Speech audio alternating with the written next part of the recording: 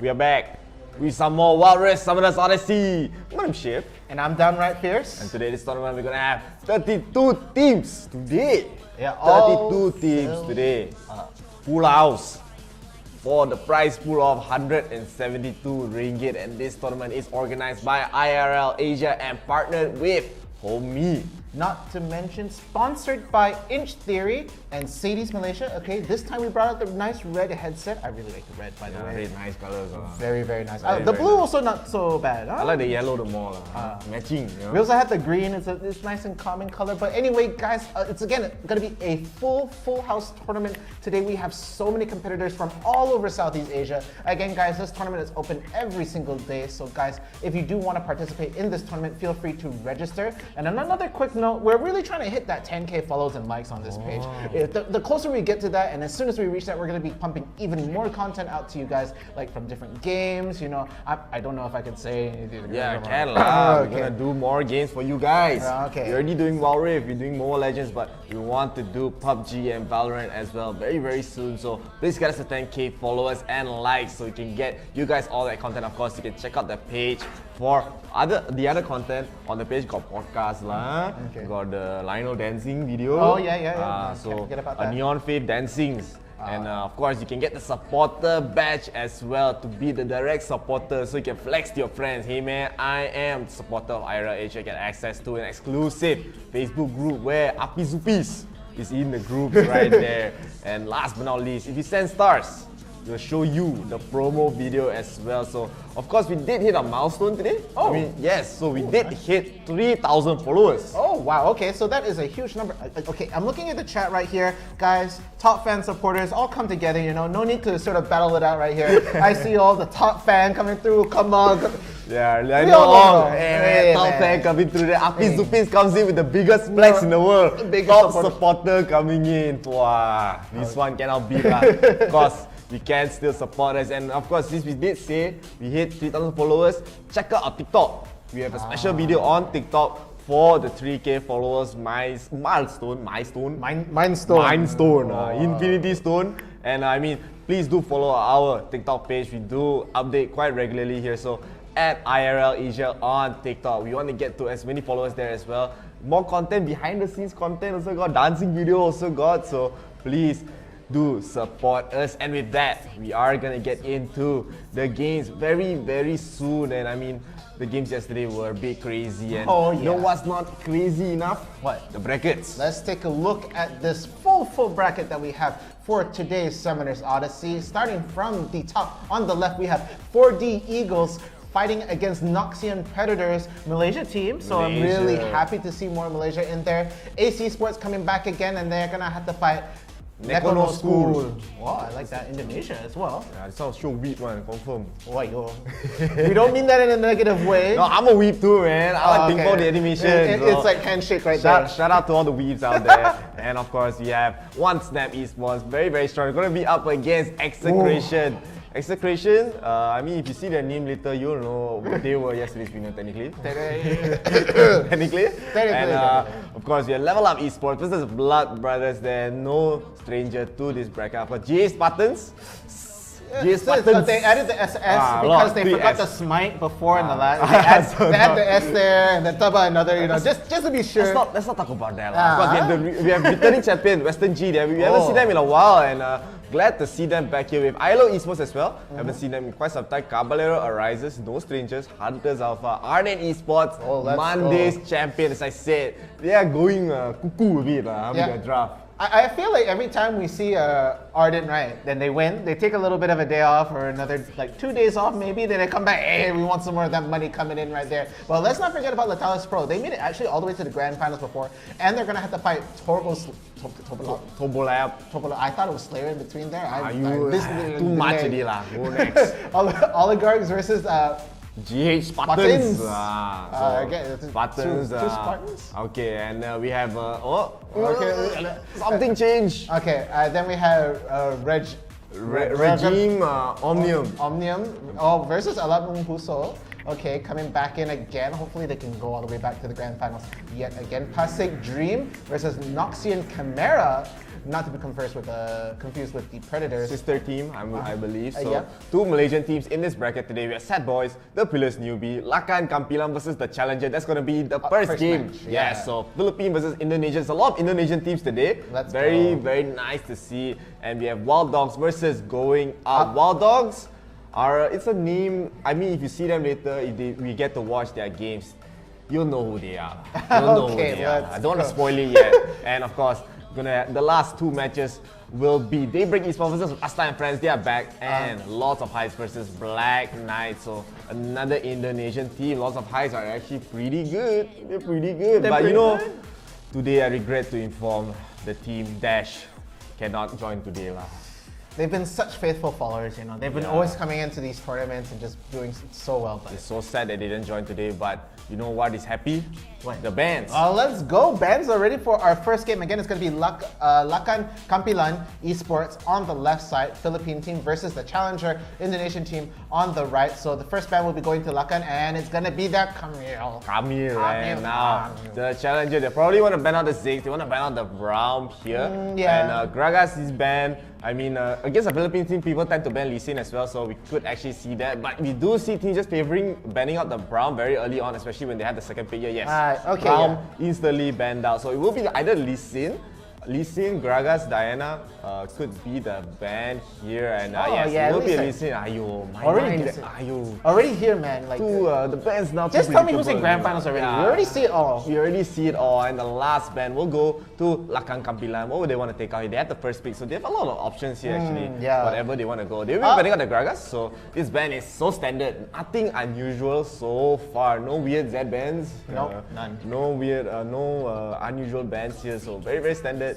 We are gonna get into the game very, very soon, and I mean, still, please do support your teams. If you want Lakan Kampilan to win, put hashtag Lakan win, I guess. Lakan Kampilan win, hashtag Lakan win, whichever you prefer, as long as you know lah. You know and they know you're supporting them. Of course, if you want the challenges to win, put hashtag the challenges win. Yeah, and like again, I've been really, really enjoying how much variety we have here. Again, no offense to like the amount of Philippine players, and we all love that support, but it's really good to see more of the Southeast Asia region sort of coming in. I really wonder when we're gonna get a Vietnam team coming in. Yeah. Here. If we get some of the Vietnam players coming in for this tournament, it'd be really, really awesome. Once they get there, but let's go into the picks. The ban pretty standard. The picks could be nutty. Yeah, this could be. I'll be surprised if they can go at Akali pick here. Yeah, they're gonna go for the Akali pick here. Enzo is a very, very strong Akali player. We have seen that before. As Lakan Kampilan, they are. I mean, all the players here they're actually really, really strong here. Xkai, Magic, Marvs, Enzo, Waf. They are really, really good, and the Challenger, they're gonna immediately get the Diana here. So very, very strong picks already. They might just pick up the early Kaisa as well. They wanted to, So this is what they usually do. They want to just snag out the Kaisa. Kaisa is the strongest AD carry right here. There's really no debate. It used to be Corki. Used to be. After they nerfed the package, so the package comes a little bit later. So the timer between the packages come a little bit later. So they did nerf him in that regard. So that's why teams are just favoring Kaisa. Quite weird, but I feel like it's just more reliable damage. But Ziggs is still left in the pool here.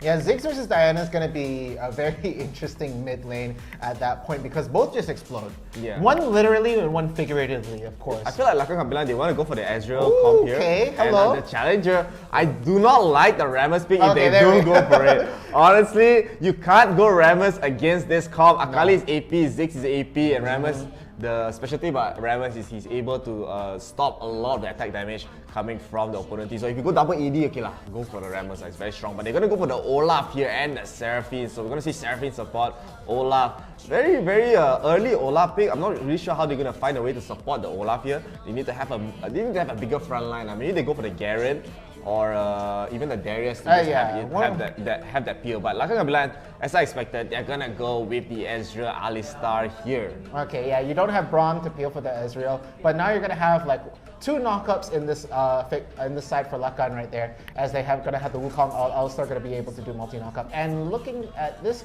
the Darius. I'm predicting the bans here. I'm predicting the picks here. Dude, we're commentators, casters. We're not fortune tellers. So whatever you're doing right now, calm down a little bit. Magic. Just Calm down. Okay? Analyzing.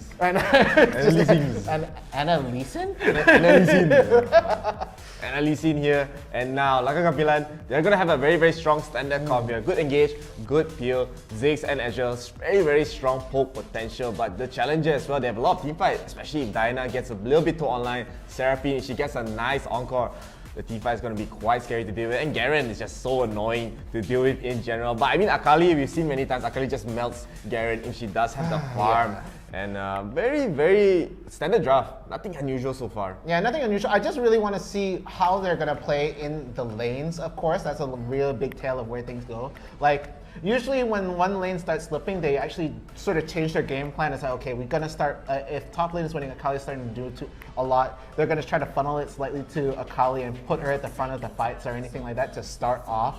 And if the bottom starts winning, you know, then it's immediately, okay, you know what, we're going to have to put our players at the front line right there, but make sure Ezreal stays alive or something like that. So I just really want to see where things go. And speaking of which, we are going to go straight into the first round of this game, as we have Lakan again going to be on the left side for the blue, and then on the right, we are going to have right here okay. We're gonna see a first-person view of Marvs running right there. So now X-Sky is gonna try to just poke it out, but we will be starting up the game here. And I mean, still very well done for, I mean, very standard so far. We're not gonna see anything unusual for both teams here. So very even laning so far. No real invades happening, and I think really it's going to be a slow game now for the looks of it.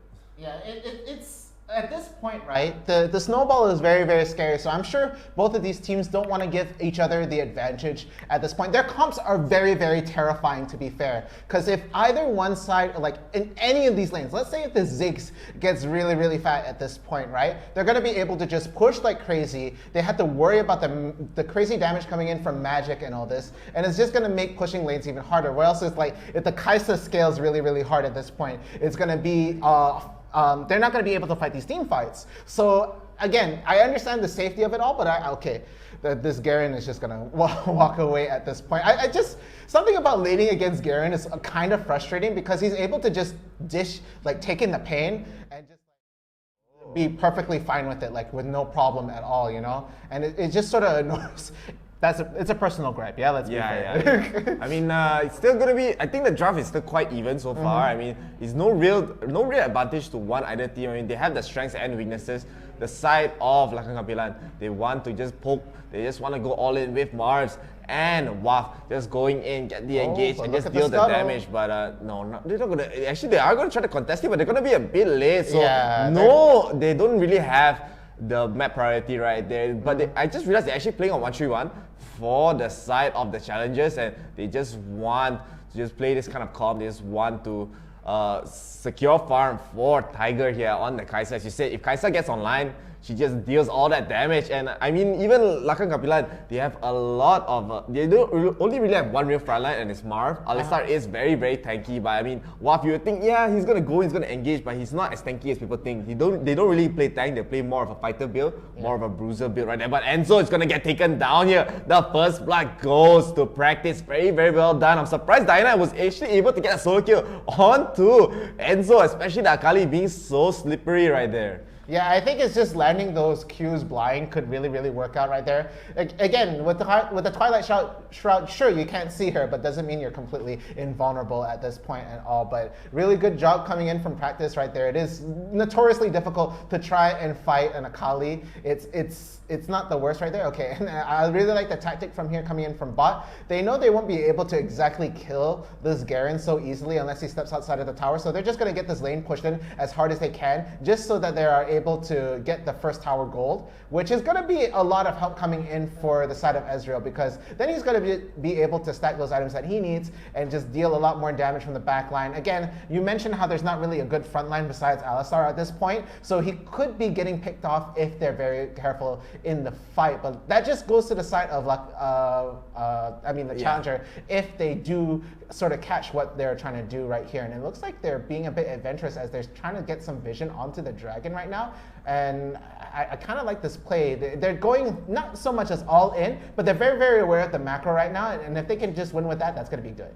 Yeah, I mean, right here, It looks like the challengers, they probably want to get some more a great setup for this next dragon. This next dragon is going to be very, very important here. Enzo pushing in a big wave to the turret. So, I mean, Timba is going to lose out on a lot of farm here unless he's able to make it. So, yeah, he will be able to get all those juicy minions, but he won't be able to join the fights as it looks like Lakan Kambilan are already grouping up for this dragon fight here. So right now, this is a very, very important dragon to take. Mars is in the front line. He's just trying to soak out as much damage. But I mean, Benosaurus is actually doing a lot on the Seraphim. But now, they're going to go in practice. A 3-man charm comes out. They will get the first kill onto Astro and they'll take 2. Practice so well done right there. They'll just take another one. So 3-4-1 so far. Benosaurus only want to survive. They're not going to steal the dragon here. Enzo still able to get another kill under his belt. He will get a double kill. 1 HP away. He's still alive and he will be able to escape, but in the back, Magic was able to get the kill onto Switchy right there. Switchy a little bit too aggressive, was underestimated for practice. Very, very low, but I still think it's a big win for the challenger side, especially securing the Inferno Dragon right there. Yeah, that's going to be a lot of added damage coming in for the side of challenger. Again, I didn't quite see if there was going to be a Moonfall follow-up coming in from the Diana, but it wasn't really necessary. As soon as that charm landed right there, it was pretty much set in stone who was going to win out of that fight. Again, they were able to trade for a couple of kills on the side for Lakan, but it was still not enough to equalize that. They lost the objective. There's now about a 1k gold difference in terms of just gold, but it's negligible. There's still a chance coming in from Lakan.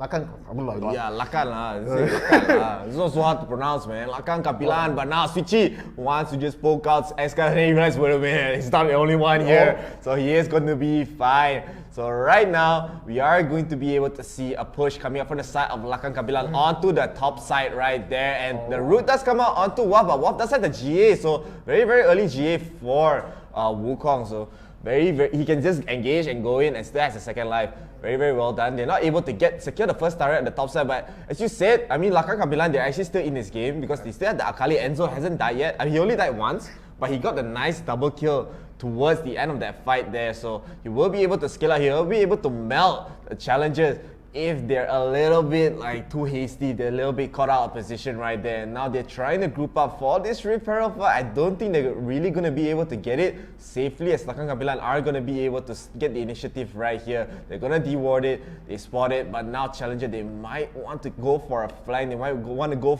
for the other way here, but you do see Timba in the sidelines. They're going to go in onto Marv, another 3, a 4-man charm comes out from Benosaurus. The True Shot Burst does come out. They will get Benosaurus at the end, but now Enzo is in the back line. He's just melting already, a double kill right there. He wants to kill Switchy. Switchy is so low, he will get taken down. A double kill does come out from Practice though, but Enzo, he wants more. He wants his revenge onto Practice. A triple kill for the side of Lakan. That's a very, very big win. This gives them a better opportunity to get this Rift Herald here, and Challenger, they only have Practice to actually try to contest here, but he's actually doing a very, very good job. Wap can't even get into the pit. Yeah, it's actually very scary how, like, even though it looked like he was off position right there, he did a lot of the cleanup on the backside. So Challenger, not completely down and out of that. That was definitely a win for the side of Lakan Kapilan, but it's not quite over right here, as they're going to be able to reset fast enough. Again, there's going to be the scuttle coming in on the side for Lakan Kapilan, but again, Challenger not on the back foot of this. They're still more than capable to take the game. And okay, Ziggs is going to get rooted out early, but okay, it's going to be Challenger that's going to get the Rift Herald right there, and Garen almost gets the kill on Alistar a bit too early on the ult right there, really, really, really low, but the rest of the fight is still breaking out. It looks like they want to chase down the Akali. The Seraphine will die in the chase right there, and Practice is actually going to go all the way. No, the Q just slightly out of range right there, and don't do it. Mars, calm down, Mars. calm down, okay. Oh, that'll be an ace. An ace for the side of Challenger, and they actually won that fight so well. The only one that really got kills was Enzo. He was just in the backline, just going ham, but he did get taken down at the end right there. Practice really wanted a kill onto Mars. Yeah, and that was really well played coming in for Practice right there. Again, I feel like the scaling right now is that it hit mid hard, right? And they're gonna have Practice is gonna definitely be the priority target coming in from the side of Lakan and Kapilan, and they're gonna have to focus straight on Practice as soon as they they see him. And they have the capabilities to sort of chain CC him right there. You're going to have the Wukong ult going to be a factor. You're going to have Alistar to do a secondary knock-up at that point. And there's going to be more than enough damage coming from Enzo because, again, Enzo has been doing so much work in these team fights, getting these pickoffs right there. He should have more than enough gold to get a lot of his core items set. So it looks like it's going to be Challenger going to be setting up for this Mountain Dragon right now. And the extra durability on top of Seraphine is going to be so good, as well as that shield right there. As you're going to say that shield will help with the health. But now the ult does land in the back. Garen's going to clean up the back right there. They're going to be able to take the dragon, but no, Zonya's going to be used on practice right there. Very, very low on health, but no, the rest of the team is going to collapse in right this point, and it's going to be the Kaisa going to be doing the damage at the fight right now, and Garen leading the charge. And again, that fight split off in two, and they were able to take out the fight closer to the mid much faster, so that left enough time for practice to sort of run away and recover back into the river. So really, really good engage coming in from the side of Challenger. They are looking really, really strong now. This gold lead is about 7k now. Yeah, I mean, it was just all from Benosaurus again with an amazing encore. He's getting 3 4-man encores every single time and just starting the fight right there. Enzo really tried his best. He tried to go in, he got the kill onto Switchy at the end, and Switchy got taken down very early on in this fight. But I mean, Practice is just dealing a lot of damage right there, and they're going to be very, very tanky. As I said, the mountain buff with Seraphine is actually such an annoying combo to deal with because you don't need a double charge anymore to get the healing anymore. So it is going to be a slight advantage to the side of Challenger, but what isn't a slight advantage is the gold. Look at Practice. 10,000 gold network has the ROA, the Rod of Ages, and the Revenants already. He is so strong. I don't think he even resetted yet. Nope. He might go for a kill onto the bottom side here. Alistar is getting chased down. He will be safe. So Challenger still very, very aggressive here, and I think Lakan and Kabila right now, they're definitely in the back foot. Losing 2 dragons like that, losing all those objectives and these team fights is going to be proving to be very difficult for them to get back into this game. The one that can really deal the most damage is Enzo, but if he gets taken down, Ziggs is the only one. But Ziggs, he's just poking. He doesn't really have a lot of CC, a lot of big bursts compared to Enzo. Yeah, they did nerf Ziggs quite a little bit for the early game. They said in the patch notes they did say that he already scales really well. But the thing is early in the game that he was just doing too much damage at this point. Okay, but another quick thing. I really like how Challenger, I feel like Lakan and Kumpulan actually knows that they can take this game as long as they get single pickoffs right here, but they're grouping it really, really well on top of Kaisa. As we see, as long as Kaisa is rotating, the Olaf is present, and Seraphine is just at the back end right there. She's never quite alone when she's exploring the jungle or anything like that. So there's going to be very, very difficult to get a pickoff at this point. Again, Olaf is going to lead the charge right here. Switchy, are they going to be able to see Wukong coming right around the edge, the quick preemptive throw, but they're attacking the clone. No, Practice goes in straight away, but they're straight away getting picked off of there. The Encore only hitting 1 at that point. Alistar is going to have to run, but no, it's going to be again. Okay, Ziggs is going to land that ult right in the center, and a really, really good disengage coming in from the side of Lakanan Kapilan, but a bit too late as they lose 2 members of their team. Yeah, I mean, now Challenger are able to get this barrier pretty much uncontested here. No jungler, no frontline, just have to give it up. But Enzo might go for some sneaky plays. He is in the sideline. He might go for a cheeky steal. He will spot down with the Scry's move. So I think Lakan are trying to contest it here. They really do not want to miss the smite. They won't get the steal. Enzo is just hiding in the shop. He will just burst down Benosaurus right there. He'll just try to run away. It looks like Challenger, they're not going to try to leave this, get this kill for free, as Enzo does get taken down. Teams out with the flash and the empowered attack, the silence. Enzo has nowhere to run. Very, very well done right there. The goalie is going to be up to 9,000 gold here. With his Baron buff, they're just going to be able to slowly push. And I don't think Lakan are really able to win these fights. He's just getting bursted so quickly by Practice. And Practice getting another kill, a solo kill at that, onto Magic. Yeah, and that's a very important player right there, because the Ziggs is going to be the only big counter to a lot of this Baron buff minions right there. Going to be able to wave clear so fast. But not a single tower has been down for the side of Lakana and Kampilan. They have not taken a single one out. Then again, the front tower is about half health on the top and bottom one right now, but the middle one's barely touched at this point. They really need to figure out, they can't group up as well, because the Seraphine ult has been such a huge factor in a lot of this. They've been getting multiple charms on that hit, and it's just been so scary. And now they're going to even take the Ocean Dragon. So I don't want to say it's over, But it's looking very, very hard at this point. Challenger seems to just have it right here. Yeah, Timba,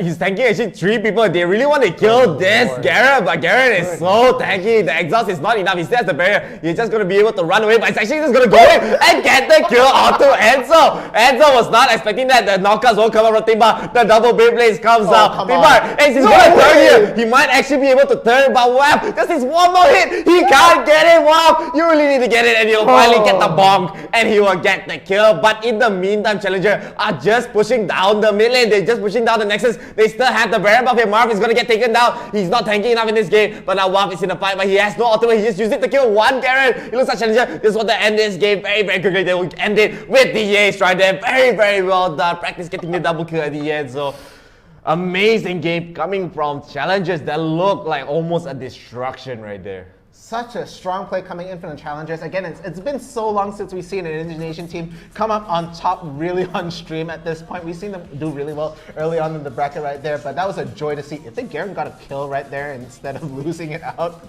I would have lost it right there. It's like just not nobody some more, you know. These are actually really strong players. Oh yeah. These are crazy, man. Like, you see how well Enzo and Magic, they really tried to play this game, but I mean, the macro coming up from the Challengers are really, really so good. So they are really the challengers of this tournament, man. Like, they really want to get the grand finals today as they beat out a very, very strong favorite for the top 4 here. So we will take a look at the stats. Let's see who's the MVP. Practice 12, 0, and 5. But honestly, the MVP for me, it's not Practice, it's Benosaurus. Yes, of course. A lot of those kills were actually set up really, really well on the side for Benosaurus, so I completely agree with you. But again, Magic did the best that he could, didn't quite get the items as fast as possible. Granted that he was laning against the Diana, and then even then Diana was just getting so much kills at the backline though. Enzo, I thought he would have actually been MVP on that side because a lot of the plays he ended up doing, but again, it's gonna go straight to the Challengers right there. And look at the damage. Practice has actually output it right there, 21,000. And on the other side, you think the Ziggs would be doing more than that, but no, 20,000 on his side, almost matching. Very, very close. That's the problem with Ziggs, man. He just deals too much damage here, but it will be a pretty one-sided game so far for Challengers. It's not like a storm that we've been seeing yesterday. Yesterday just been storms after storm after storm. This one, Lakan, they actually did have a chance to try to come back here. Maybe after that first dragon, they really kind of fell apart a bit, and at that Rift Herald, it was just over because they kept losing that fight. Enzo was really trying his best to go into the backline to get those pickoffs, but Practice was still such a nuisance in these fights, just doing a lot of burst damage every single time. And I really understand why they go for the Diana here because Magic is a Diana player as well. Yeah, so they want to take it away, and Magic is forced to use a poke. They have to play a poke comp. They go Ziggs, they really have to pair it with the Ezreal, to pair it maybe with the Corki as well. But this comp, it really could not stand to just the sheer like brute force coming from the side of Challengers. Yeah, and so that was really just, in your situation at least, you're saying that it was sort of like a counterplay at that point, taking the Diana away from this team at this point. But again, I really liked how Challenger played overall and in general. Again, as you were saying, it wasn't out of the books for Lakan Kabilan. It was actually quite neck and neck, but right at that, after that 7-minute mark, it was all Challenger, and it really, really showed right there because I felt like they had some sort of target priority. I feel like they were focusing a lot on the Kaisa at that point, or maybe the Olaf. But again, Practice being at that back line, it's just, there's an assassin and an assassin at the back line. Of course, you're going to lose out on that positioning right there. And then they were a bit afraid to try and get an engage right there. Again, with a poke comp, you really had to get those pickoffs. But let's just take a look at the replays and see what actually happened in between all of this. Yeah, I mean, you can't poke people, they're just running in you, running in your face, and Practice already getting a first blood. A solo kill at that, and so we rarely ever see that. We rarely ever see a Diana getting a solo kill onto Akali here, so it looks like Lakan, they want to start up this dragon here, but they won't be able to get it. They're so scared. Practice just going in, he does not care. Look at that, a 3-man charm. So beautiful from Benosaurus. He does get taken down, but he already did his job. He already helped start the fight. They will take down Waf here. Enzo really trying his best to turn it. And as I said, Lakan, they actually started this game pretty even. Look at Enzo, he's going crazy right there. He just gets a double kill out the gate. So he will try to match it up 3 for 3, especially after Magic got that kill right there. But this is where really all went wrong. Look at that, a 4-man charm. all the way from downtown. Benosaurus does it once again. Enzo does take him down, but as I said, the damage has been done. The redemption's coming out. Everyone's going to be healed back up here. Enzo really wants this kill to switch it. He will get it, but at this point, look at that. You would think Lakan were able to start his referral, but they were just so scared of practice. His damage is insane. In the front line, Garen just speeding to winnings. He will just go in. He will almost get executed to Mars. I'm surprised that he actually lived right there. Timba just doing a lot of damage, and again Enzo getting all these kills, but at the end they were just chasing him down. They were able to get it, and here Mars is playing a fool. Yeah, he flashed in, saw the fruit, was like, oh, it's already ready. I'm gonna take that walk past the tower, and then he really tries to go for this kill. He just goes swiped in, and there's the ace for that side. Practice doing really well. I felt like his movements were really interacting with Enzo at this point, and again, like that charm landing on at least 2 people at that point. That's already, if it's more than 1 and you're going to be able to get the pick off on that, it's already really good. And they're not going to be able to see the Wukong recalling right there, but right in front, that's Ezreal and Ziggs in front of you. So two big targets, you know, to just group up over on that side. Practice is also going to split push at this point, knowing that like they won't probably fight under this tower unless they get the tower knocked down in general. But it's already at this point really looking towards Challenger right here, and this is a really good initiation. They picked off the clone instead, but no, Diana actually goes straight for the Wukong at this point, and even the frontline Alistar is like, no thank you, I'll go straight for the bat. Gets the jump on the Ezreal right there. The Ziggs throws the ult, not going to be enough to deter them, but they just straight away start this Baron after that fight right here. Enzo doing his best to try and stop it, but no, not going to be quick enough right there. Twilight Shroud only doing so much. He gets ignited and has to run away, and even right here, look at him, just running it. The race car Beyblade he is. As again, this is the most perplexing fight, son. It's damn perplexing, you know, because look at Lakan. They sent 3 people just to kill one Garen. Garen like, wait, I got my ulti. Bah! Yeah, then you lose the Akali, and that was so big. They threw what? 1 or 2 ults in here? 2 ults. 2 ults in this fight, this to stave it off. And he almost came off with a double kill. The ignite went on, but it's not going to be enough. If he actually got any closer to the tower, it would have been over and done with. But the Wukong only recalled to have to defend his base at this point. But Baron buff minions plus 4 people attacking, there was no chance at all coming in from the side of Lakanang Kapilan. And it was just Challenger all the way. So 12-22, 12-20?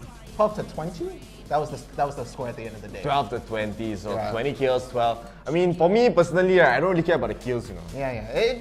We've because seen sometimes, right, you get the kills, so the goal lead, it's the one that less kills is higher. Yeah.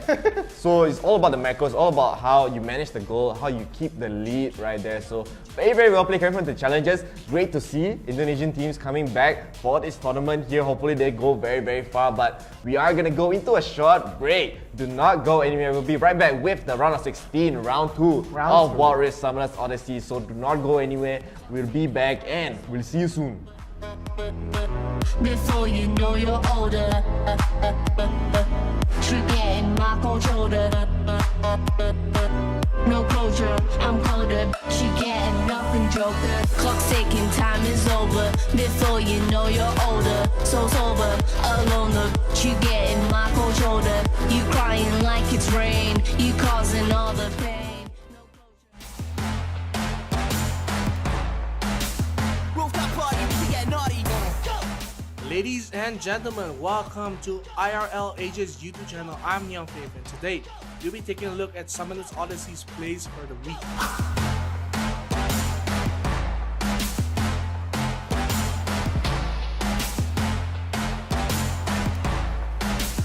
Rooftop party, we get naughty.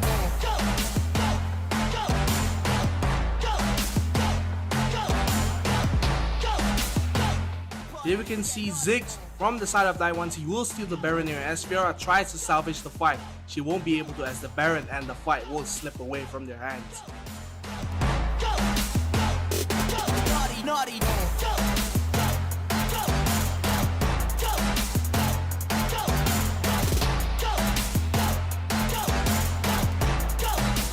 Rooftop party, we get naughty.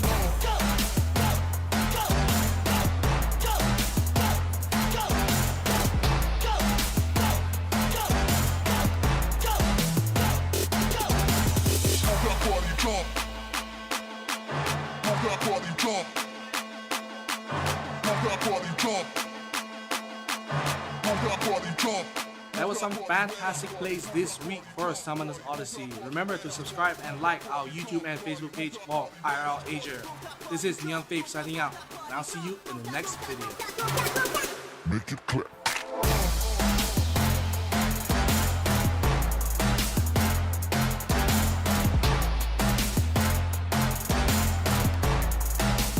Rooftop party, we can get naughty.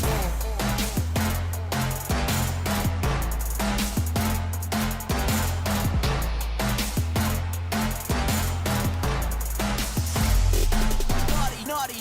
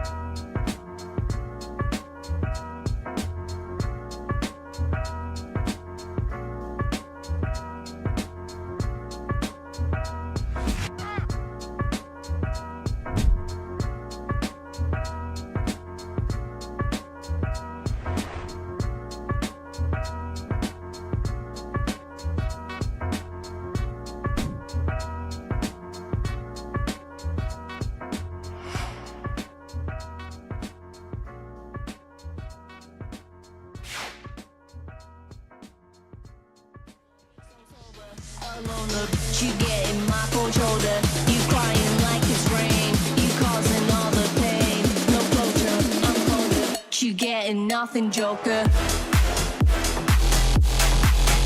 Get down.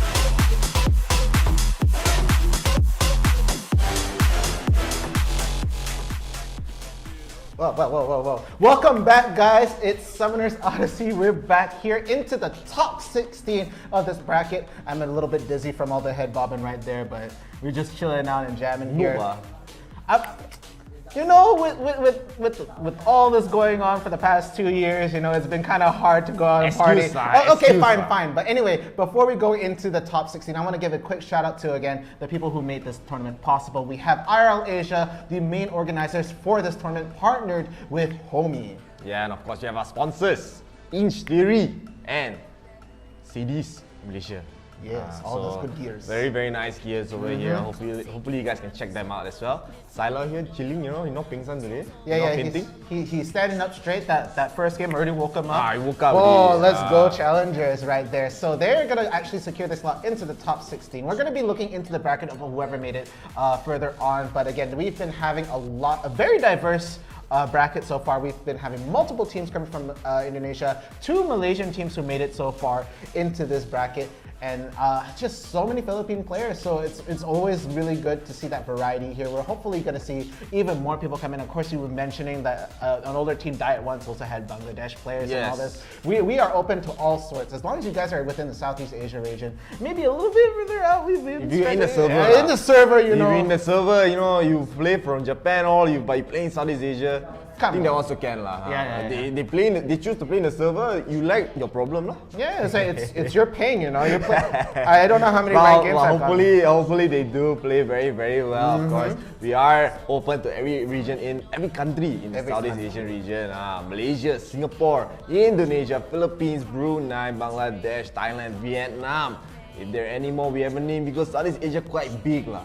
Very big. So just see everyone can join. We have this tournament every single day, and of course, please do get the page to 10,000 likes and followers. We have to get 10,000 likes for more content, more tournaments, more games just for you guys. Of course, you get a supporter badge as well right there. If you're watching on your PC.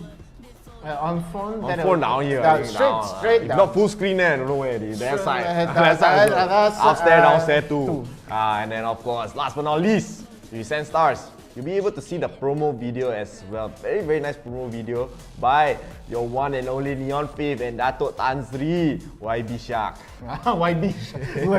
I feel like there's more titles every time we talk about him. But yeah, there's some really funny, good promo videos for all you guys. Again, we're trying to IRL Asia, we do a lot of content here, you know. It's not just all tournaments and all that, and we just want to keep giving you guys more. So all the love that you share with us, we're going to share with you maybe twice, twofold. You know, more. Give you more lah, because You guys are just so fun. Because we already had a lot of comments the last game.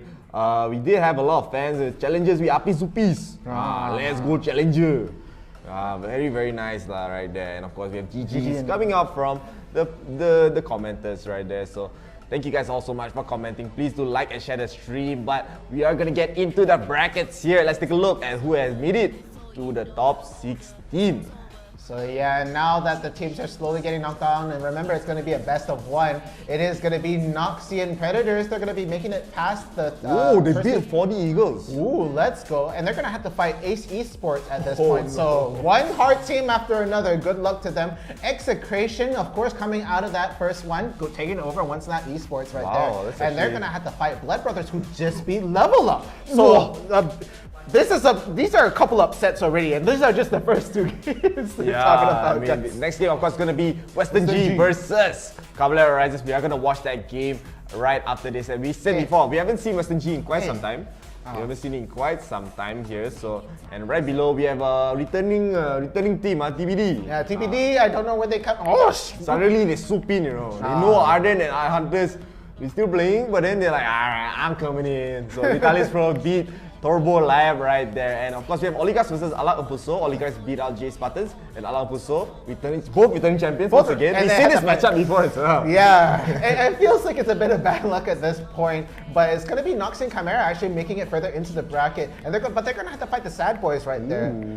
They're going to give them something to be sad about, or the Sad Boys going to be happy for trying to make it past that bracket at the end. And of course, the last game we saw that the challengers came on top over Lakan Kapilan, and they're going to have to fight the Wild Dogs next. So there's going to be all these really stacked fights, and we're only in the top 16. It's a full tournament, which is just one huge fight after another. And then Rasta and friends there, I think they're TBD. TBD come again. Come again. Taking two slots in this bracket, you know. A bit too much this one. Calm down, guys. We still have two Malaysian teams in this tournament. Both of the Malaysian teams that joined are still in. So very happy to see the Indonesian teams as well are still doing very well. Hopefully we get to see Malaysia, Indonesia in the top 8, in the top 4. Hoping. I mean, confirm it's going to be a Philippines team. They're way too strong to... So dominant. I mean, they're very dominant right now. And it's very likely. It's not like I'll put my money on it, but no gambling, no allowed. We're going to get into the bans here. Yeah, and actually someone has mentioned that Western G versus Caballero is a finals rematch right here. So these guys have fought each other before. And now that are they wearing the same hat? No, one is more Western, the other one, this one is the Cowboy. This one is Mafia. Mafia. And Caballero, of course, means knight. Yes. It means knight in Tagalog. And Western G, they'll be betting on the Gragas here, and Caballero, brown lah. Just show it lah, it's brown. Okay? Please. Also I mean, it's a make sense but this one confirm brown. Confirm brown. Calling it, you're gonna use your brain power to put it on. Brown. Hey, Camille. So they give brown up for Western G to pick here. I mean, maybe they don't want, maybe they're underestimating Western G playing the brown here, but I wouldn't be giving brown so early on, especially when you have the second pick, but maybe they have something in mind. Yeah, maybe they go for. And Western G, they'll be betting on the 6 here, so very standard ban so far. Not surprising there, but Western G have a choice to make. Is it the Akali or is it the brown? Yeah, and both of them are so good, and if you don't pick it, you're just going to go to the other team, and they're going to pick out their comp. Not to mention there's still a Camille and Galio sitting in the background. No, Camille no more in the pool, but... Oh yeah, sorry, not Camille. Lee Sin is still in the pool, so I think Caballero are going to pick out the Lee Sin here for sure. As Western G, we haven't really seen them play Lee Sin much. They like to play more of a team fight-oriented comp. They want to go for more control junglers like Wukong. They like to play Wukong, they like to play Vi here. They don't really play Lee Sin, but Philippine teams, as we said, does play a lot of Lee Sin. Western G, I really do think they should pick the Braum here just to leave the things open, but picking the Braum will give out Akali and Lee Sin. It doesn't seem like a win-win scenario at this point. No matter what you're picking, you're going to secure the other side a really strong pick, because the Braum I think Braum is still able to deal with those two champions if you do play it well, but I mean, this is the problem when you have the first pick, so Muex will be having the first pick here, yes. As I predicted, you really cannot give up the Braum, especially when you have the second pick. If you do give up the Braum, Caballero immediately going to go Kaisa Brown, first 2 picks for sure. But I think they're going to go for Lee Sin here. Okay. Yeah, Kaisa is going to be a good pick as Jemguin will be playing the Kaisa Kirimia. I believe he is the top laner. And he will be probably going for Akali here. Yes, so they're not going to go for the Lee Sin yet. They're waiting for what Western G will do. They just want to secure these two very strong picks. But Western G are going to pick, if they pick Garen early on, this is very peculiar honestly, but I don't really mind it. Yeah, again, securing a top lane, trying to fight the Akali right there is going to make a lot of sense. But the Galio pick is very strong coming onto the side of Western G. That's going to be either a lot of engage or a lot of disengage, but they're going to have to figure out what they're going to pair that Galio with in the next pick. But coming up, we have Caballero Arise is going to be able to pick another 2 on this side. I would think they should go for either Janna.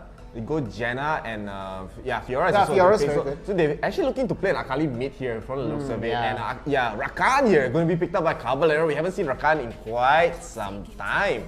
And a very exciting pick so far. I expect they want to go for the Janna here, but I mean they're going to go for Rakan, so they still want to have some engage, some knock up, some CC. But Western G, they still have 2 picks. They might go for the Ezreal, they might go for the Xayah. I wouldn't be surprised, but they are going to snag up the Lee Sins for themselves.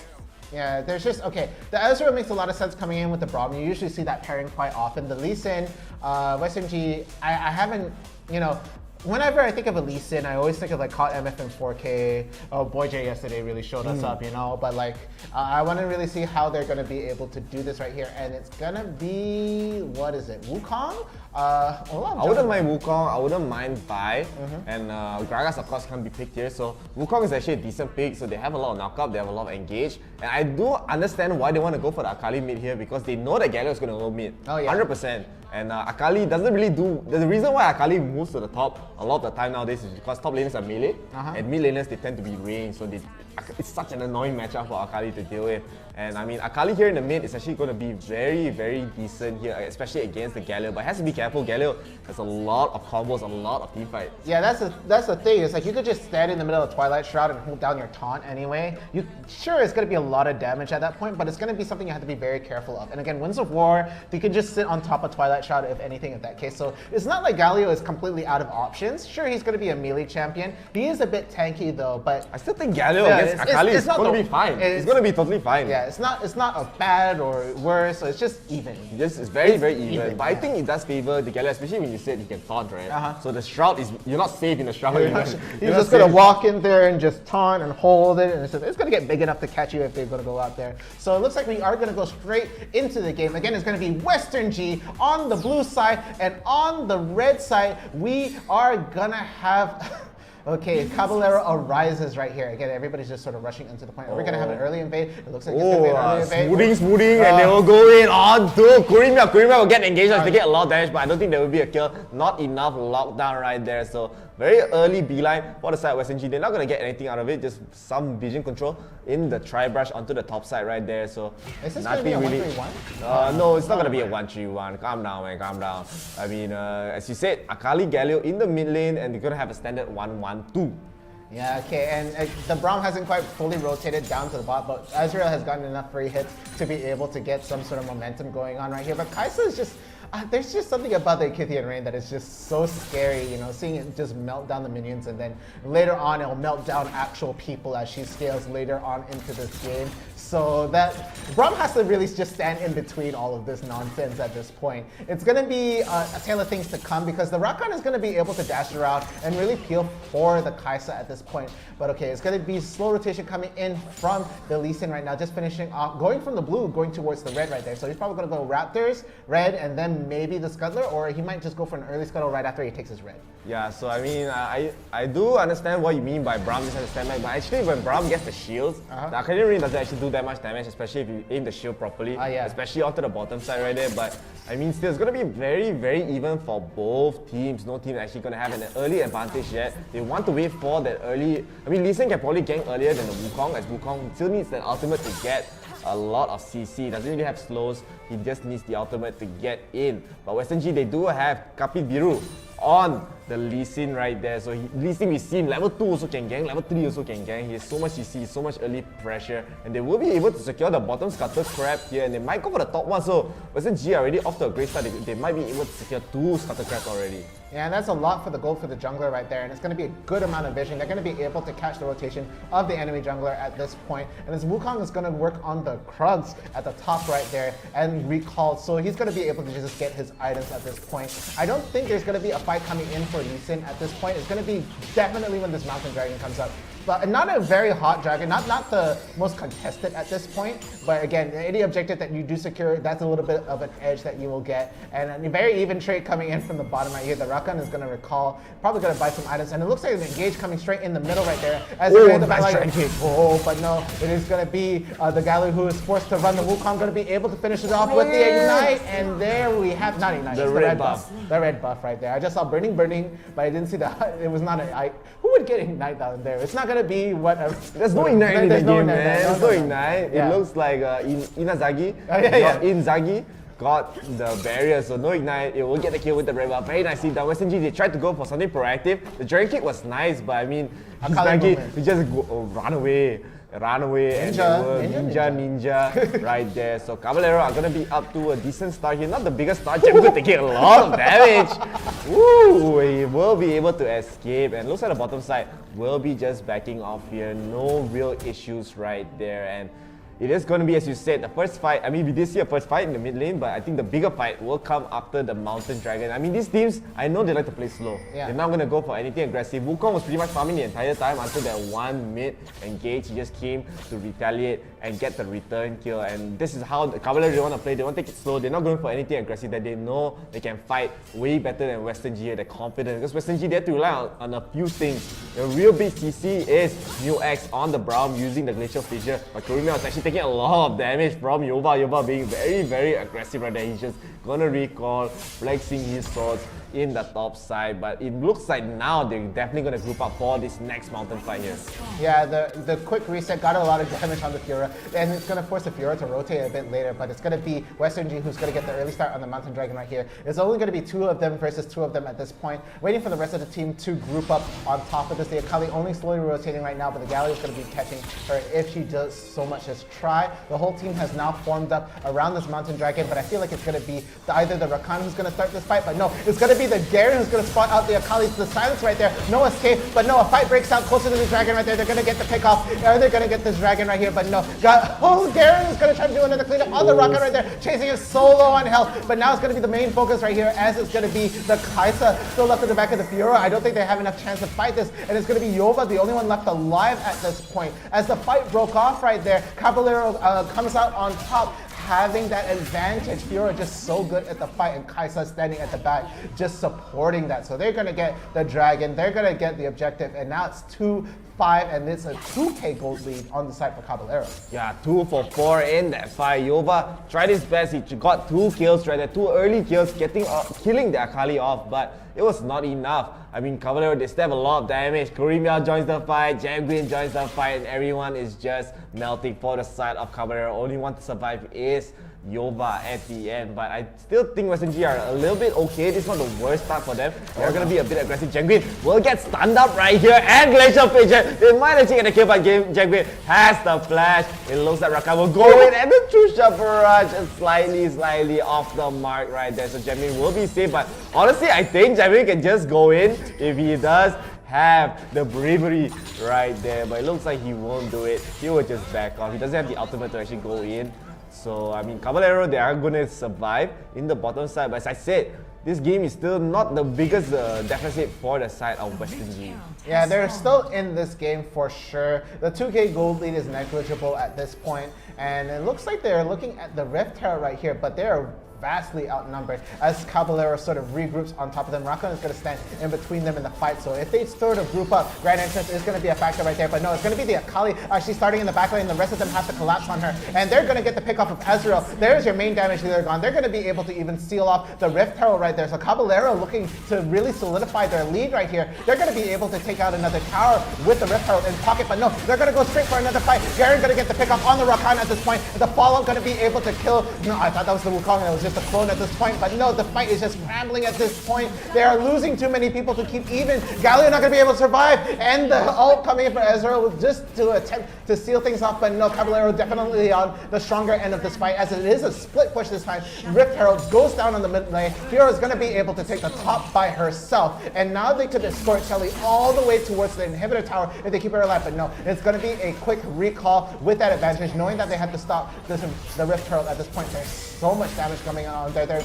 Will they even get a plating? It looks like they're going to get the first plating off that tower as well. And with that lead, they can sort of take the game easier right there. The Ocean Drake is going to be the next big one to fight for, but Ocean Dragon not actually a very, very important dragon. I mean, Western G, they definitely still need a dragon though, especially with this gold deficit right here. 7,000 gold down. Caballero, I mean, as you saw, Western G, they had great engage. They had the great combos coming in. They had the great stuns. But once all those stuns are gone, Caballero was just able to deal all that damage. Inzaghi, Gemguin, Kuri Meow just going in and dealing all that. Paimon, he was alive for so long. His GA only got popped right there. Lucy the CC tried to get the kill onto the Wukong, but Wukong still in the GA phase. Still in the invulnerable phase, but they might go for something at the bottom side here. They will spot up UX. Looks like Paimon is gonna go in, and the Night Shine comes out from Rakani. They will try to get the tower dive, but the Glacier Field just come out will win as he is aiming it to a clone. The redemption comes out. I don't think Western G are able to try to get a re-engage here, so a quick in and out for the side of Caballero, but they want to pressure this bottom turret here. That was really, really good peeling coming in from the Braum right there, keeping the Ezreals alive so long. Lucy the CC was able to just try and keep the guys off of them right there, but it is a 3v2 at this point. Even though Lee Sin is present right here, he is not the biggest factor in this game, and it looks like they're trying to go on the Akali at this point at the mid lane though, but I feel like it might be at a loss, as it's going to be the bot lane that is going to reset slowly at the back. Akali is really looking for the flank though, and if the Akali gets at the back again, it could be a lost game at this point as he sets up a death brush. Oh my goodness, at the top lane right there, Yova doing the work at the point. Oh, they're gonna go in. They are going in at this point, and a great initiation coming in. The Galio is going to be able to stop the advance on one side. Are they going to be able to get the pick up? No, the Ezreal ult comes in a bit late at that point. The Rakan is going to be able to go away, but now it's just a Kaisa. Wukong trying to get the peel coming in right there. Galio really, really low on health, and it's going to be a pick up on the Galio on that side. Kaisa is going to be able to swoop it immediately, but Garen is now in the picture. Yova trying to do as much work as possible. The Ignite does land on the Rakan, but it's not going to be quite enough to get them, and it is going to be the Void Blast that's going to hit the Ezreal, so he has to run. Everybody has to run. It's going to be a double kill on the side. Rakan helping so much. The Fiora going to be able to seal that off, and now all that's left is this Garen. Is he always going to get a kill on the Kaisa, but it's still not enough. The rest of them had such a huge advantage. He's not going to check that brush. The ult comes down on the Fiora, but no, he comes down on top again. Yova! Yova! Let's go! But I still think that was a big win for the side of Caballero right there. I mean, it took Yova just to come all the way down to the bottom lane. The damage has been done, but they are going to be able to come back into this game. It will be a 5v3 for this first Dragon fight. Capi Fury is alone in the pit. He has to be a bit careful. He's taking a lot of damage right there. He has to spend the Zonas to wait for his cooldown to come back up, but he's taking a lot of damage. He will be taken down by Izanagi here. Izanagi just wants more kills. Yova tries to take up. He knows that Yova has no ultimate. He is just going to go in, but he's dealing a lot of damage. Izanagi has to flash away. But the Caballero right now, they are going to be able to continue the Ocean Drake. They will get it at the end. So Western G were failing in trying to stop them from getting this dragon. But Western G, as I said, they are still fighting very, very strong. As long as Yova is alive to deal this damage right there, if he's able to peel for the members of Western G, Caballero are going to have a hard time. Yeah, but it's an 8k gold lead coming in from the side of Caballero, so they are at some disadvantage when it comes to these fights. But Western G has just been so good at taking them at this point that it's just been such a huge scary factor. But no, they're going to be able to catch them coming in on the side. But no, they're going to get a pickoff right here, but it's going to be a... Oh no, okay, I thought it was going to be the GM. They're going to get the Wukong. The great ult coming in from Ezreal, doing so much damage at the start of that fight right there. They're going to get another stun coming in. GA is going to get popped on the Wukong, and it's going to be a Kaisa down right there, but the Akali is still in the back line and almost with the Baron buff still right there. Paimon living barely right there. Oh my goodness. So a really, really strong fight coming in from Western G as they get a 2-for-3 trade.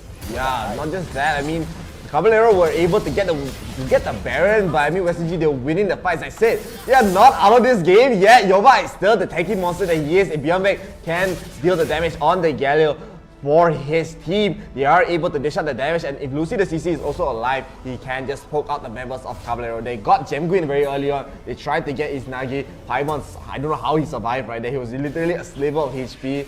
And Western G, they're trying to come back in this game. This gold lead might look really, really bad, but you look at the gold on the Garen here, 10,000 gold already, has the Demon's Blade, the Sunfire Agents, probably going for the not the Warmogs, Randuin Omen. Randuin's Omen, okay. Go for Randuin Omen. For that little slowdown and all that, the armor decrease on the other team right there. So very, very good. He's actually just, as long as he stays alive, he is a big factor in the team He looks fight. like staying alive, right? Just stay alive, stay alive. Oh, but Akali also wants to try and stop that motion coming in from Yova right there in the mid lane. But again, it's going to be a split push coming in for the side of Caballero. They're looking to end this game right now, and they're more than capable of doing it. Again, there's only a Baron buff available on, I think it's the Akali only, as she was the only one. No, Wukong. And Wukong, right. Paimon was also the one to stay alive at this point, so the split push is going to be on the mid and the bottom. That's going to be really scary. Fiora had to reset, go all the way back to the top, but it's going to be an ever-present threat to Fiora, just pushing it in, and you're going to have to worry about that. Yova, though, really, really showing how to fight a Fiora as a Garen, though, has been at the doorstep of the Fiora every single time and stopped her at every point and turn. Yeah, I mean, still.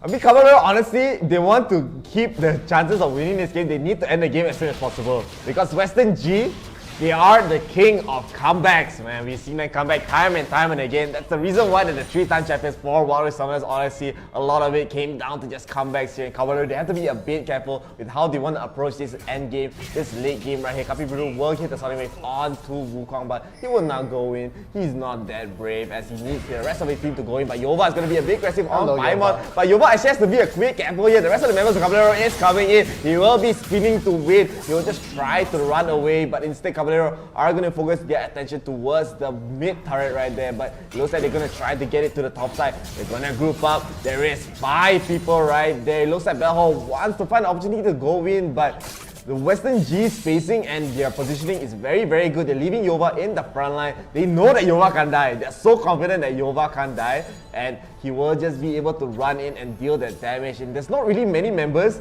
on the side of Caballero to be able to stop that damage.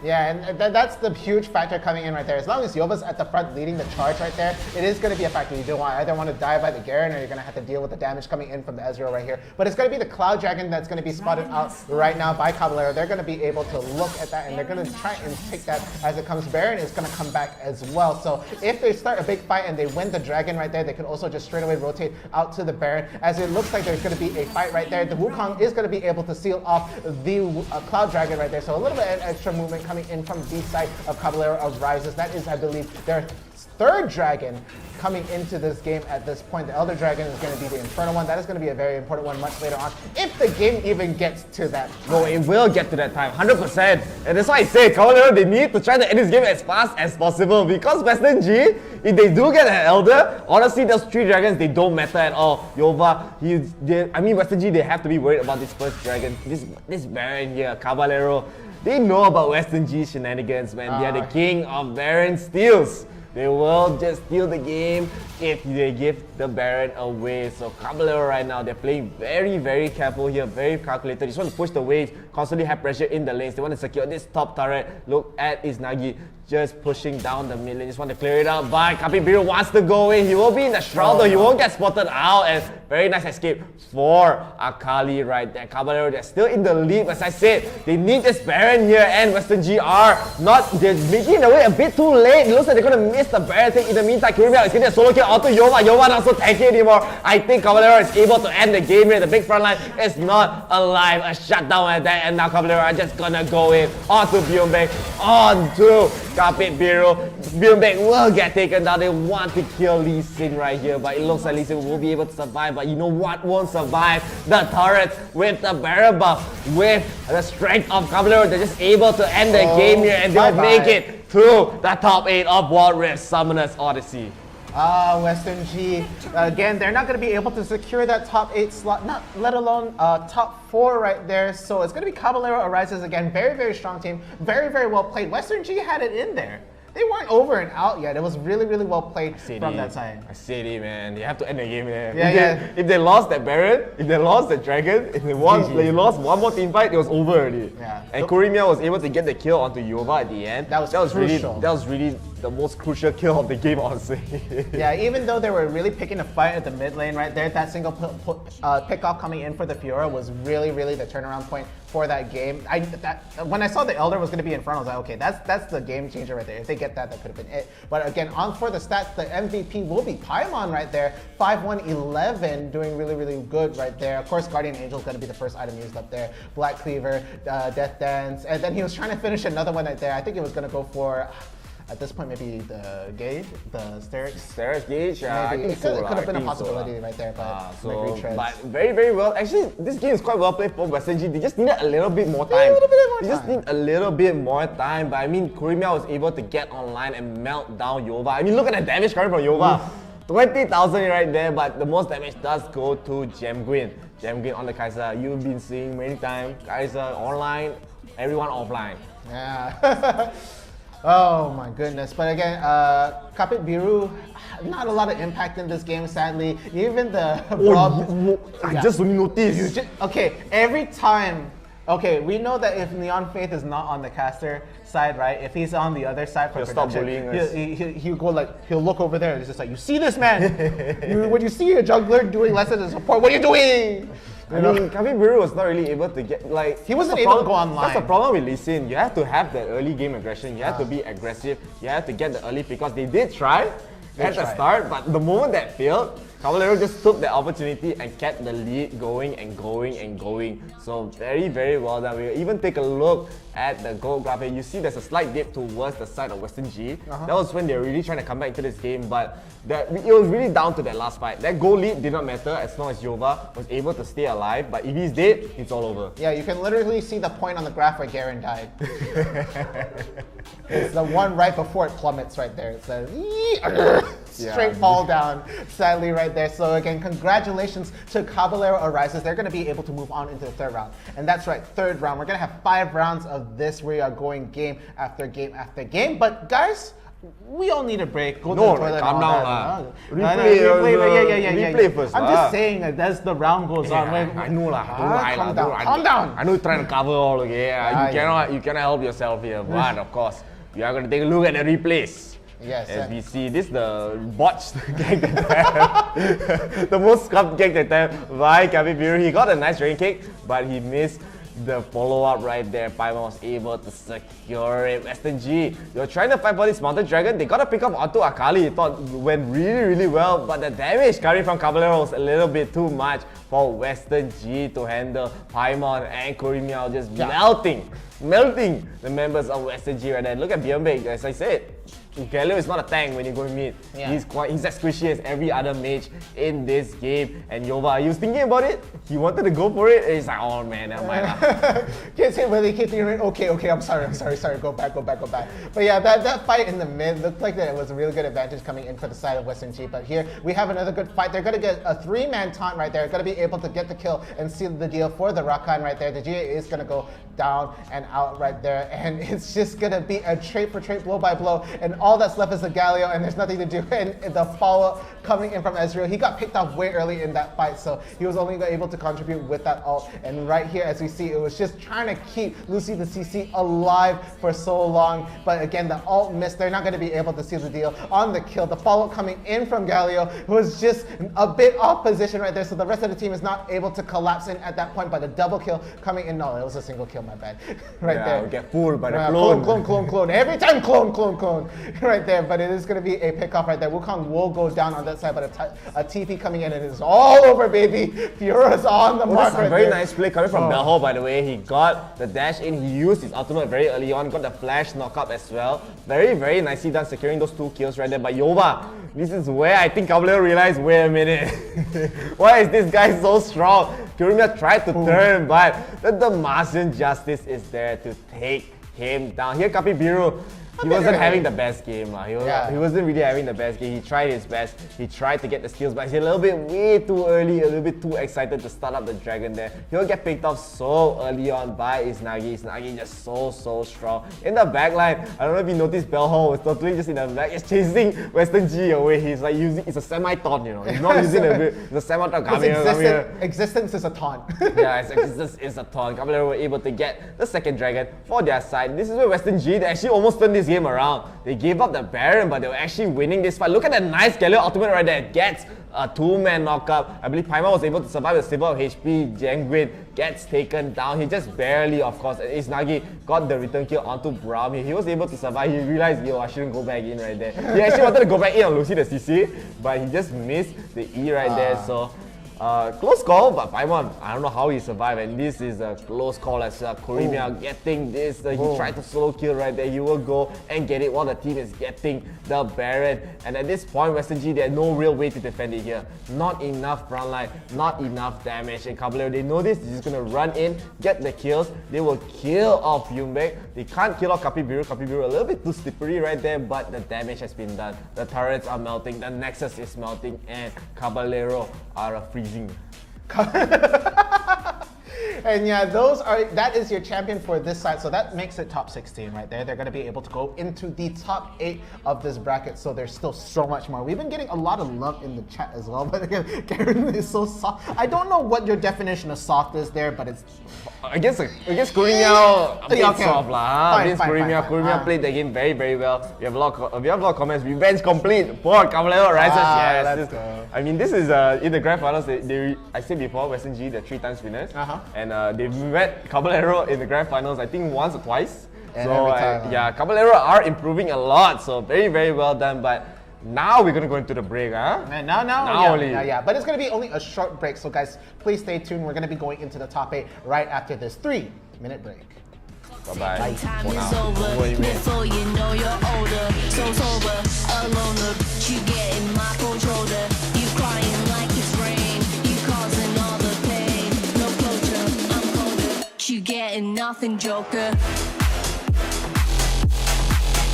Get down.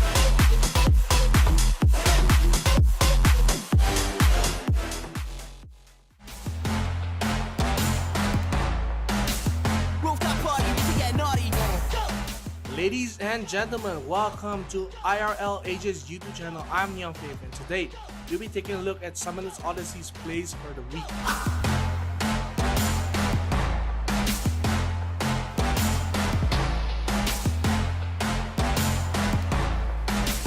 Rooftop party, we get naughty. Go.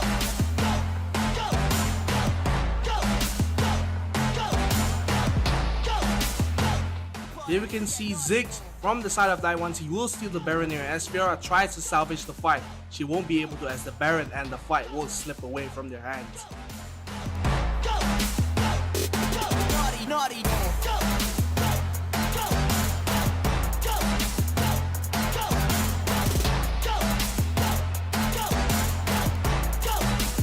Rooftop party, we get naughty.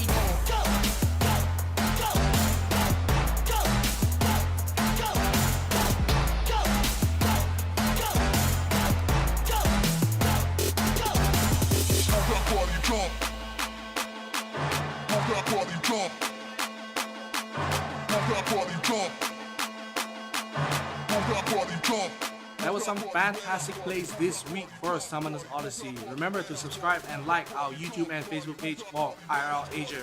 This is Neon Faith signing out, and I'll see you in the next video. Make it clap.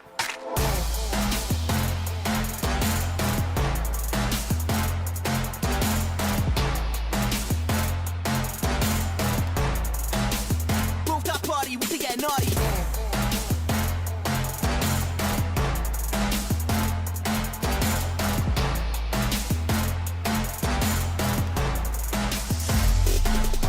Naughty.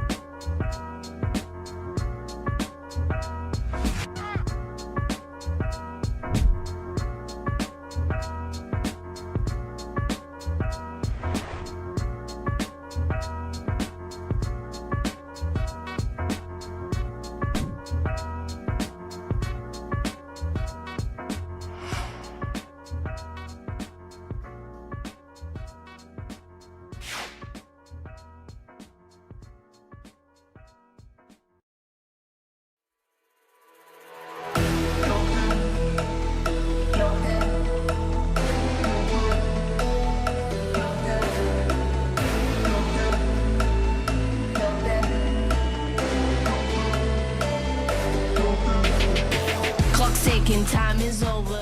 Before you know you're Sundown, please call.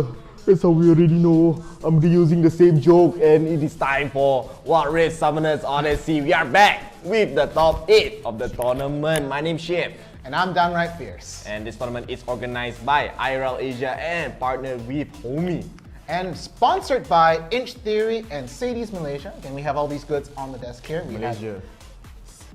You're taking everybody's jokes, huh? Everyone is. You gotta do it once a stream. Okay, I wanna okay, do it okay. once a stream. I still wanna do it once in a while, you know. Just I always itch, reject the neon fave, stupid jokes all, but of course, as I said, we are gonna get into the top 8, so it's gonna be very, very exciting so far. We are gonna be able to see some upsets in the bracket. Oh yeah, for sure. Already so many strong teams here. Let's take a look at who has made it to the top 8. Of course, the prestigious top 8. You will have TBD. Still here in the pool. Very strong. Damn strong, man, TBD. But enough joking around here, no mess around here. AC Sports versus Execration. That's gonna be the next game here. This is gonna be a match to watch. Execration, they are back with a vengeance. So strong. AC Sports, of course, they are trying to go into the grand finals once again. And Caballero Rises played a very, very good game last game. They beat out Western G and they're gonna go up against the Italians Pro. Italians Pro, honestly, is like the killers, you know. Yeah. They're the tier 1 killers, you know. They're not like underdogs or anything, but they're very, very capable of taking such strong teams down. And it's prevalent. You see it again every time they come into this bracket right here. Sometimes they don't make it into like the top 8, and then all of a sudden they're in grand finals, baby. They're all the way in there. But speaking of which, Alap Umpuso is going to be able to get their top 8 slot, and they're going to have to fight Sad Boys right there. So sadly, the Malaysian team's not going to be able to get it, and we could be looking at potentially a full Philippine top 8 at this side. TBD. They're everywhere, you know. TBD, worldwide, Mr. Worldwide. They want to get into the top 4 once again, man. They're trying. You never see TBD in grand finals only. Oh yeah, definitely. Never see in grand finals They're yet. so shy. You need to try a bit harder lah. They're so shy. You need to try a bit harder lah. You know, TBD, try better die. Try better die. Try better die. But in that situation, we've been seeing pretty much like grand final match after grand final match, it feels like, you know. It's not like a beginning round or anything like that, but sadly it's a best of 1. So this next round, sadly, because like we would like to see some really good matches. Honestly, best of 1s are damn exciting to watch, honestly, because they just need one game and it's all over, you know. It's really for them, they have to play all out lah.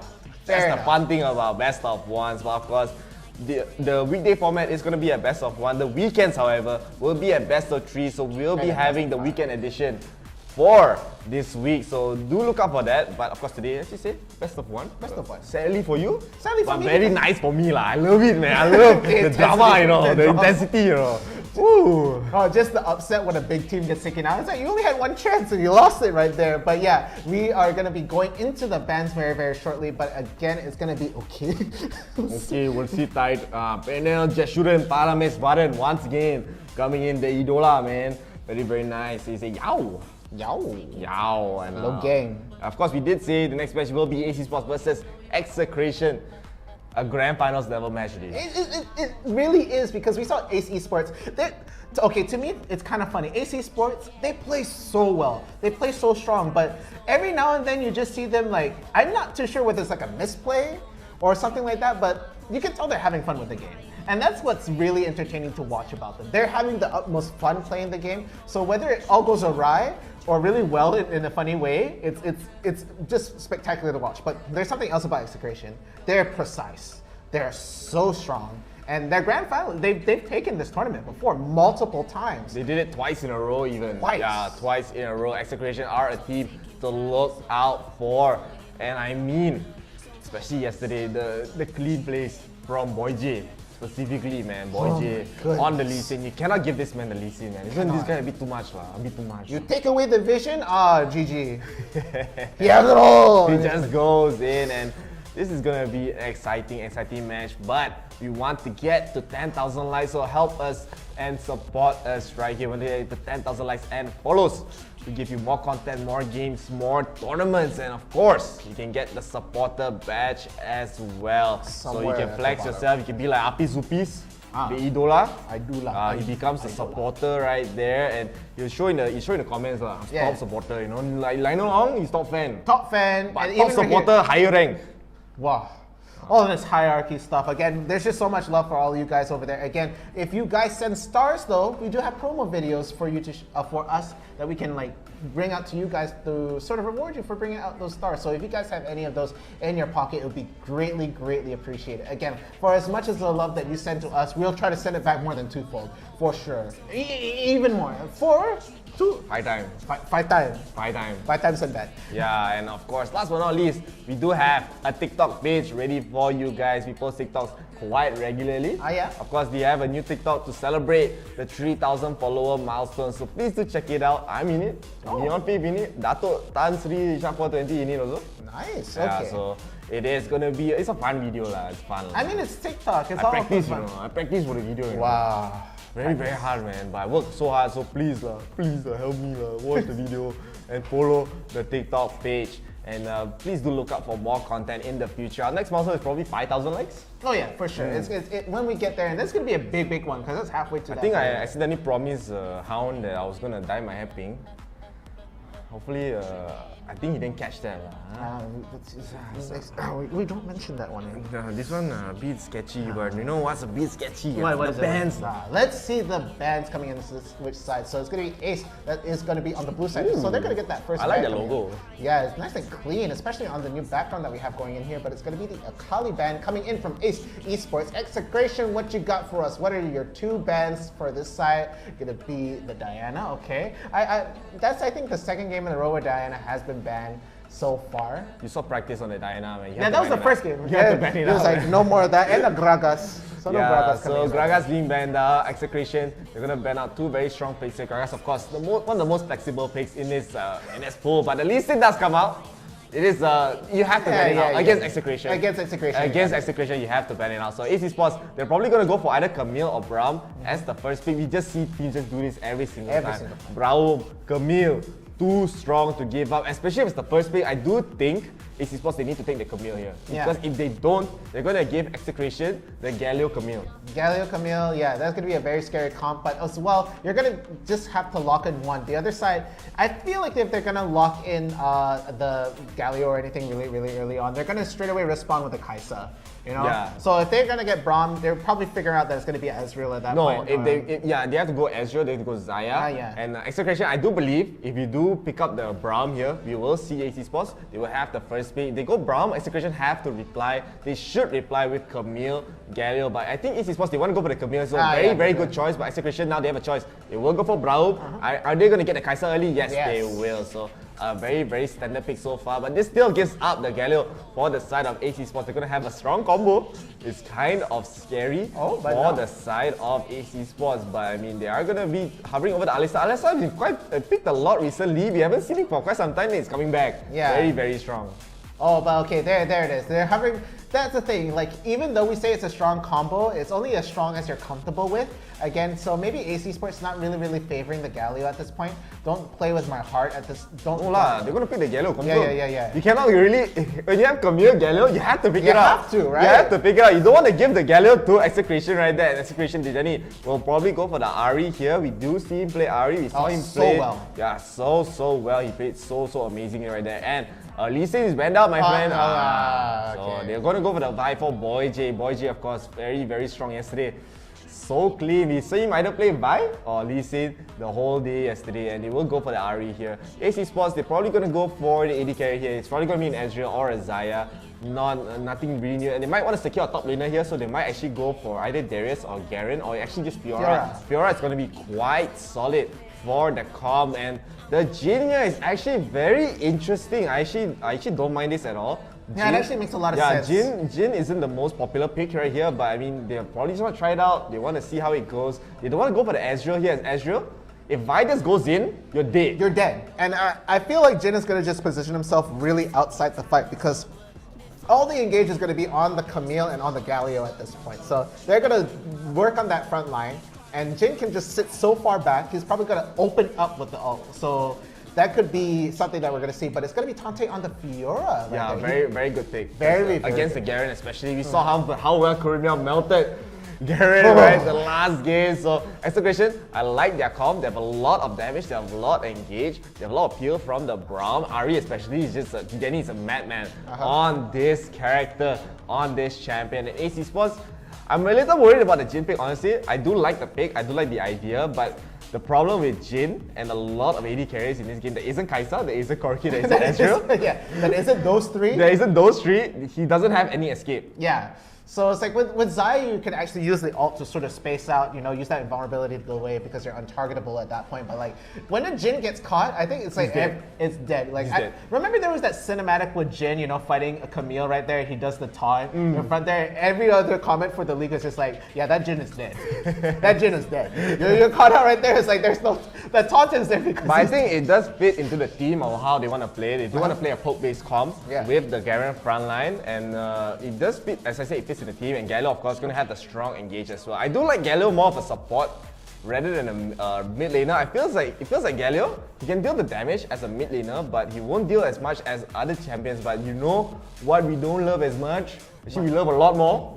The game starting. The game starting right now. So again, on the blue side, we are gonna have our team, our boys, Ace, fighting up against Execration right here on the red side. I really like that. Is that the Demon Vi skin? Yes, it is. Yeah, of course lah. You look at the Vi only lah. It was on the screen. What do you want me to do? Calm down, okay? There's 9 other champions here. You look at everyone else. Look at Isen, chilling, walking to his lane right there. So I mean, this is a matchup we've seen many times.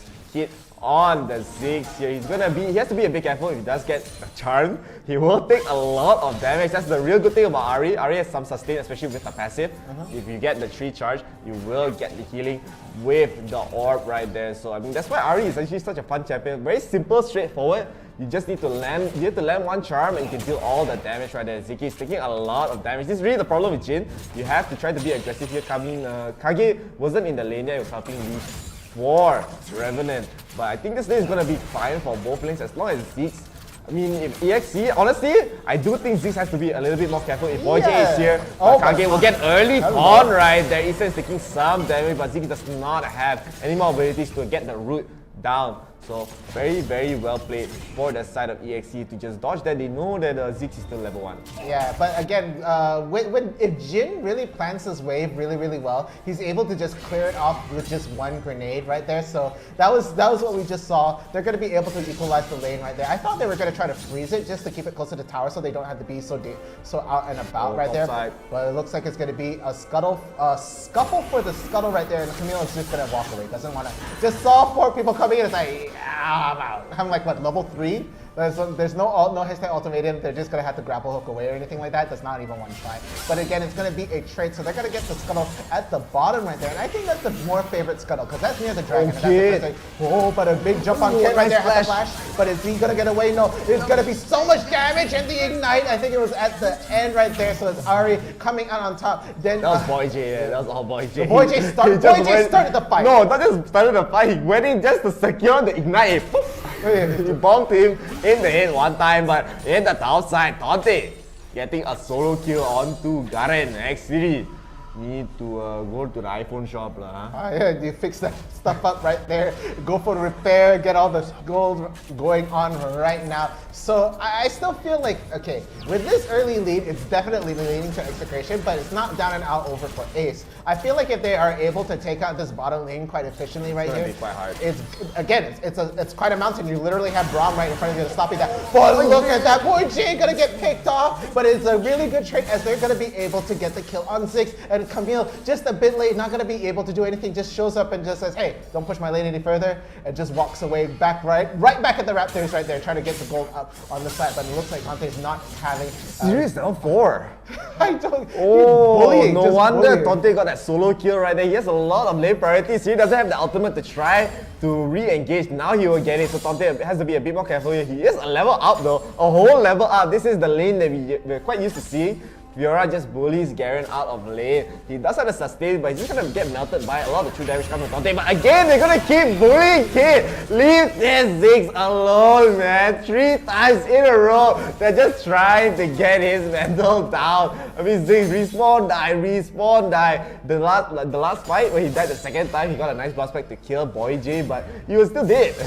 Still dead. It's like at this point, it's like just frustrating at all. But right here, Tante is just bullying this man also at the top lane right here. So if it's anything, if it comes down to anything, Ace has to win this bottom lane. That's where a lot of the priority has to fall in right there. If they're gonna get the Kai'Sa to scale up really well and they keep her alive and safe, that the backline could mean a lot. But no, it's gonna be a jump on the Camille right there. Here's an ultimatum to avoid that. Is he gonna get the pick up? But no, so much shield coming in there. Boy J walking it all off like it's fine right there. It is gonna be an ult for the Garen that's gonna kill Boy J off, and the rest of the team has to peel. But a good ult coming in from Ryujin. He's gonna get the knockup on the Galio, and the charm hitting the Garen at the back right there. Gonna get the kill on. Galio's gonna get a 3-man taunt, but all focused on him. He's gonna fall straight away. And Ziggs, this time he stays alive. Yeah, first time, man. I bet congratulations to Kid for not dying in this game here. Execration, they will secure 7 kills already in the 4-minute mark. Looks like Revenant wants to get the pickup onto Ethan, but Ethan knows there's no Hextech ultimatum. The root will miss, and now Boy J is here. Ethan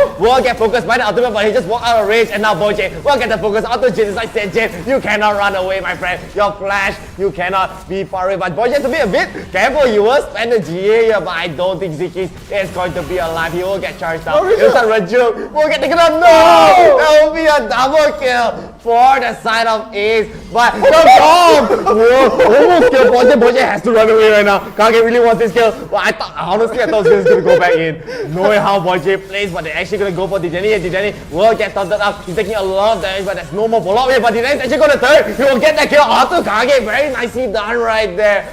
And Ace, I mean, honestly, EXE are just playing out of their minds this game. Yeah, it's Ace is a very strong team, but right here we just see Execration not only just bully the Ziggs right there, they're just dominating in the top lane too. And just with that, they're able to get a huge lead on the bottom as well. So everybody's gonna be looking nice and healthy on this side. 23 gold to 18k, and it's gonna be the Ocean Dragon coming in on the start for Execration. A bit too early to take it out completely, but they're gonna spot this. It is gonna be a big scuffle right here on the side as they're gonna spot. Oh, nice charm on that. Will take out the Camille. No danger here as the Ocean Dragon falls easily into the hands of Execration right there. So with that big pickoff, they are able to even. Oh, you're gonna get the Rift Herald straight away at this point. It doesn't matter. Boy J only making the rotation in right now. So that Rift Herald is in the side of Execration, and whether they have the tools to fight this off is a whole other question. Are they even gonna try to steal it as the rest of the team is only starting to walk in? But no, it is gonna be a pickup at the bot as well. And look how fast he melts. My goodness gracious here. Oh, Boy J getting the ult on the Jin right now, but split priority. It is going to force him to back off. Jin going to get the ult. Oh, Ryujin avoiding the... Oh, and the last one hit, so he's going to get the kill right there. So Jin does get the money coming in from Braum. Kai'Sa, though, is still left alive, and the split push is still happening, so still a bit of a loss coming in from the side of Ace, but equalized in terms of kills. Oh, but Galio, are you going to be able to survive? There's still a charm in the back pocket. I think it's going to refresh really soon, ooh, but no need for that. The Orb will finish him off. Are you gonna get the steal? No way! Okay, calm down. Dejani, no fear, right? They're just running in. He was I don't think he's going for a steal, man. I don't think he cares for a Rift Herald. He wanted a kill. Man, but okay. They're going to be able to take the Rift Herald here for the side of Ace. So that is going to be some priority on top of these towers. But look at this. They already have the first tower coming in from Execration at the bot tower already being down. So where this Rift Herald is being planted is all that thing. Boy J getting the start on the Garen right here, but no, not going to be able to finish them off. But no, they're going to be able to take out this top tower at this point. Mid tower is going to be the next focus of the fight very, very soon. But Boy J is just starting these fights and making sure the rest of the team can end it at this point. So it's very, very clean coming in from Boy J. I mean, EXE are just playing out of their mind. Execrations, they might want to get serious again, but I don't think he's going to get caught here unless he's dumb enough to get hit by the charm in the front. You have to know there's someone there. You have to be a bit careful. Boy J is going to go in. Look at EXE just surviving the step of HG. Revenant is going to grapple again. He won't get the stun off. They want to go for the re-engage. Kage will get the taunt on to Raju, but the bomb will come in. They will just flash out. A nice disengage coming from EXE, but but Revenant is going for more. He's just going into your death, my friend. The jump does it. And I don't know how ODYSSEY has his ultimate once again. He's gonna go in, but gets taken up very early on. So Ace actually getting his fight, but the damage from Denny is a little bit too much for them to handle. They will get 3 so fast. Jin, where are you, man? Why are you not going back to your base? He's running away. Rajuk knows he's there. Rajuk is looking for him. They will spot him in a minute, and now Ace, they will just go for the execute. No execute for you. Bro will get the kill, and Kid once again will get taken down. It will be an ace for the side of Execration. Oh my goodness gracious. Execration, I don't know, again, no secret anymore at this point. You do recognize these names. This is Logo who won the game yesterday. They're looking to be 3-time champions at this point. They're just so strong. I thought that Winslow, the Q coming in for the Galio was going to stop the recall right there, but not fast enough. It's just looking so dominant right now. Again, we haven't been seeing stomp so much today, but I don't know what else to call this game right now. Compared to yesterday, it's not really a storm. Right? Yesterday was really a storm. Well, yesterday was stomps.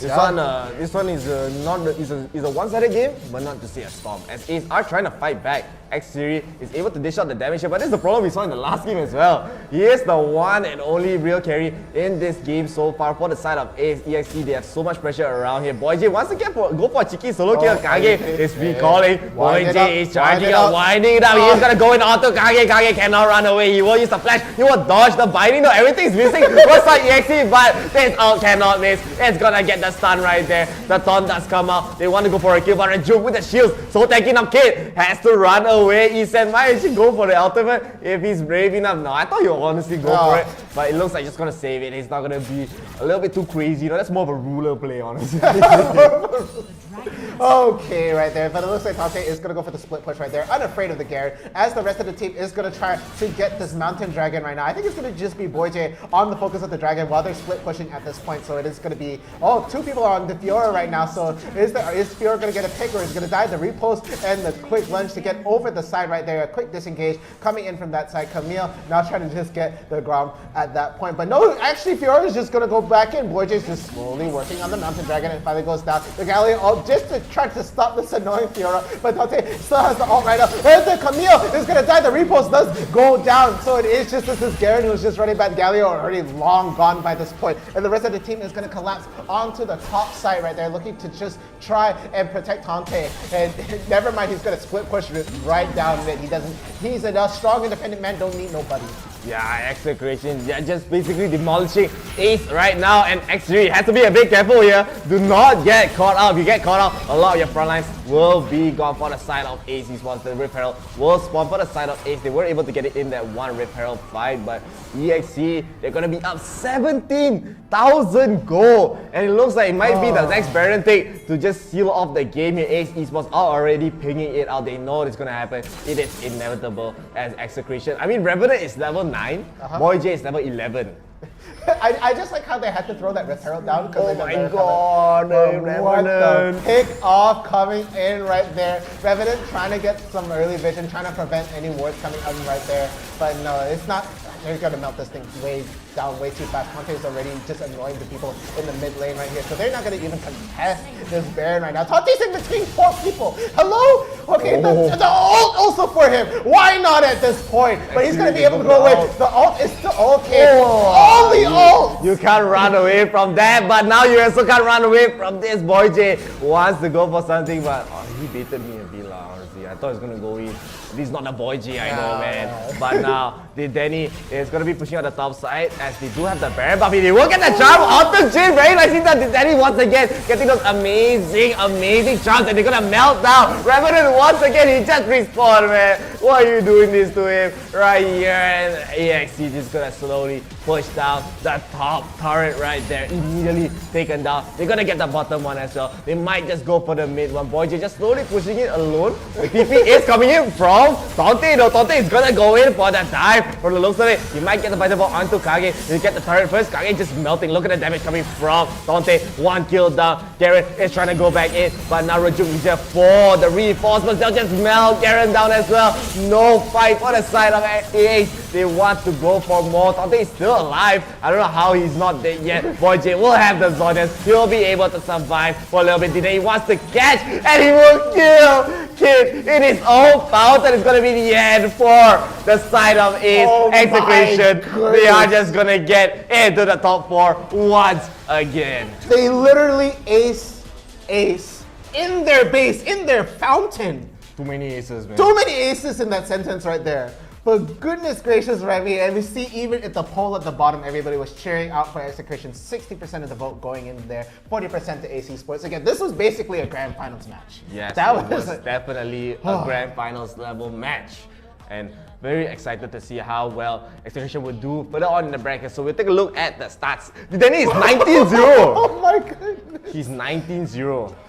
Oh my goodness, more than half the kills were on his side and 25,000. Hey referee, this one not allowed I think. This one a bit over 19-0 a bit too much, man. Guys, if you're fighting Execution, you might have to ban out the Aria. No, just ban out the Danny lah. Ban out the Danny. Danny, what is this guy eating, man? I just want to eat, you know. It's just so brave. We walked into the Baron pit. Hey guys, what's going on? I don't want the Baron. I want to kill you. Confidence. Confidence.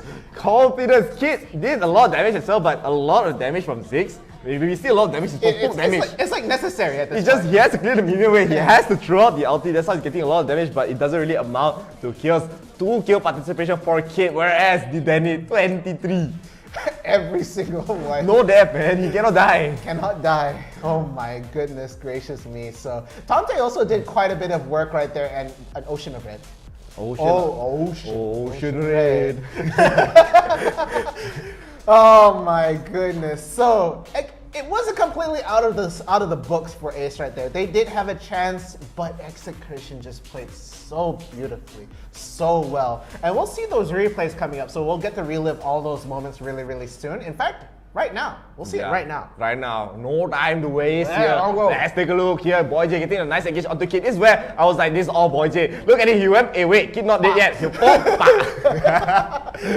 he flashed just for that, you know. And again, a nice blast back from Kid to push Boy J back to the turret. But he still gets taken down, and 3 in a row. He just respawned. They're just gonna go and kill him once again. Very, very well done from EXE. They know what they need to do. As long as Ziggs does not get online, and he's not able to do all the damage here, they will not be able to get the kill. But look at the nice ulti from Kage, but it doesn't matter, as they are still going to be able to turn Ace. I thought they were going to be able to win this fight, but Rajuk with a nice ultimate tries to slow everyone down. Tante is still alive here, and the charm once again did Danny.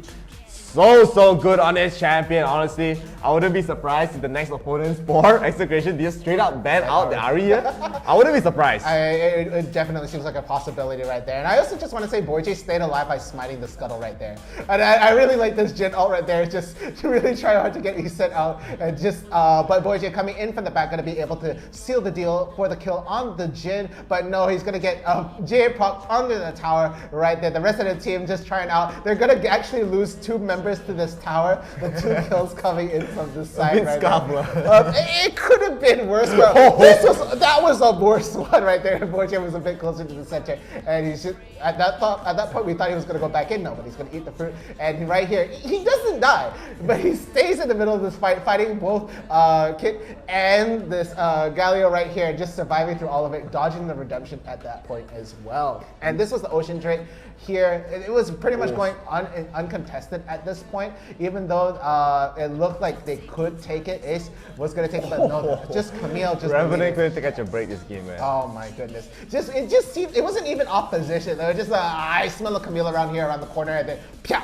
Surely picked off at that point, and there's another kill. The Ziggs right here just not working out for Kit at this point. The follow-up coming in, Garen is going to help to get that kill on Boyjay right there, but the Jukes, but no, the last bullet does end up hitting the Braum, but Isen is still alive at the back right there, and he will actually try to get a pick off on the Camille, but the rest of them stay alive. And just as we're saying this, here comes the mid right there. I almost said Crimson Chin again. Here comes the daddy here. Gonna go in and get the kill. And I know he confirmed wasn't looking for the Rift. He doesn't care for the Rift. He got the charm onto Revenant. He wanted to kill Revenant once again. But Revenant just barely dodges the next follow-ups here. But here, Execution, Another nice catch of the series. So I said, man, you gotta be careful when you walk into the brushes, you know. You know Boy J is there. I'm pretty sure they were able to see it. Siri was able to survive, but Revenant, quite surprised he actually tried to go back in. As I said, he's very, very under level in this game. Kage will try to go in onto Rajuk, but Rajuk with the shield just so tanky, just flash away from the Mega Death Bomb. Look at Revenant, once again, tries to focus Dideni, but he just goes in to get charmed and get taken down here. Dideni just going crazy. Look at that damage, a nice dash to just pull back the orb towards the rest of the members of Ace. They will just get 3. Jin, in no man's land right there. Just wanted to get executed, but I mean, Rajuk still got the kill and it's just go. Hey, wait, keep still alive lah. Let's go kill him first. Yeah. We definitely want the 6 alive and the quick Kittian raid to just finish it off right there. Ace gonna get that kill, and it was gonna be attempted initiation right there. They're just gonna get the tap onto the cage right there, but not gonna be quite enough as it is gonna be 3 people chasing him down. The ult follow does happen and still gets hit with all the ults are coming down right now. 2 ults in a row at this point, but Ryujuk's so good on the Unbreakable. Gonna help the rest of the team peel at this point, keeping the rest of the team alive. And Tante was also such a big threat with the split push right here. Gonna get the pick off on the Camille right there. The repost just gonna be able to block a lot of the damage, and it's just this Garen who's a bit far behind, not gonna be able to get the pick off right there. And Tante just walks straight from the top and I go push mid instead. I'm gonna go down there. And this Baron fight upcoming right here, like I know they go for the Baron at the end at this point, and they're still split pushing over in this game, but it was just they couldn't catch a break. They really couldn't. Boy J was just on the case. Yeah, this is where most of the damage from Ziggs came from. Just trying to clear the minion wave to slow everything down. Execution was able to get a free Baron right here. No contest at that point. And Tante again in the mid lane, being so aggressive. He will get focused down by the ulti. He will get another one. Siri really wants to get this ultimate in, but you can't run away from them, man. There's so many coming out. But now, EXE, they're just gonna be able to push down the lane slowly and surely. Dideni once again, a nice pick off right there. Ziggs was not expecting that at all. And the taunt does come out onto Dideni, but Dideni still cannot die. He hasn't died this game at all. And they are just gonna slowly push the turrets down. They'll get the top turret, they'll get the bottom turret. They're gonna go for the fountain dives as well. They can't even leave the fountain here, whereas Joy B pula. Joy B. I mean, he's a bit too happy in this game, as he's just gonna go and look at that, man. They can't even go in the fountain. Ace Kid tries to just poke everyone out, but he thought he was safe. But Dideni is here. He's gonna deal all that damage. The fountain is not gonna heal them up fast enough. Revenant is gonna take taken down once again. Boy J almost gets taken down by the fountain, but look at that. Another nice jump. Kid in his own fountain. Boop, boop, gets taken down. And not just that, the Nexus also gets taken down by Execration. Very, very well played coming from them. So there you have it. That was the top 8 right there. That was our 3rd round. Next up, we'll have the semifinals, the 4th round of this tournament. So guys, please stay tuned, stay in the chat. We are getting close to the end right there, but it's still gonna be best of ones. We'll catch you guys after this short 3-minute break, okay? So we'll see you guys then.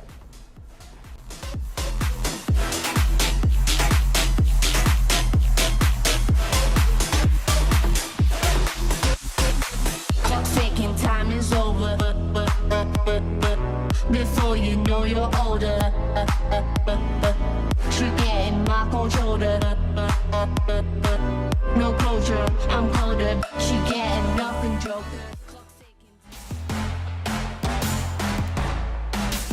Rooftop party, we can get naughty.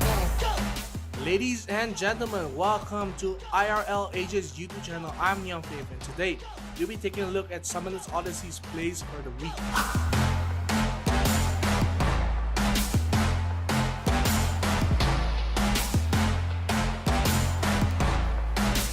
Rooftop party, we can get naughty.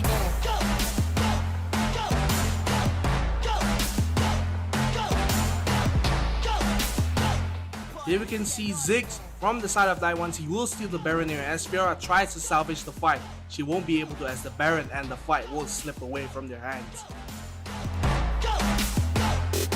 Naughty, naughty.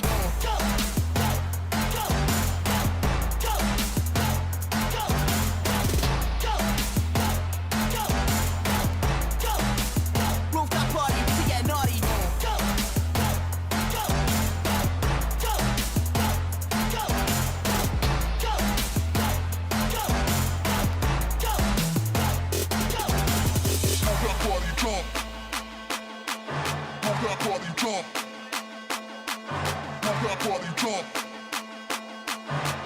party jump. That was some fantastic plays this week for Summoners Odyssey. Remember to subscribe and like our YouTube and Facebook page for IRL Asia. This is Neon Faith signing out, and I'll see you in the next video. Make it clap.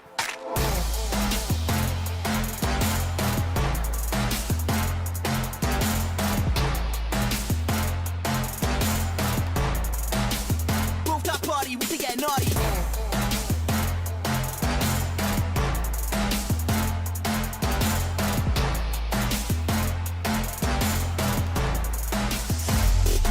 Naughty, naughty.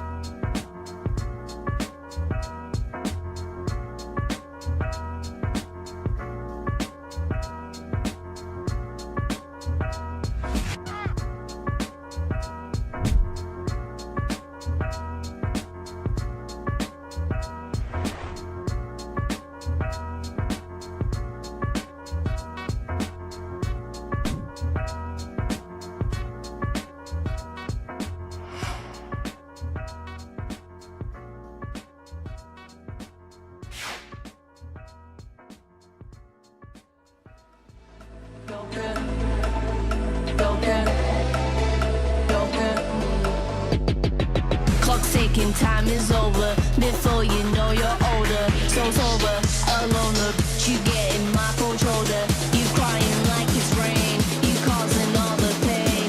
No closure, I'm colder. You getting nothing, Joker. We're dancing. Do the intro. Dance off. Oh, okay. Whoa. Hey guys, welcome back to Summoners Odyssey. I'm downright fierce. I'm Chef. Yes. Angry Chef. Angry Chef. Why are you angry? Don't wanna do the intro. Dancing's all. I dance, I okay. Kayla. Again, Summoners Odyssey is brought to you by and organized by IRL Asia, partnered with HOMIEE. And of course, we have our sponsor, Inch Theory. Every inch matters. Every inch. And the last sponsor, Odysseys Malaysia. Alright, here, no Neon Faith to make stupid jokes all. Siler is taking a nap. Oh, Little nap. No, let's take a nap. Let's see. Okay. Taking a little nap. Last right game there. was hurry. Ari a bit too much. Serious. They need to ban out Didani. Not Didani champion, Didani. Didn't he? So well done, of course. Thank you guys so much for watching so far. And we are going to get into the top 4 here, and we already have some comments already. We have Jeffrey Lu, rushed one thing, EXE, execution to get the 4th win. Since they did win yesterday, they won 2 times before as well. Oh, yes, And yes. so they want to go for the 4th win. So they want to tie it up for the 4th win in Wild Rift Summoners Odyssey. I think only a few teams have been able to Not just take. few team, one team. One team has only been able to win it 4 times in a row, so they want to stand on that In a pedestal row right lah, now. relax. Yeah, 4 times lah. 4 times. 4 times in a row. Oh yeah. It was VVV. 2 in a row, and then they I don't feel like it today, and then they come back my tournament. So they're hopefully Execution, they won back to back though. Back So to back. they want to go for double back to backs. Hopefully they come back tomorrow and win again. Yeah. So 3 times. back. And Back. we are gonna get into the brackets very soon. So please do not forget to like our page and follow the page, right? They want to get to 10,000 likes and follows. So we are going to get into the brackets right now. Let's see who has made it. Yes, TBD made it to top 4. Oh, Are TBD. they improving today? Wow, they're taking the slots of Wild Logs versus Lords of High. So, I mean, they wait a while. Ala Buso, they try to fight TBD. I think they have to be a bit scared.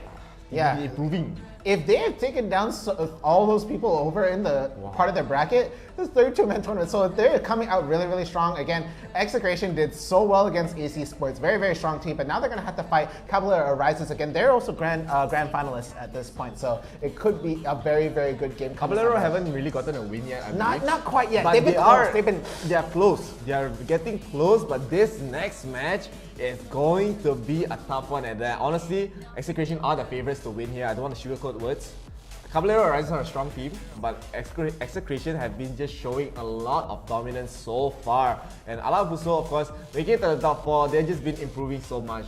Since from the start we started seeing them, slowly but surely getting top 4s, getting grand finals, getting the win. The Wheel of Fire is alive.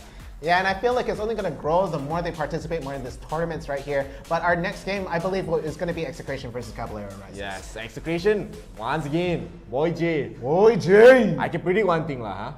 Ban Lee Sin. Ban Lee Sin. Ban Lee Sin. Just ban Lee Sin. Ban Lee Sin, then they write in the ban the Danny. Oh, yeah. Did you just see the Danny? The Danny, he cannot play. Just an This is to get the X on the Danny. I mean, he's just so strong. He's such a good player. So aggressive. I love watching these kind of players. Like, we have seen teams just playing it very slow, don't want to fight, no kills, single digit kills end game.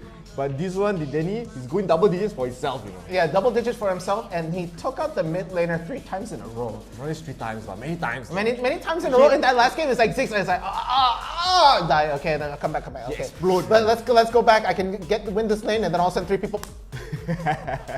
The timing is so nice, you know. Their timing is so good because Execration, their macro is so well played. They know their timings. They know when to go for early engages. Especially Boy J. Boy J is really the one that really starts all the engagements. He's the one that adds the tempo for his own team. And I mean, Execration, they are building around that very well. A lot of these games really come down to people always say jungle gap, jungle diff, jungle gap, whichever you want to say it.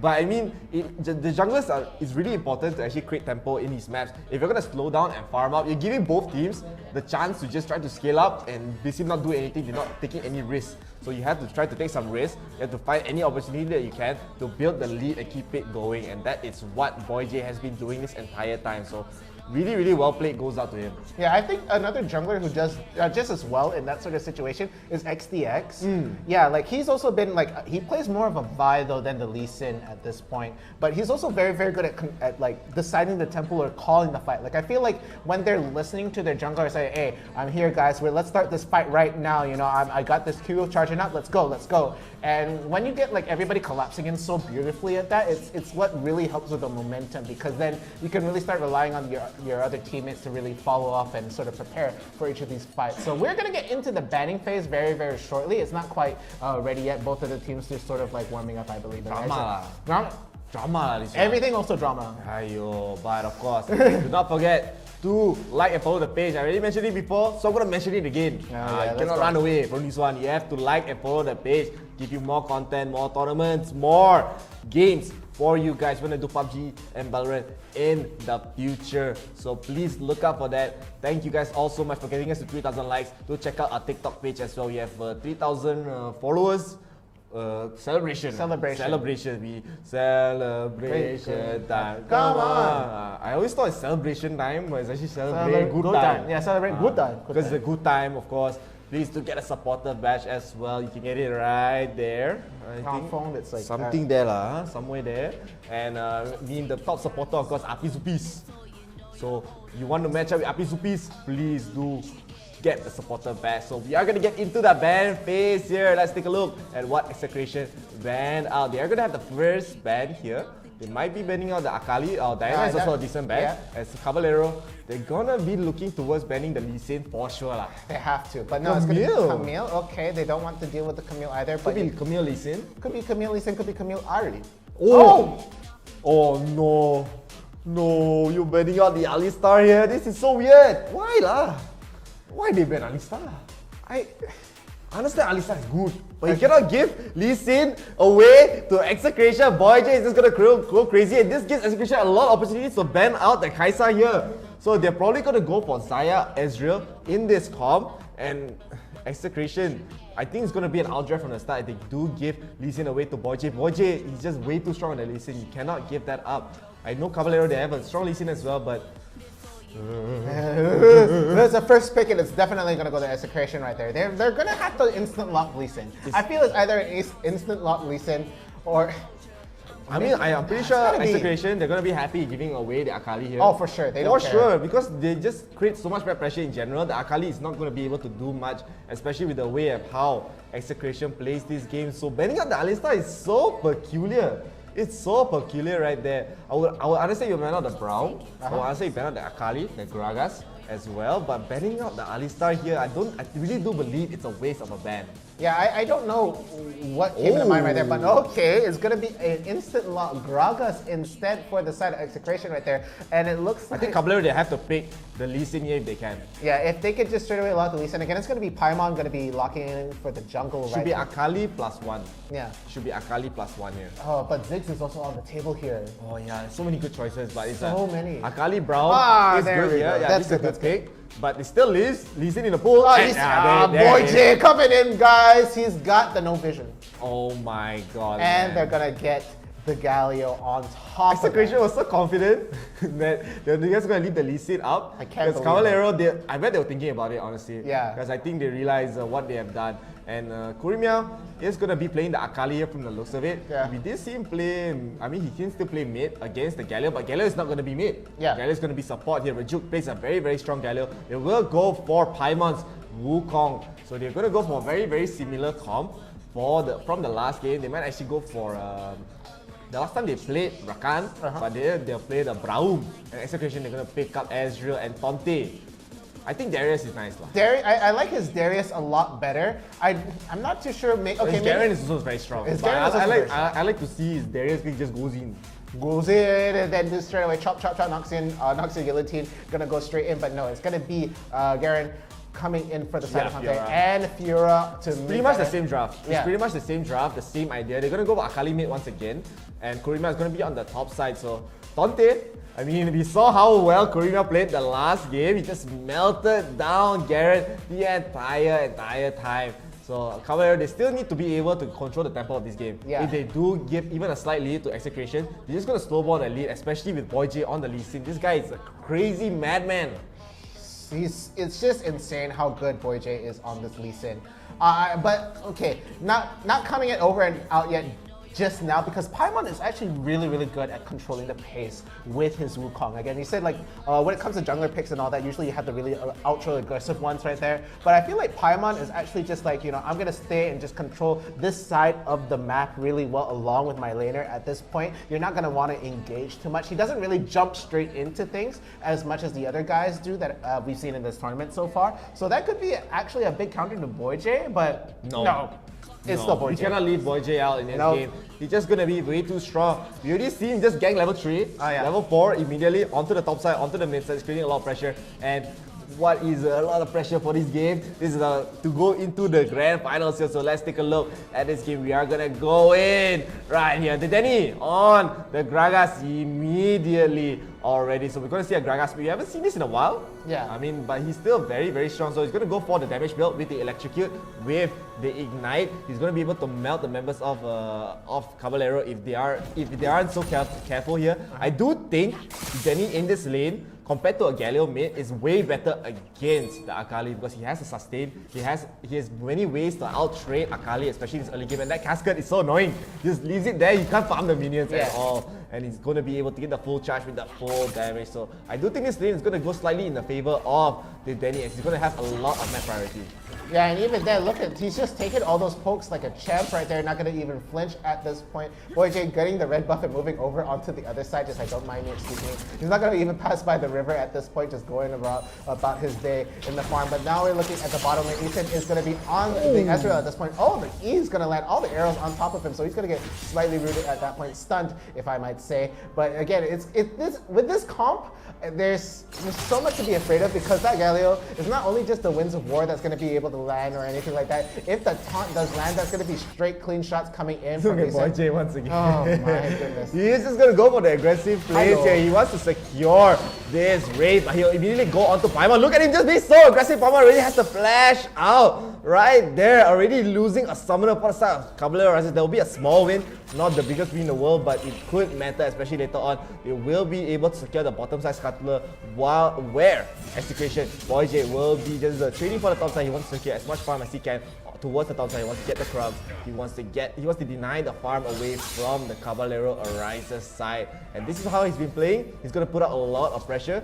I mean, even Kurimiya has to be a bit careful, even under his own turret, because we know Boy J is gonna go crazy in this game. But I mean, as you said, it's going to be too early to tell, but Boy J has been showing, look at that. Hello. They just switch sides right there, but now Boy J is going to be stuck in the crowd. He'll be trying to slow everyone down. He still has the flash, and this is where Paimon's flash really came in clutch. You just needed that flash to get back into this game, but now Tonte will try to peel a little bit. Boy J is so low, he'll get one hit, and Paimon will get the hit. So very well done, but Denny is here for the trade. It looks like Paimon will get taken out, so it will be a 1-for-1 so far. The kill does go to Tonte, but a nice casket. That pushes Izanagi back into his own shot. He has the flash. He will use the barrier, but Tonte has the flash as well. A double kill for Tonte. He wants to go for more. It looks like Corina is trying to dodge the damage, but it will be a triple kill for Tonte. 3-1 right there. It looks so good for Caballero, but the turn for the side of execution is just way too strong. Even when Boy J is gone and looking upon this gray screen, he is still helping in spirit right there as Tonte gets that triple kill down at the top right there. Huge advantage coming in for Execration in the beginning part of the game. Actually, the Q landed on the Saya right there. It's just right of the recall. Just caught him out of the recall. We want the support. Honestly, I have to be a bit worried for Caballero. We have seen what Tonte can do if he gets a very farm Garen, but the taunt does come out. The feather's not immediately used to just dodge it because he knows he's gonna die right there. We'll try to poke out Raju. Raju taking a lot of damage, but it won't really amount to a kill. Very nicely done from Raju to make Jemgui use the Feather Storm. I bet you thought he wanted to use the flash or the barrier right there, but using the Feather Storm not the end of the world as the cooldown's a little bit shorter than the summoners right here. We can even take a look at the gold spread. A lot of the gold is really going to Garen. Already has a Sunfire Aegis. It's going to be quite strong here, especially in the top side. They might go for a gank. Kurumia is all around the turret. He will get the Master Justice and another kill for Tonte. 4 kills already for this Garen, and Kurumia, he's like, I won the game last time against the Garen. What's happening right now? What's happening right now? And even right here, we're going to see the Cloud Dragon and the attempt of coming in from Caballero arises. It is going to be slowly melted down. I don't think they're going to be able to come and try to steal it, but it's so close now. It is going to go to Caballero arises, and it looks like the rest of Kragas with the slam dunk coming in from the back. Going to be able to get a kill. Paimon is going to try to escape as this bear. Oh, Boy J trying to like read into his mind. He's like, I see the future. But no, he did not see it coming. Let's go, ignite. Oh, the fruit just out of the grass right there. Wukong will die. Paimon so close to it. And he said it's going to be nice and happy with this fruit on the other side. Are they still fighting in the mid? Hello? Boy J, go back home! He just stood there and accepted his fate. But I mean, that was really well played by AXE. They're throwing every projectile onto the honey fruit. Paimon could not even get near it, and at the end, he will get taken down by the ignite right there. The TP does come in from Garen. Garen has an TP already. With the Sunfire, he's gonna chase down Jemgin right here. Jemgin will just try to poke it out, but the spins will have the damage reduction right there. So he will try to get the passive off Tonte. He still uses the honey fruit to get the healing back. So it looks like the bottom side won't get taken down very soon. Tonte honestly can just turn on them. They're quite weak compared to Tonte here. They will get the root though and the redemption. Tonte is taking a lot of damage, but now the turn is here. Boy J is getting a nice kick again. Very nicely done. The flash kick, the insect kick right there. We'll get the kill onto Jemgin. Jemgin had no idea what was coming in Execration. They are having momentum. They are keeping the tempo in this game. They are still keeping on the aggression. Jemgin, I don't know, man. He was not expecting that at all. He was not expecting that. The Garen was just a buy time. He was just buying so much time. It's like, low health, we can probably go for the kill. And then, straight into the tower. And it was all over right there. And Kurumia was actually hiding behind the tower so far back, afraid to take this out. It's a 3v2. Izanagi is under the turret. Izanagi is not going to get died here. He will get taken down once again. That's why I said, Boy J is just going to find every opportunity that he can get. He will get a double kill for his boy. Then Danny unstoppable right here. Kurumia wants to defend his turret, but he has to be a bit careful. If EXE, you know how well they fight, man. They're just gonna keep going in, and Caballero, they are now down 6,000 gold here, falling apart at every single lane. It all came down to really that first triple kill, giving that to Tonte. He's gonna be so tanky, and he's already so tanky here. And now EXE, they'll get the Rift Herald. They want to kill the top lane. Top lane 57 HP, but Paimon really wants this kill on to Isen. The knockup does come out from Paimon. Paimon will try to go back in, re-engage. They will finally get the kill on to Isen. Isen is caught out of position, but Boy J has the GA this time. He has 2 lives. There's 4 people onto the top side, just to 1. Isen here, the Galleon ultimate is gonna come in. It might get a knockup. It will get 1. Paimon tries to get a dive and gets the kill on to the least name, but he will get taken down with the G. Tante is still alive. They will get the kill onto Paimon. Paimon's clone, only one left alive here. CBA, they will get engaged now by Dideni. Once again, a nice body slam, and now they want to kill Jamgin. Jamgin just trying to kite, just trying to run away, but the casket just pops Jamgin right here. But Kurima, you have to be a bit careful. One more fighter pro might not even get you the kill, as Tante is still alive. Dideni is just chasing him down with the big boy he is. Dideni will get another kill. Execution are just demolishing Caballero Horizons right now. Oh my goodness, those are close fights right there, but every time Execution comes out on top, these really good picks and really great landing of skill shots right there. It's just been overwhelming from the side of Execution. 15-5, a healthy gold lead right now coming on from the side of Execution. As we take a look at the items right there, it's not even a tanky build for the Gragas. Garen?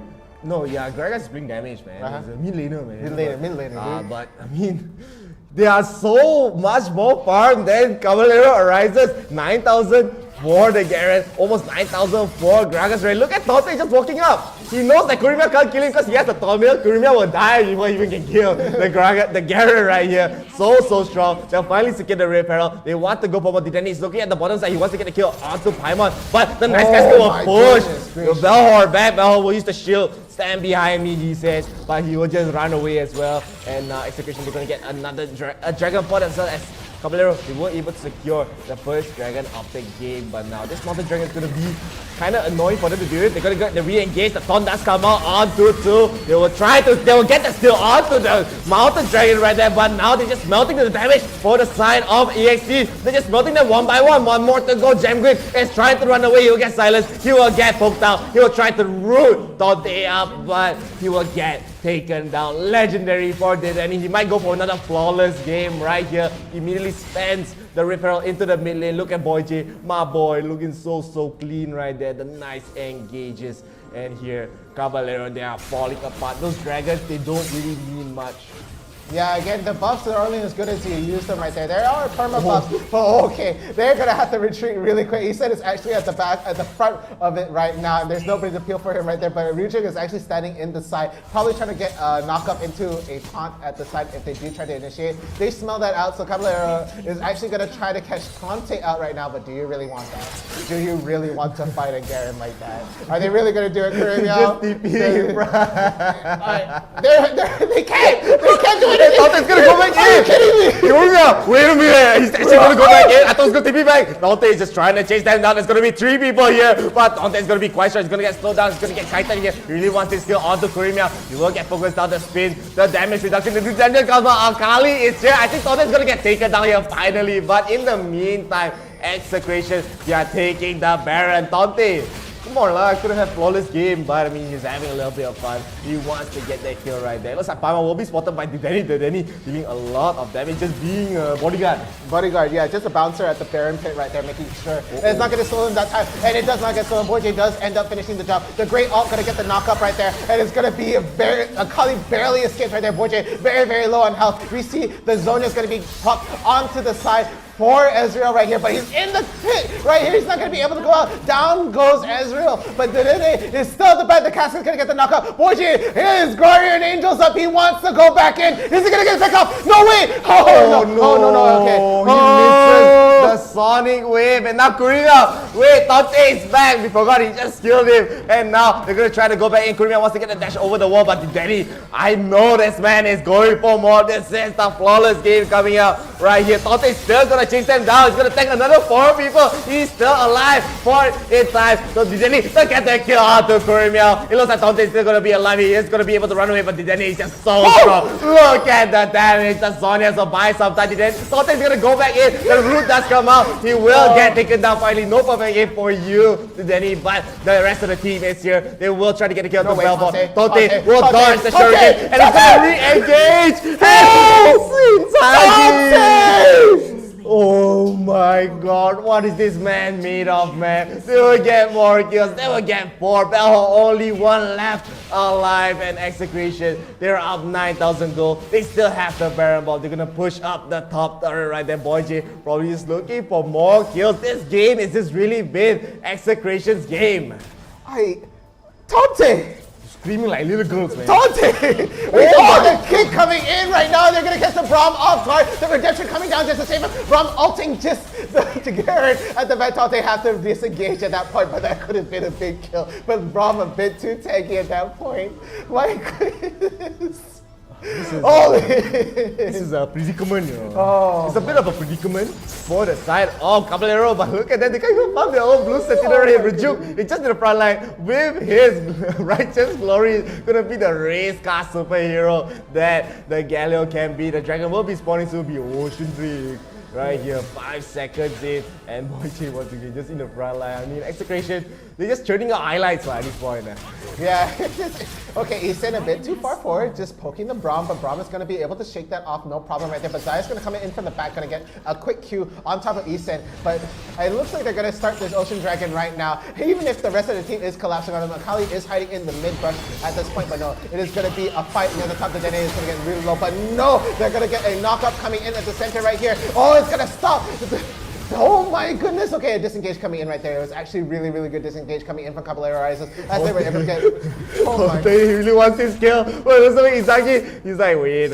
Izagi just trying to mirror Dante right there. Will just try to cut the mini wave, but now it's execution. They're going to be able to get the Ocean Drake, and the Taunt does come out onto Bell. Bell does have the shields up right there. Dante is still alive. Kurumia will get the kill. They will get the kill onto Gallo first, so Rishuk does get taken down. Boyche is still alive. He will spend the G here, but now Dante will try to go for the kill. Dinega does get taken down here, so it will be a 2-for-1 for the side of Caballero. I don't think they should try to re-engage here. As he said, he will get the kill onto Gemguin, but right now Boyche is behind of the members. It looks like they don't remember where their base is, and now Boyche is in the opposite side of the map. They're gonna re-engage and get the kill onto Kurumia. Boyche will try to get the kill, but now Izagi wants to kill Eason right here. Eason is a lot too careful. He will get taken down. He'll try to take the minions, but I think he will not get taken down actually. It looks like Izagi will not get the chase, but now Paimon is here. He will go in with the Nimbus Cloud, but Dante wants to just tank it out. He doesn't have the ultimate, so I don't know whether he can get the kill. Paimon is a little bit not too careful. He will get the juke. He will go through the brush, playing with the bug of wall. Dante really wants to kill. He finally gets the ultimate, and he gets the dunk, the shutdown onto Paimon. Oh, that was actually really good coming in from Caballero Rises. They were able to get so many kills in that trade. But at the end of the day, it was just Dante. Dante just ran and said, hey, stop the recall. And then now it's Braum, and it's like... I think he didn't realize that the recall over, but I just gonna run away. And Izagi, look at the damage he's doing. Spoiler alert, there's no damage. The two-man body slam comes up. Oh, it's taking a lot of damage. The shield comes out a little bit too late. Now they just have to back off right there. Oh, so low. And hopefully this time, Dante gets to recall back to base. It's not like it really mattered. Usually with a mistake like that, you end up dying right there. But Tante's like, probably left his phone right there, take a drink, and then it's like, oh! I don't think he's gonna shout, oh, I didn't recall. Okay, go back in. Go back in. The rest of the team gonna say, hey, guys, I'm getting hit right there. But look at that goal lead right now. It is 16k going to the Garen right now. He pretty much has everything set. He's working on his Spirit Visage right there. So he's gonna be even tank here at this point. Dead Man's Plate on deck as well, and he rushed that Sunspire. I'm surprised he bought so much armor, but he's still so tanky towards the AP damage that's coming up from the side of Caballero. Not even Inzaghi can deal all that damage. Boyche, I don't think you should go in there, man. It's a bit scary. There's a lot of people right there, so they are going to be trying to group up. The Danny is going to be there. We are going to be able to see probably just another engage for the side, and even on the bottom side, they're going to have a scuffle on. I mean, Dante just being a nuisance. And the entire time to Kurumia, hey man, please stop harassing me. And now execution, they're able to get this Baron right here there. He comes. It looks like Paimon, he wants to go for a cheeky steal. Be careful, he's done it before and he might do it again. They will stop the Baron. Instead, they go for the kill. Dante is here. They will get executed onto Bellhawk, and they want more. It looks like the Solid does hit onto Gemguin. Gemguin will not get taken down. It looks like Boyche will get taken down. Instead, Kurumia tries to turn. Dante is so low. One hit away and he's still alive. But they're still going. Paimon is so low. The nice flash into the taunt by Raju. And now Paimon, he still has the GA. He's still gonna be alive. But Gemguin, I don't think he's so lucky there, man. You might get taken down as you will as Paimon, the only one left alive. But I mean, Gragas is still pushing in the base with Garrett. They might actually want to end the game here. The timers might be a little bit too long as Paimon trying to make his way, trying to make it there. He has no history to even defend this, so they won't get the execute, but it's still the GA Tante, and they might go for another Tante. You better not take the turret, you might actually get taken down, but the casket will finally kill off Paimon here. But Execration, I don't know whether they can end the game unless Denny. There's a lot of damage. Look at the Nexus, it's melting, and they will. Execration, they get into the grand finals once again. Oh my goodness. We all thought it was the Dene that was the problem, huh? Ben already been on this. Tante! Honestly, I think just bad execution at this point. They're a little bit too much already. What is this, man? This is what I say. You cannot give up the Lee Sin to Boy J. You cannot give it up. Caballero, they tried their best. They really did. Paimon played the game super well. What? Just... It was oh my goodness it all gracious started me. on that triple kill. That triple kill up at the top. That's definitely going to be in the replays though. But let's take a look at the stats right here as we see in this game. It's going to be the MVP. Tante, of course, 2 deaths in that side. I feel sorry for Ryujo. He did so much in the game, but it's going to be 6 deaths and 14 assists. It's just support life for you at the end of the day. And on the other side, we have Belor going to be the MVP for the side of Caballero Rise. That's a really good effort, but Kurinyao just could not get a break. Just could not get it. All the badges go to Tante. Grievous wound, yeah, don't matter. He's still gonna heal everything back Yeah. up. Oh my god, goodness man. gracious. Kurinyao, this is not the game that he was expecting. Because, as I said, Fiora is a very good laner against Garen, but when you give Garen that early lead, that early Sunfire, he dealt 28,000 damage, he blocked 27,000 damage, but the most damage will go to the Denny. 30,000, really well deserved right there, but honestly, Tante did deserve the MVP. Look at that, 23 kill participation. He had so many kills, 11 kills right there. Only died twice. I really hope that he didn't die at all. But You're not not then really need to ban them. It is. Yeah, for real right there. But again, the Xayah did a lot of work and it had some really good positioning. And that's at the end of the day what really got Caballero Rise's kills, because they were able to just really help peel for Gemguin and just really help out the damage right there. It's a really good job. I think Braum is such a big factor right there. That's why he gets banned out, because he's just able to stand in front and block all that damage. 24k coming in from the side for Belhor, but it's just insanity at this point. Tante. You stop this, man. It's a bit too much. We do see the gold grab here. Almost the blue ocean. It was really even up to the first dragon fight, but after that, no, they take the dragon, doesn't matter. It was just going to be the side of execration. They were just rolling and rolling, keep rolling. Copyright. Copyright. Yeah, at least I think there's 30 seconds you can do until that strike happens right there. But really good job. Execration now seals their round to go into the grand finals. So that is going to be into the next round. But before we go into that, we're going to have some more replays. So let's take a look at what happened in the semifinals right here. So you see here, Boy J being a bit too aggressive. They did switch sides, you know. They take turn, go to the crowds as well. But Kurinyao will try to get the return kill out to Boy J.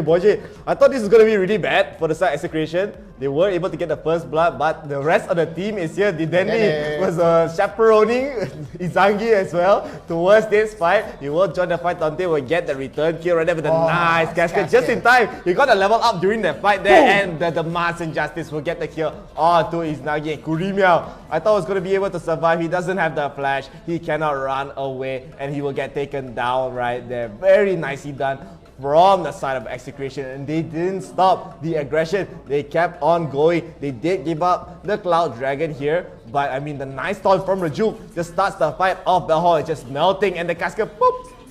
Just to seal your fate, just make sure you can't run off right there. They are going to get the pickoffs at this point. So getting the dragon did cost them this fight at this point as they chase down Paimon right over here. I don't think they're able to get... Oh, no, I eat my words. And then the straight shot for the Look at that. They're aiming the Honeypro, you know. They're not aiming you, you know. They're aiming the Honeypro. And Borje gets cut off again right there. He's going to go down, but it does... they're getting the single kills out there, and Borje has to play that aggressive at this point. Here, there's 2 people in front of him, but he doesn't care. He's like, buy time. Just buy time. Just do whatever. Okay, just live.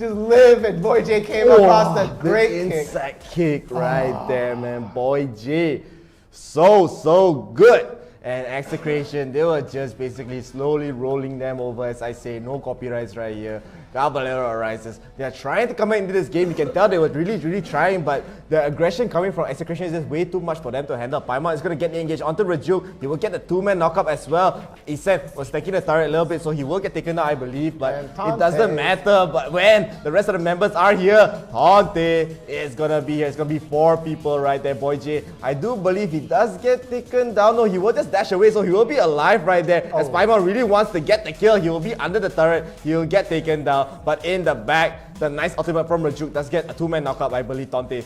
This is a spinning to winnings. Yeah, spinning to winnings. He's coming out with just a sliver of health. And he's like, I'm Garrett. I'm going to go back in. He's just going to go straight up for it. I'm Garrett. Yeah, I'm Gragas. I'm just going to obliterate your whole HP. And this fight right here, like pixels, little pixels, it doesn't want to go back in. It is. What a great mistake to have made. He just backs off.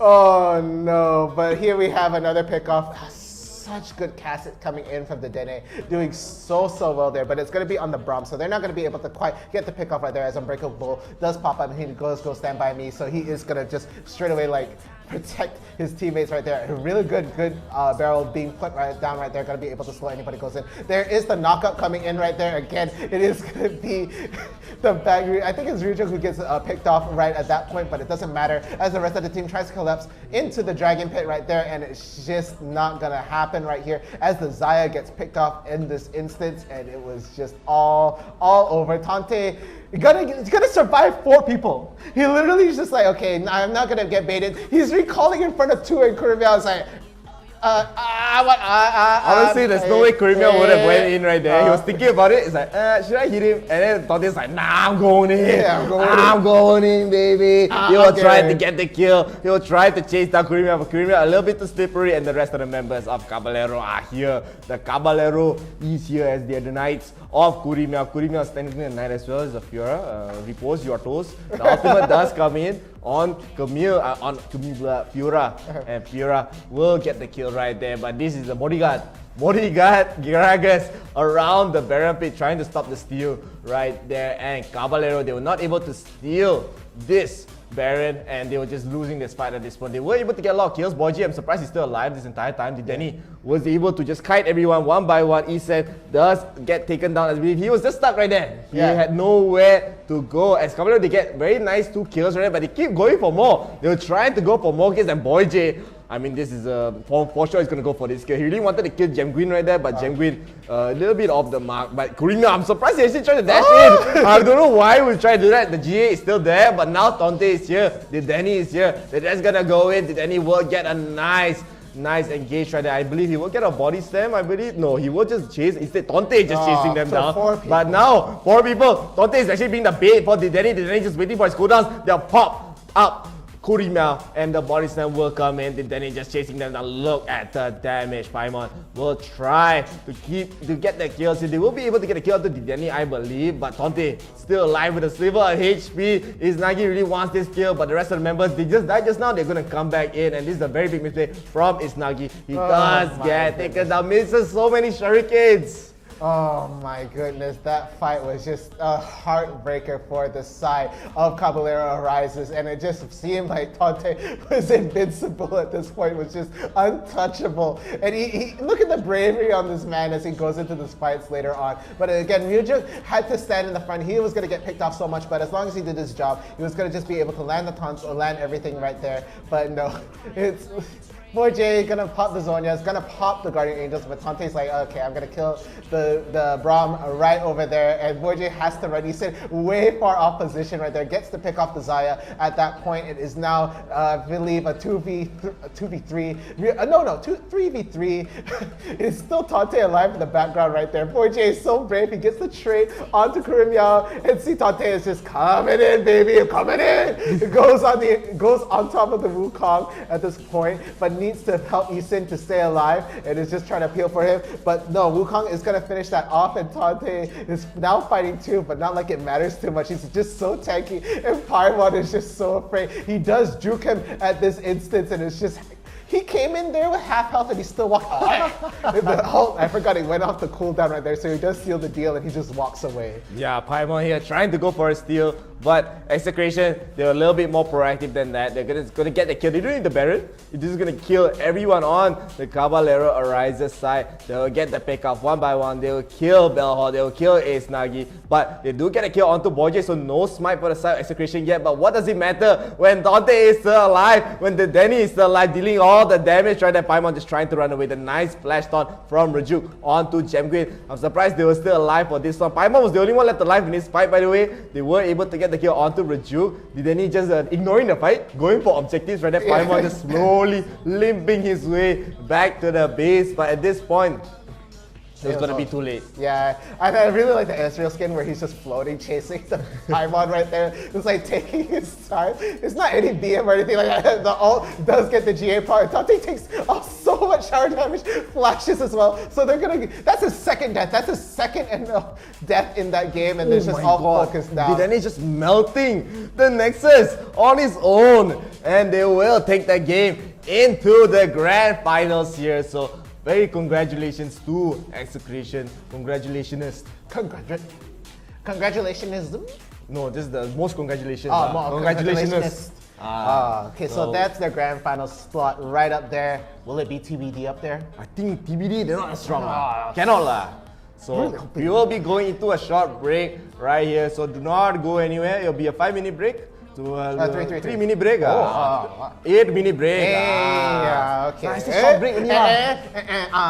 Confusing lah. A lot of information. I cannot do maths, you know. You cannot do maths. I cannot read. This is just. It's very easy to be caster. You learn MS.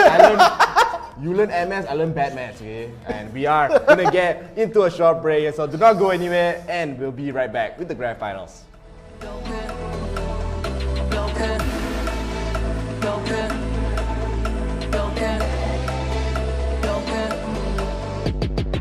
Clock's ticking, time is over. Before you know you're older. So sober, alone, but you getting my cold shoulder. You crying like it's rain. You causing all the pain. No closure, I'm colder. You getting nothing.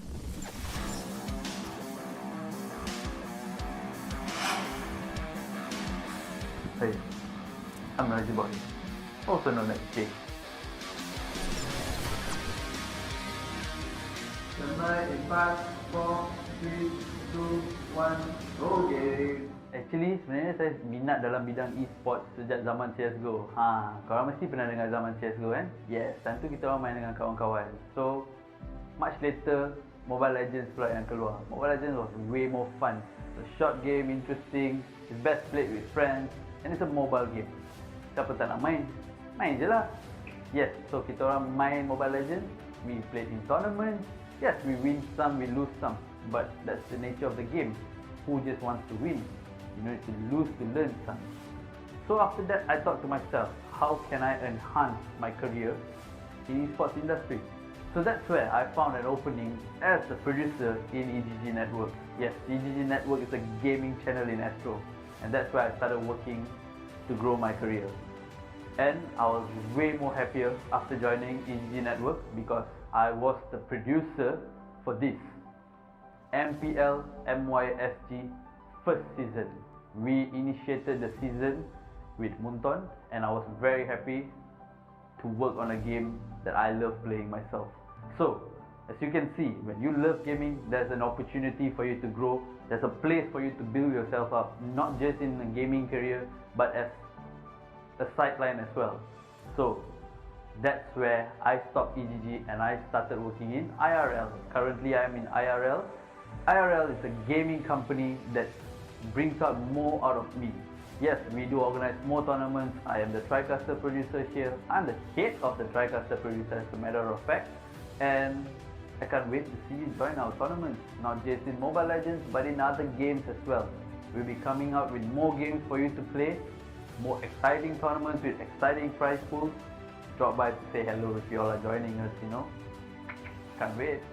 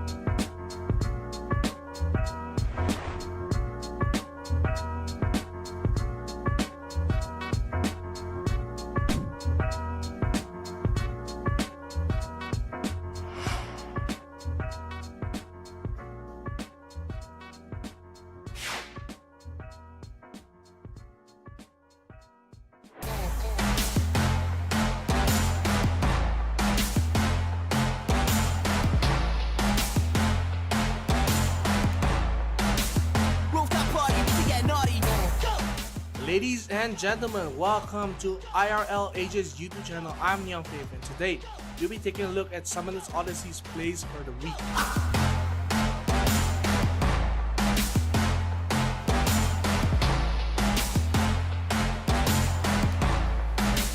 Rooftop party, we can get naughty. Go, go, go, go, go, go, go.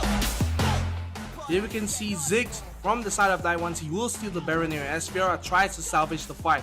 She won't be able to as the Baron and the fight will slip away from their hands. Go, go, go, naughty, naughty. Go, go, go, go, go, go, go, go, go. Rooftop party, we can get naughty. Go, go, go,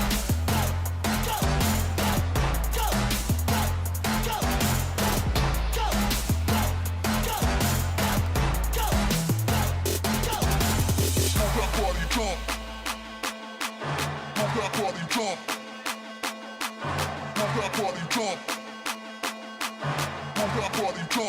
That was some fantastic plays this week for Summoners Odyssey. Remember to subscribe and like our YouTube and Facebook page for IRL Asia. This is Young Faith signing out, and I'll see you in the next video. Make it clap.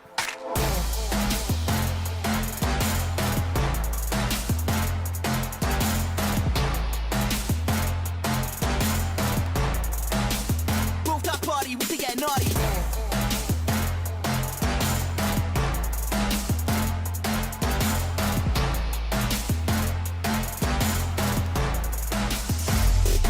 Naughty, naughty.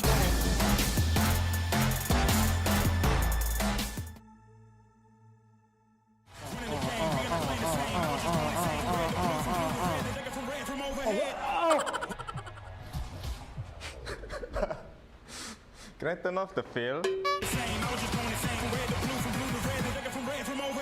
Wait, apa benda?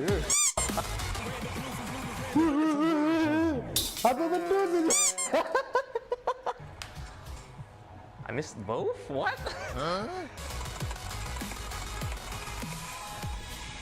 Hey. Oh, sorry. I'm a dirty. Alright, let's play some Beat Saber. Let's go. We're playing, yeah. I got the power, Itu easy lah. I got the power, I got unlimited power. Game. I got unlimited power. Running the game, we are not playing the same. I was just going insane. Red to blue, from blue to red, the nigga from red from overhead. We're playing. Habis.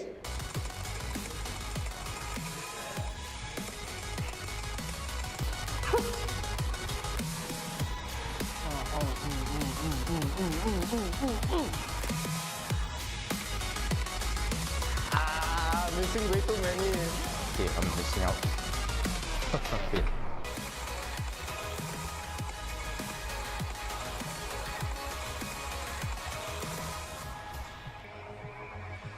I'm coming closer. Victory is mine. I'm making history. It's time. I'm living this moment. Living the I'm a dirty. Okay. I'm a dirty. I'm colorblind actually. That was hard, but nothing too hard. It's way too hard, man. Too confusing. That was challenging. Yeah. Good game, good game. It was good. I beat Lionel. Weh, sana. Asal aku tak lulus, Mat. Serius ah. Tapi serius, susah. Tak boleh. Sebab dia bagi aku hard. Aku tak boleh nak main. I'm a dirty. Okay. I'm a dirty. I'm a dirty. Bulk accelerator. I'm a dirty. Look, mom, that's a dirty. Nah, you ain't never heard me swerve. Swing by the swing. Rooftop party, we can get naughty. Go. Ladies and gentlemen, welcome to IRL Asia's YouTube channel. I'm Young Faith, and today we'll be taking a look at Summoners Odyssey's plays for the week.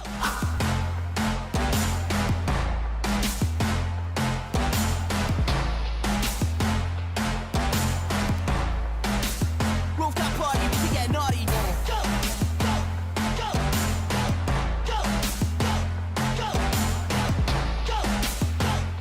Here we can see Ziggs from the side of Taiwan. He will steal the Baron here as Fiora tries to salvage the fight. She won't be able to as the Baron and the fight will slip away from their hands. Naughty, naughty.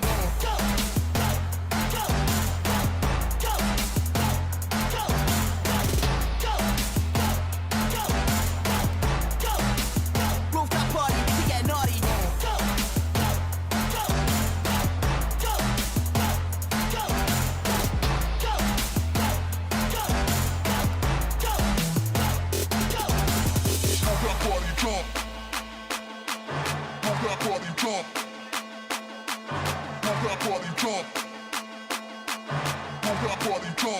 That was some fantastic plays this week for Summoners Odyssey. Remember to subscribe and like our YouTube and Facebook page for IRL Asia. This is Neon Faith signing out, and I'll see you in the next video. Make it clap.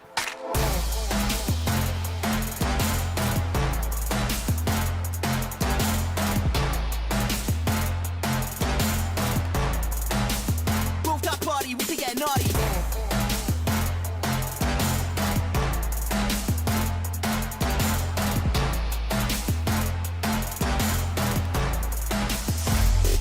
Naughty, naughty.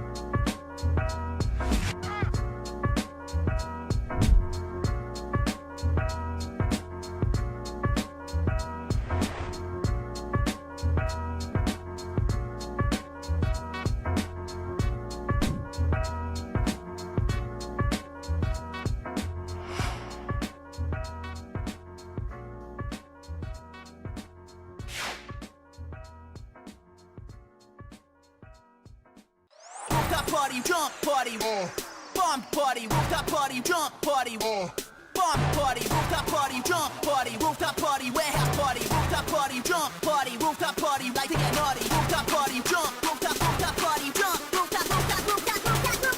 Make it clap.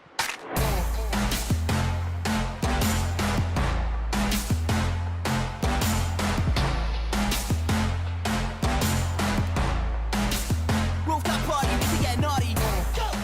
Ladies and gentlemen, welcome to IRL Asia's YouTube channel. I'm Neon Faith, and today we'll be taking a look at Summoners Odyssey's plays for the week.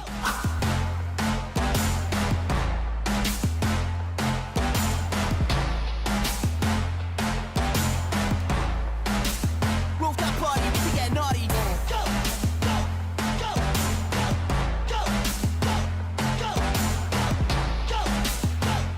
Here we can see Ziggs from the side of Taiwan. He will steal the Baron here as Fiora tries to salvage the fight. She won't be able to as the Baron and the fight will slip away from their hands.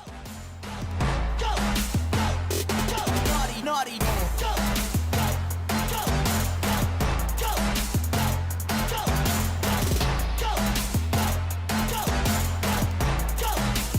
Rooftop party, we can get naughty.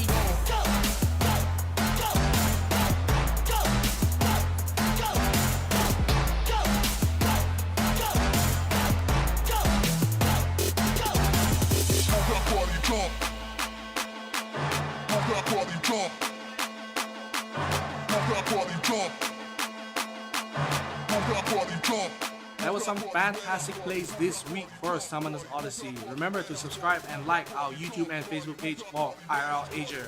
This is Neon Faith signing out, and I'll see you in the next video. Make it clap.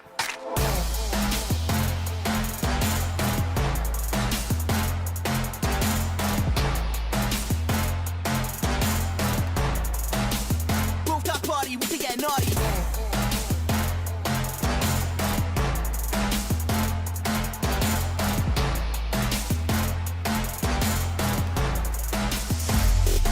Naughty, naughty.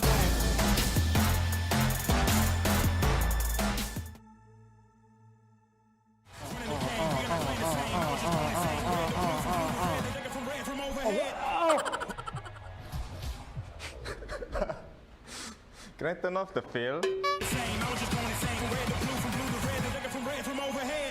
Wait, We're playing. Apa benda tu? I missed both? What?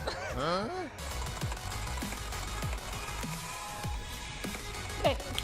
Oh, sorry. I'm a dirty. Alright, let's play some Beat Saber. Let's go. We're playing, yo. I got the power. Itu easy lah. I got the power. I got unlimited power. Game. I got unlimited power. I got the power. I got unlimited power. Running the game. We are not playing the same. I was just going insane. From red to blue, from blue to red, the liquor from red from overhead. We're playing. Habis.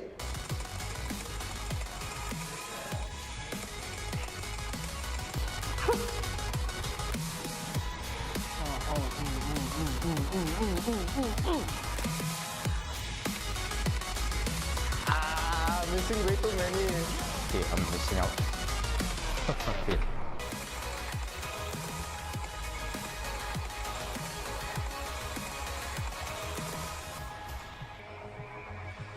I'm coming closer. Victory is mine. I'm making history this time. I'm living this moment. Living the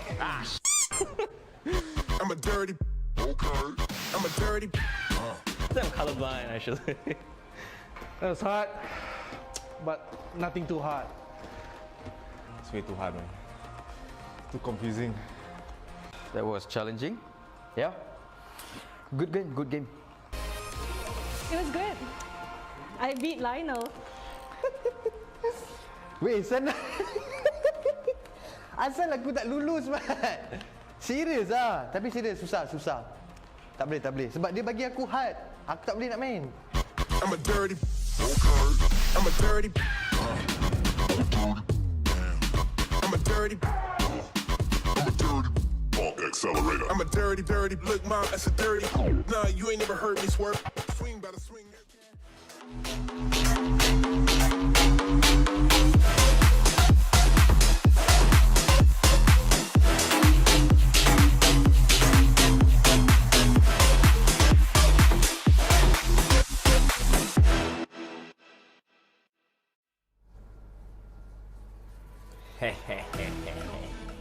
It is time for Warriors Summoners Odyssey Grand Finals. My name is Chef. And I'm downright fierce. And this tournament is organized by IRL Asia. We're a multi-tainment channel. We do games, music, and education. So please do not forget to like and follow our page. We want to get to 10,000 likes for more content, more games, and more tournaments just for you guys. So keep a lookout on that. Of course, we're gonna have something coming up very soon in the near future. Not very far, quite near. It's coming around the corner. It's coming around there. And of course, we are partnered with HOMIEE. You need a place to stay in the Sunway, Subang, or the Johor Bahru area. You can check them out. They have amazing dorms just for you to stay. They have amazing places for you and very comfortable as well. I heard my friends say that they KO, they cannot wake up. It's so comfortable. So comfy.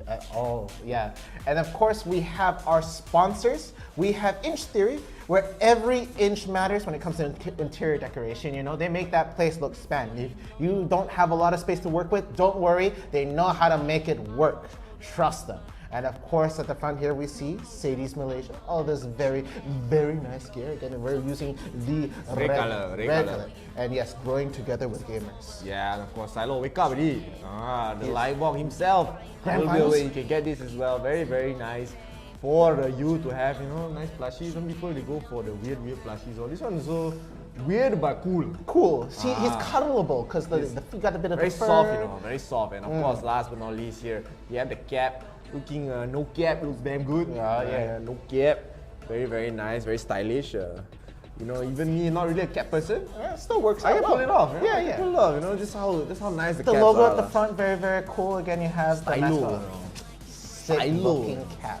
But guys, we are at the grand finals. We had a little bit, Execration's been on a speed run, basically. And then everybody had to catch up, and even TBD right there, it's just like, had to finish this game at this moment. So it's just been a rush to try and find out who has to fight Execration into this grand finals, but it has been a very, very entertaining bracket. We've seen pretty much grand final matches like all throughout this tournament, and it could have been anyone's game, but at the end of the day, Execration was the one on top for the grand final slot, but the other side, we don't know. We don't know yet. We thought it was TBD, you know. TBD was looking strong today. So strong today. But This is the first time ever in top 4. They cannot get the grand finals, lah. They cannot make it, lah. Today, we never see the Team Dash, Team Minus, Team Horizontal Line. Oh yeah, horizontal line. So, we didn't get to see them today, unfortunately. Really, really sad. I really wanted to see them today. TBD versus horizontal line, that would have been That's an amazing intense matchup, game. That is the matchup of the century, as we can see. So, while waiting to find out who the grand finals is, please do check out.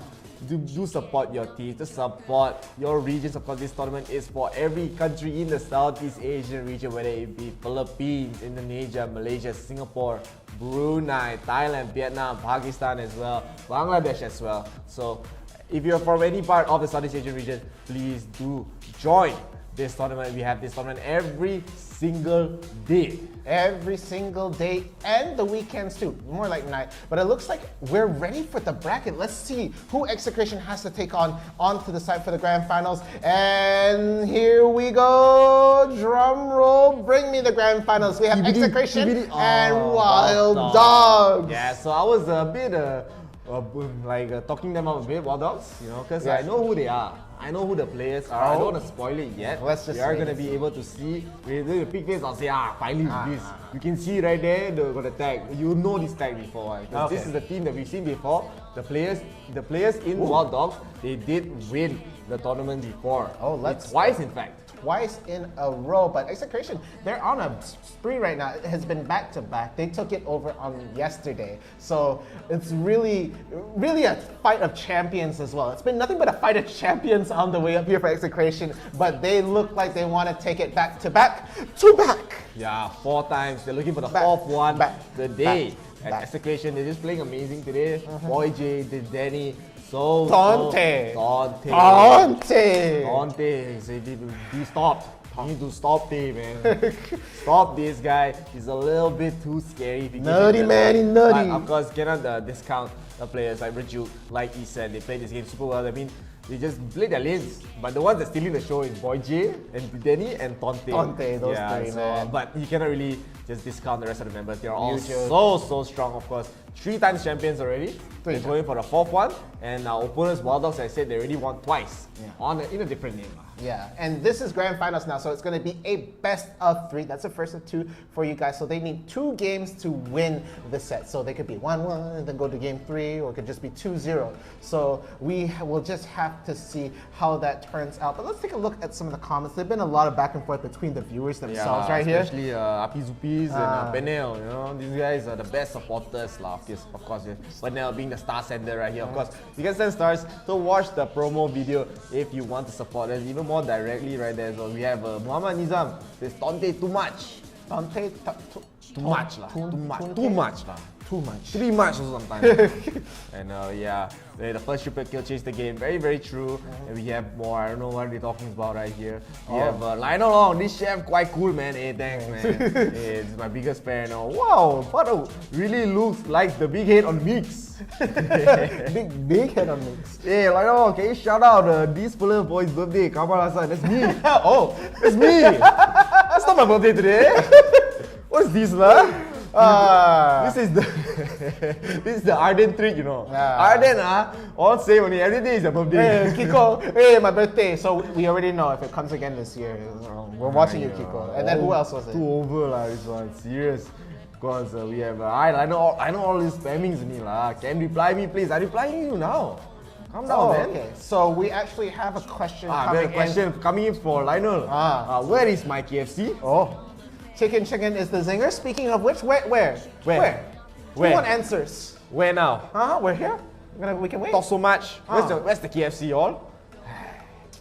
Damn over lah, this Lionel Ong fella. But of course, thank you so much for commenting lah, for being the top fan. You're not the top supporter yet. You know, not Api Zoop's level. Not Api Zoop's level, Idola. Okay. In other words, he come back, reply, I'm down too. That's exactly what he replied. There, comedy. Shout out to Tonte for his birthday. I don't believe it. I don't believe anymore. Stop but it. Of course, we're Stop gonna it. shout out his birthday anyway, lah. Even though not your birthday tomorrow, yes, true or not, you still might shout out. So shout out to Tonte. Okay. Played very, very well. Hopefully, you have a very great birthday if you're not lying here. Don't lie to me, okay? Earl Sales. Don't lie to me. I know when you're lying, okay? But of course, we are still waiting to get into the game here. Wild Dogs especially, very interested to see how they're played today. Execration, they're going for the 4th win. I've seen it many times. Yeah, they're going for the I have to say it 4 times. 4 times. Because they're looking for the 4th one. Yeah, this will be their 3rd win in a row. No, second win in a row, but their 4th win. in a row. Earl Sales say it's true. Okay lah, I believe you now. I believe you now. So happy birthday, Tonte, once again. Of course, from Execration. Hopefully he plays very well today. Hopefully he already played very well in general. So hopefully he plays well for this grand final set. As you said, it is a best of 3. Yeah, so there's going to be time to adjust on either side. But last time we saw Execration being given room to adapt as well. You know, they came off with the first win in the grand finals. So it's like, okay, maybe the opponents might reset this, might get this to 1-1, but we don't know. Looks like we are going to go into the bans though. And another quick question to Lionel. Did he go to gym? I don't think he go to gym lah. Lionel, Where else we always asked to reply all, and then I don't know lah. I answer for him, okay? But here at Execration, they will be banning out the Diana. They did this ban before many times, especially when they have the first pick. So very, very common and standard so far. But Wild Dogs, I do believe please ban out Boy J's Lee Sin, man. This guy is a little bit too crazy. If you haven't seen his Lee Sin lose yet, even without his Lee Sin, also you don't lose. Yeah. But it's going to be the Akali ban first. Okay, understandable. You don't want to give the Akali away first pick. Especially on Tonte. Especially with Tonte. I don't know what you could do with the Akali right there, but the next one... Kaisa, yeah. Okay. I understand this ban, so they're thinking about giving out the Lee Sin first, but this gives Execration the opportunity to actually make a choice. Would they go for the Gragas first pick again? Would they go for immediately Lee Sin? But if they do pick the Lee Sin early, they will give out the Gragas. They'll give up the Braum. They'll give up the Galio as well. So a lot of strong picks for the other side, and this is where Execration have to make sure. I do believe Execration, they should just pick the Gragas first. Yeah. Because Boy J, he doesn't need the Lee Sin to win. He's just that strong. Yeah. He could use it with a Vi. I mean, if he gets it, it's great. Yeah. But I mean, Wild Dogs, they probably want it for themselves as well. Yeah. So let's just see what the picks will be. We're going to be seeing that really, really shortly, and.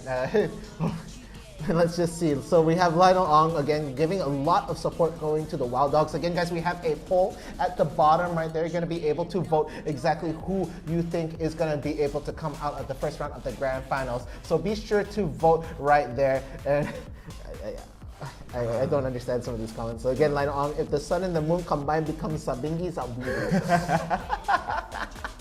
True. There's science. It's just simple science. Simple science. Okay. Quick science. I don't know what class you guys took, but you're clearly a level above mine. Thank you right there. We have Rika Jean Eunice, and he says go EXC, and Earl says yes, he is his brother. So yeah, hopefully your brother wins today. I really want to see him win. He plays really, really well. Yeah. But of course, no bias. We can't give doubts to Wild Dogs as well. They are still a very, very strong team. Execration. They won 3 times. But Wild Dogs, technically they won twice as well. So they might go for the 3. They want to go for the 3 win themselves. Yes. Yeah. So let's just see exactly what we have in store very, very soon. And I know I'm asking where my idola is again. Yeah, where are my idola? My idola, all your idola is here lah. Yeah, they're somewhere in the chat right there. I know you guys have a bigger back and forth. They're here in your heart. Yeah. Baby hands. Say stuff like that. They're always with you, friend. Always. Yeah, so while waiting to get into the picks, I do still think Execution, they're probably going to go for the Gragas first pick, but if they are scared of Wild Dogs playing the Lee Sin for themselves, they might have to pick it up for themselves, but it will be very likely Wild Dogs going for the Brown first pick. Yeah, the Brown as well is also in there, and that could be a thing. And we actually have a request coming in from chat. Chef, can you help read that for me? Chef, take off your specs for once. I took off one time, that time I stream, right? I forgot to bring my specs, you know. Oh, serious, and now everything is blurry. Yeah, like, that's not helping. I can see the bands. I can see the bands. I just cannot read that my name is Chef. Okay, and it looks like we have more coming in here. Never mind, put them back. Sorry lah, ugly lah. Me again. At least he's hearing out. It's just like, oh yeah, he needs to see the stuff, so he's gonna put them right back on. Shout out to my friend Ayam Ye. He's almost challenger. Who's that lah? Ayam ah. Yam, yam, Yay. yay. Okay then. Supposed to nice name lah. Huh? Yeah, She's sounds maybe like- excited about ayam lah. Nice drop off. Oh wow, okay, I really love the banter coming in from the chat right now. You guys show so much love to this. Again guys, we are trying to reach 10,000 likes on the IRL Asia page, so the more we get closer to that, the more content we can push to you guys. So Happy chicken ayam guy. So we are gonna get what's better, McD or KFC? the chicken or just in general, the menu? I don't know, man. I think the menu. The menu, I don't know. Are we allowed to answer? I'm just gonna guess. I straight up answered already. I like both lah, honestly. No, there's some days you do crave either one. It's craving lah. Yeah, 50-50, craving, yeah. But I don't want to make the choice, okay? Later one of them angry me, you know. They call me, you know. Hey, why you say so like this, man? So I don't want to answer that question, okay? That's a trick question. Of course, we will have I see dude, chef do TikTok dance. I do already, of course, on our TikTok at IRL Asia. So please do check it out. I did it twice actually. Twice, yeah. You two were times. in both. Again, we recently hit a milestone coming into this. We've hit 3K. Thank you guys so much for those likes and follows. It means so much to us, and we're getting ever so closer to that 10K, where we are trying to pump even more content out to you guys and so much more love. We're giving that back like fivefold at this rate. So we're really trying. So guys, we have our TikTok, and if you guys don't want to watch us on Facebook, we have our YouTube, we have our Twitch. Why don't watch on Facebook? Watch on all. Watch on three. All three. Must watch on Twitch, YouTube, and Facebook, so you see all the perspective, even though it's the same perspective. And now it looks like it's from fast food. We have now gone to sauces. Amir asking about Chili or ketchup? Chili lah. Chili. Ketchup. Okay, here's the thing. You know you are in Malaysia when you go to reach out for the sauces and they're both chili sauce, right? No ketchup to be found. Sometimes That's how you know I you're in go to the Malaysia. fast food restaurant, they all ketchup. I'm damn sad, you know. Serious. Why lah? Try to eat this very mediocre sauce, man. Of course, ketchup is mediocre. You eat ketchup, loser. Loser, man. Okay. All the people. That's a very bold statement coming in. I'm here. brave about my sauce choices. Okay? Oh, okay, fair enough. But you're the chef. You're chef. I'm It makes chef, sense. okay? It makes sense. I'm chef, and of course we have Amir.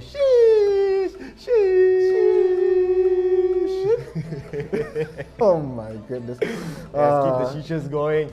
As we still waiting to get into the pigs, so they're thinking very hard lah. Yeah, I think you know, thinking very hard, also taking toilet break at the same time maybe. What to do lah? Thinking Just, on the toilet. You know, just sitting on the toilet like the thinking man, like. Gragas, easy. But so Wild hard. Dogs, I do think they are gonna get into the pigs. So we will take a look. Here we get a look here. Yeah. So of course, finally we get to see Wild Dogs are actually the Finesse Phoenix members here. So the Gragas pick my here, goodness. very standard so far. And yeah, we have Copy, Gats, Yanagi, J as well. Taurus is one of the newer players on their team, but he has been playing really well. And, He's been playing so well. I remember seeing Taurus play much earlier. He was a really big factor in the team right there. And that's actually going to be a very solid pick coming in from the side of Wild Dogs as they lock in the Ziggs and the Galio. A very strong pick right we might here. go for the same picks again. It will be Rajuk on the Braum and Boy J on the Lee Sin here. So Like a it. lot of comfort picks. Very strong picks for the execution side. Wild Dogs are very confident leaving both of these champions out, but it looks like they already have a plan going. They will go for the Fiora, they will go for the Ezreal here for the poke comms and execution. What are they going to go for? It looks like Dideni might be able to get his Ari in this game in Eastern. Thinking about Tristana, thinking about the Kaisa, both I think is very decent. Thinking? But in the way that execution plays, they can really make this Tristana work since they have a lot of tempo, especially from Boy J right here. So Gragas gonna go top, and Tonte is gonna play the Gragas this game, where Dideni is gonna get his signature Ari. Yeah, and let's see the final pick coming in from Taurus. Ramos? He is new in the rotation. No, he's but not gonna pick Ramos here. Vi will make a lot of sense. Jungle will make a lot of sense. For the combo with the Galio here, Galio will be support in this game. So while they have a poke based comp, they have to rely on Vi getting the engages, but they really have to find a way to keep the tempo on early on. They have to be aggressive. They have to have the priority in all of these lanes, especially from the way the Execution are playing. If we give them an inch, they'll make a mile. They will make a mile out of it. And right now, I feel like as well, BoyJ is just playing how aggressive he is. I think Taurus will have to just counter-rotate him at every point. So every time he's going to go to try and jump on one lane, Taurus has to make sure he's on the other lane trying to make a difference as well. So that is going to be really where the play is, I believe. But Gragas top, Ahri mid, Dedenne is going to be a factor on this Ahri, for sure. Yeah, I mean, we saw him play this exact same matchup, Ahri versus Ziggs, and he demolished that matchup, especially with the help of his friends. Oh, yeah. All their friends just running in. He didn't have a chance that time. They tried their best, but this game, of course, will be Execution versus Wild Dogs. Wild Dogs, of course, as I said, 2-time previous winners. They're players that won twice in this roster. Yeah, and it's actually interesting to see their name, but it looks like we are going to go into the game. This is the first round of the grand finals. On the blue side, we have Execration. On the red side, we have Wild Dogs, and we're not going to see the Finesse Phoenix dive.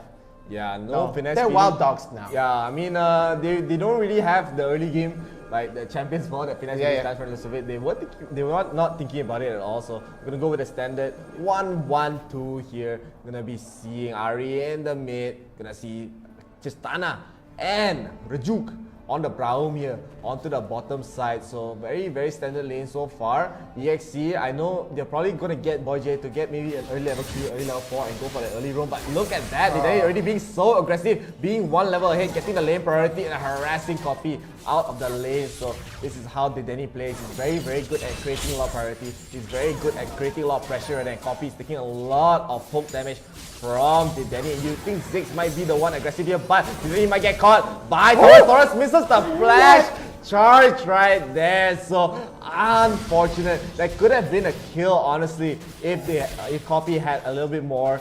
I mean, they're gonna have the follow-up. So Dedenne did not have the barrier. He did go ignite right there, and Taurus will be using the Scry's Blue to spot out BoyJ. BoyJ trying to go for a sneaky play. He is a level down, but they are actually going to go onto Raju. Raju is caught off guard right there. They will get taken down. A very quick first blood for the side of Wild Dogs. EXE, I'm quite surprised that Raju got caught right there. He knows that there's a lot of people. He knows that Vi is there, but I mean, I guess he wasn't really paying attention, so they might want to couple for the scuttle here. BoyJ, the charm does come out onto Taurus, taking a lot of damage. They will get the kill onto Taurus here, so it'll be 1-for-1 so far. But look at Tristana. He said it's just going in. He'll get a double kill right there, and the reset with the bounce will just run away. He might get taken down with the minions. You realize the minions is there, but BoyJ is here with the fight. He will get another kill onto Gats, and now Copy will get taken down. It's like deja vu.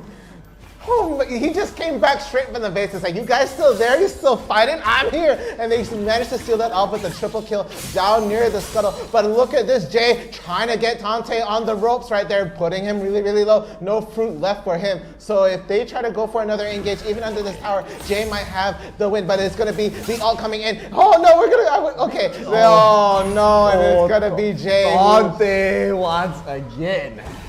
Oh my goodness, Tante ulted under the tower, but he manages to outlive it, so Tante is going to be the one coming on top. Jay will sadly die to that. The screen changed because it's a 2xp city. It's over! It's over! You know, close your eyes, man. Avert your eyes. Avert your eyes. This is a massacre. As now BoyJ has the level 5, so he's immediately going to go for the gank. He will sweep out and catch the wall, but I don't think BoyJ is going to stop here unless, I mean, he's probably going to try to re-engage. Look at him. He's waiting. He's waiting in the bush. Ziggs knows that he's there. He will be playing a bit safe, a bit back right there. So BoyJ will not get a gank. But as I said, this is deja vu. Yeah. The last game as well. They lost the first blood. But I mean, Execration, they came back so strong. It's all because of one Scuttle Crab. Yeah, well, just one Scuttle Crab, and now I think it's Eason's turn to shine. Because he got a lot of the kills on that lane right there. So he's probably looking pretty flush cash money. And he is a level 6. So compared to the other guys, they just got this ult on the Ezreal right here. So he is going to be doing a lot more. He has a lot of levels available to him right there. And Lucian Echo is going to be available for Dedenne right there. So he's going to be able to recall and go back into the mid lane, as we see right there. The bottom lane going to be recalling right now to catch the rotation of this dragon that's going to be coming up in 15 seconds. Yeah, basically every lane for the Wild Dogs has been losing. They lost the bottom side by giving Eastern those kills. They lost mid, whereas I mean, Copy was taken down so early on. Then he's still being so aggressive here. The Ocean Dragon will be spawning right here. Not the most important dragon, but I do think, since there's not really many objectives for teams to take, they will be contesting it here. As it's almost free goal, having the sustain is nice. It's not the end of the world for whoever loses it, but it is going to be nice, especially with a little bit more of an advantage here. A permanent buff will always be great. Yeah, and now they're going to get the head start on this, and it's going to be Udruk standing on the front line right there. And as Tante's coming in as well, but the ult comes in from Braum. They're going to get the kill on the buy, so down goes the jungler. Galio going to get the taunt onto Tante right there, but no, it's going to be the casket that actually goes all the way to the back to finish the job off. Voice really low on health, but starting to dragon back up again with Dedenne trying to finish it off. The smite is going to go down, so they get the dragon, and they get another kill. Tante going to go on a rampage right here. They're a killing spree on Easton. Calm down, he's going to keep going. He wants to get rid of the Galio right there. And Boji gonna finish off the scuttle, but no, they're gonna retreat right there. Tristana's not gonna get another kill. Easton definitely on the rampage right now, doing so well with the killing spree. And he's just gonna go back, cash all that money in right there, get some nice items, and see how the game goes. This goal lead is brought to you by Inch Theory, because every inch matters. I say it, you give an inch, they'll make a mile. From a 2,000 goal lead, they turn it into a 5,000 goal lead here. Execration, they're just winning fight so clean. They didn't even lose a single person the entire fight. And look at that, even the goal. Yeah, almost everyone's creeping up to a 4,000 goal here. No one on Wild Dogs even has something close to 4,000. Only one is Jay. He finally got it right there, but the lead is going to add up. This is how Execration wants to play. They're not going to give up this lead at any point in this game unless they make a really big mistake. But it looks like they might want to group up. They want to get the setup for this Rift Herald here. Even if they lose it, they shouldn't be that worried because they're easily going to come back. Rift Herald is not the most important objective here, but Boy J is in the front line. He will be spotting out Gas. Gas is trying to run away, but now Boy J is here. He will get the slow. The knockout will not land. They're just creating a lot of pressure. They don't even need to go for the kills. They just want to have a lot of pressure around the Rift Herald area, but it looks like they're going to set up for a brush play. Coffee! Do not face check the brush. If you have no vision right there, you will get taken down. The Mega bomb comes down. He will get focused in. While the ult comes in, they will get a return kill, however, so it will be something, but the Natural King will push Gas back into the fight, but now Bai will try to run away. He has the dash, he has the GA, but it looks like WD is not, EXE is not stopping that. They will use the GA on the other side of the map. We have Jay getting fallen to the side of Tante, but they will get the kill under the turret. But now Yanagi is here. What are you doing here, man? I thought you were from the bottom lane. You're gonna get stunned down and killed by East, and so a delayed ace for the side of Execration. Oh my goodness. Even though the Dedenne fell down early on, Coffee, the face check in the brush, so deadly right there, and such good awareness coming in from Borges, seeing that they were going to be able to catch that rotation off right at that point, walking in with the brush right there. They're not able to do much. Coffee only being able to poke and not being able to steal the Rift Herald right there. But Easton is definitely going to make a name of himself in this game. It had been Tante, it had been Dedenne. They're taking turns at this point. Borges had it as well. It looks like it's all Easton. He's just walking straight through it with no problems. Dedenne clearing this mid lane right there, Yanagi, and looks like Jay is gonna try to get the job. Yeah, so the charm he might actually go in back for the charm. Dedenne, you don't want to go in for a fight if you're not gonna finish it. The shields will come up, will block the true sharp barrage right there. That is why Braum is one of the reasons why he's so strong. He's able to block all those big projectiles away, and now Execration, they're still gonna go in. Look at Dedenne, he knows there's a lot of people there. He's still going to try to create priorities. Getting poked up by the Mystic Shots though. He has to be a bit careful here, but he doesn't care. He knows Boy J is here. If they go in, they're just gonna die. They will try to be a bit aggressive. They want to get this with turret. No turrets have fallen yet in this stage, so they will get one. The charm will land onto Copy. Copy taking a lot of damage, but Vice ultimate will come in. The Gallo ultimate will combo as well. They'll get a 2-man knockout, but Dedenne is trying to run away. The shield will try to peel here, but Boy J is gonna re-engage into the backline. Yanagi taking a lot of damage. A nice tracking kick onto Yanagi. The GA The Zonias, I mean, will be taken, will be spent, so Boy J will get the kill onto Taurus, but now they're gonna get even more gats. 2 caught out right there. Tonte wants to kill JJ, just hiding in the brush, but I do believe Tonte has to be careful, and a nice body slam to get the kill. Execration. This is looking like a replay of the last game that they played.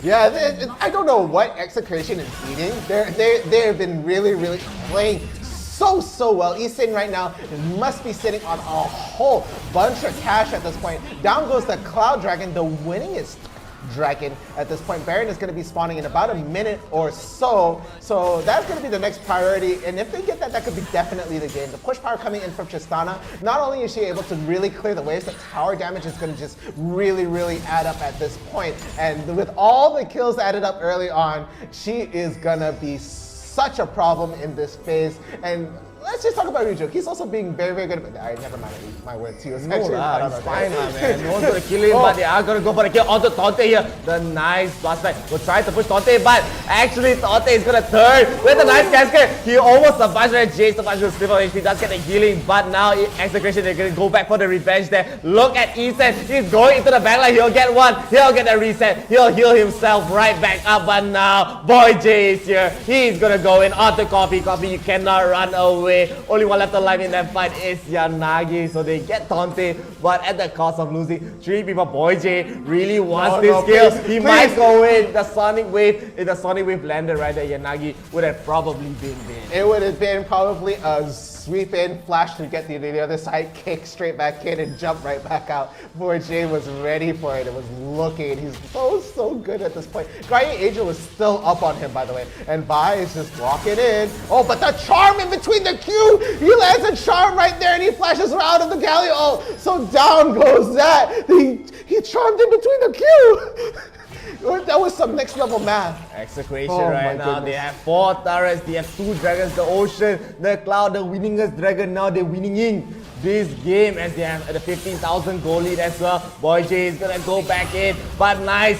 Ryujo is gonna come and try to get the stuns off, but the GA will be popped by Vi right here, but the Thunders come out, the bomb that's coming, Denny, and Boy J, they have the Zonia, so they dodge the 3-shot barrage right there. They're gonna re-engage, the Cascade will push everyone back, but now here, Cats will get taken down here. They want to kill Jay, Jay will get taken down. Ethan's gonna keep jumping and hopping and jumping and gets another kill. Execration, 70,000 gold up right now. Only one left to survive is Coffee, but I know did anyone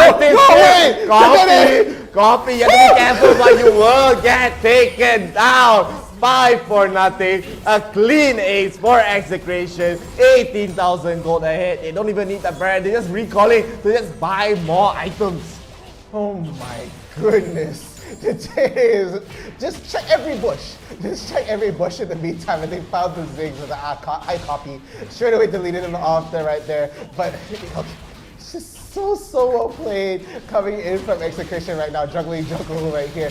Really clean coming in. Gonna be able to clear that out. And I don't even think they need Baron. If they get another ace, it's over.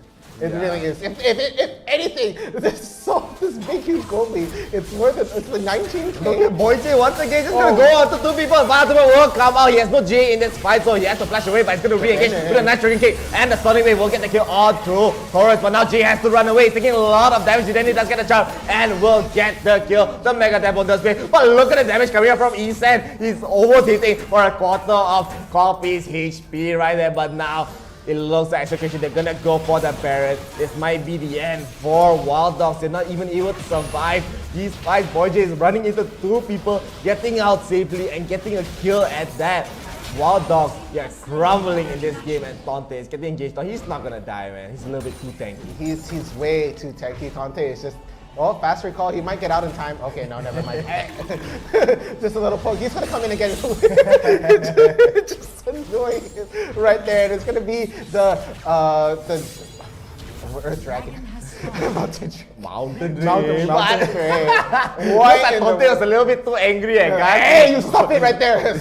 left with a Stop it, man. I want to recall now. I don't even need to recall as the dragon has just spawned Rajuk in the brush. Wants to maybe catch Jay off guard here, but Jay's hiding in the brush. Hi there. He will be spotting it. Hey, man, how are you doing? But now they will get the mountain dragon here uncontested. Wild Dogs, they cannot even try to contest it at all because they're just so weak. They're losing in gold, they're losing in buffs, and the goal lead is actually a 20,000 goal lead here. 22,000. 22,000 right now, and it's 27-3. Look at Daddy. Daddy is gonna try to get the kill off Jay. Look at the slippery slide. The Zodiacs will dodge the mega death ball. Jay was not expecting that, but now execution. They're gonna get the push. The parent buff is doing. Isan is all alone. The taunt does land though, but he flashed in a very, very good position right there. Rajuk is here to save the day. They will get the bottom turret. The parent buff is still around. It looks at the damage onto Taurus. Taurus has to just run away. He was charging. He was thinking about going in, but Isan is just way too strong right now, and they're gonna try to go away. Look at that copy. Two more hits, he would have been dead. But now the goal lead is a little bit way too much. It's a 27,000 goal lead here. It's looking like a massacre. The shield once again blocks out the true shot barrage. And with this, it looks like it's just gonna end the game. Wild Dogs, they can't even defend. It's just slowly hitting the nexus. Then they'll take the first game of the grand finals. Execration. Okay, it was Isan's turn this time to be the star of the show. The Dene had it, then we had Tante, then we had Boy J, but this was Isan's. He was just doing so much damage. Like, it was literally single-digit amount of shots to take down a champion. Insanity coming from Isan. Okay, for sure, they're gonna ban Lee Sin here. For sure. Please. They have to ban Lee Sin. Please. Boy J is a little too sleek on his fingers, playing the Lee Sin. Very, very well done. And Rajuk just being the shield for his team. He's Such good reaction. He's so strong on the Braum. I mean, this is why having the Braum is just so strong. Teams are just favoring the Braum in general, but we will take a look at the stats here, Boy J. Yeah, MVP. 10, 0, 12. He said also 10 right there. Oh my goodness. This is a Maskur. Maskur. No, copy try. Didn't got one damn, but one kill. 13 assists. Rajuk got more kill participation than Dudeni right there. But I mean, Dudeni did the damage, Boy did the damage, but the most damage does go to copy. Of course, Ziggs there's a lot of poke damage. He just needs to clear the minions. That's where he gets the damage. But it's not really very impactful as he didn't really secure a kill. A lot of his bombs were just dodged, but very nicely timed. Zonia's Hourglass coming from the side of Execration, and Isan being so strong in this game from that early lead. It really was deja vu, honestly. It was. It really was deja vu. And Taurus could not catch a break. He was bullied out of his jungle. Look at him, 5 KO damage only. Even Gats did more. Almost close. It's close to Rajuk's damage, you know. It's just getting melted by the members of Execration. So very, very well played. This is a blue ocean now. You don't need to see also, you know. A small damage. They got that one kill and then there's like triple kill. Nothing it is. It's all over. Oh my goodness. But there we have it. So Execration does take game 1 of this grand finals. It is a best of 3. So that means there is potentially 3. 1, 2, 3. 1, 2, 3. I don't know what you're talking about. Continue. Alright, anyway, we're gonna go straight into the replays. So let's take a look at what happened here. Let's take a look here. And this is where I really thought deja vu. I've been in this place before. And here, Execration. Boy J got caught out. I mean, actually, Rajuk got caught out. He was just walking, he was minding his own business. He does get a poke by the members of Wild Dogs, but I think they were a bit too aggressive. They thought, alright, 3v2, no problem. But the Danny is here, Boy J is here, they're just trying to poke out the Risk Guzzler. They will, I don't even know who got the Risk Guzzler at the end, but it doesn't matter as the nice charm on to Taurus. Look at the damage for the side of Execration, just melting the members of Wild Dogs, and Isan just so aggressive right there. Didn't die a single time in this game. He does get a blast going away. I thought he was going to walk by, like, oh, minions. And then now, Boy J is going to go back in. He will get a kill on to Gat, and Copy will fall soon after. So many kills already at the start, and as I said, man, you give them a small lead, they'll make it a big lead. Big lead. So they also on the mix. Big lead. Big lead. So there we have the first pick off. Lee Sin gonna be able to take out the buy, so no jungler gonna be able to smite this dragon away. And Dedede and Boyjay are so low on health, but they know they need that dragon, so they swoop back in and they're just trying to finish it off. Meanwhile, Lee Sin is actually doing heavy lifting at this point. So much damage on top of Jay. The riposte comes out, but Tante helping him out right there, gonna be able to seal the deal off on Jay. So Lee Sin not done yet. He tries to go again on Gats right there. He's doing so much damage on top of that, so Gats actually has to retreat, and Copy is left in the bottom lane. I think they managed to get the poke out right there, and the face check in the bush. They saw Boyjay, but no, Dedede is hiding in the back right there, gonna help out in the, and no, it's actually gonna be Riju, sorry. Eason hanging on the back burner right there, and I really like this awareness coming from Boyjay. It's like, you're setting up death rush? Let me join in right there, and Copy's just like, it's my jungle, it shouldn't be a problem. Oh wait, I'm dead. Bye. I mean, honestly, I wouldn't blame him for base checking there. You wouldn't really think that Dedede would be in that kind of position. So Execution is just being so proactive right here. They will chase down Torres. Torres running away, and oh, why are you running? Run away. And here, look at this. The zoom in. It will just run under the turret, but you are not safe there, man. Yanagi, I don't even know how he was here. I thought it was bottom, you know. But he just somehow in the top lane. He will get dove here. Very nice tower dive. Look at that.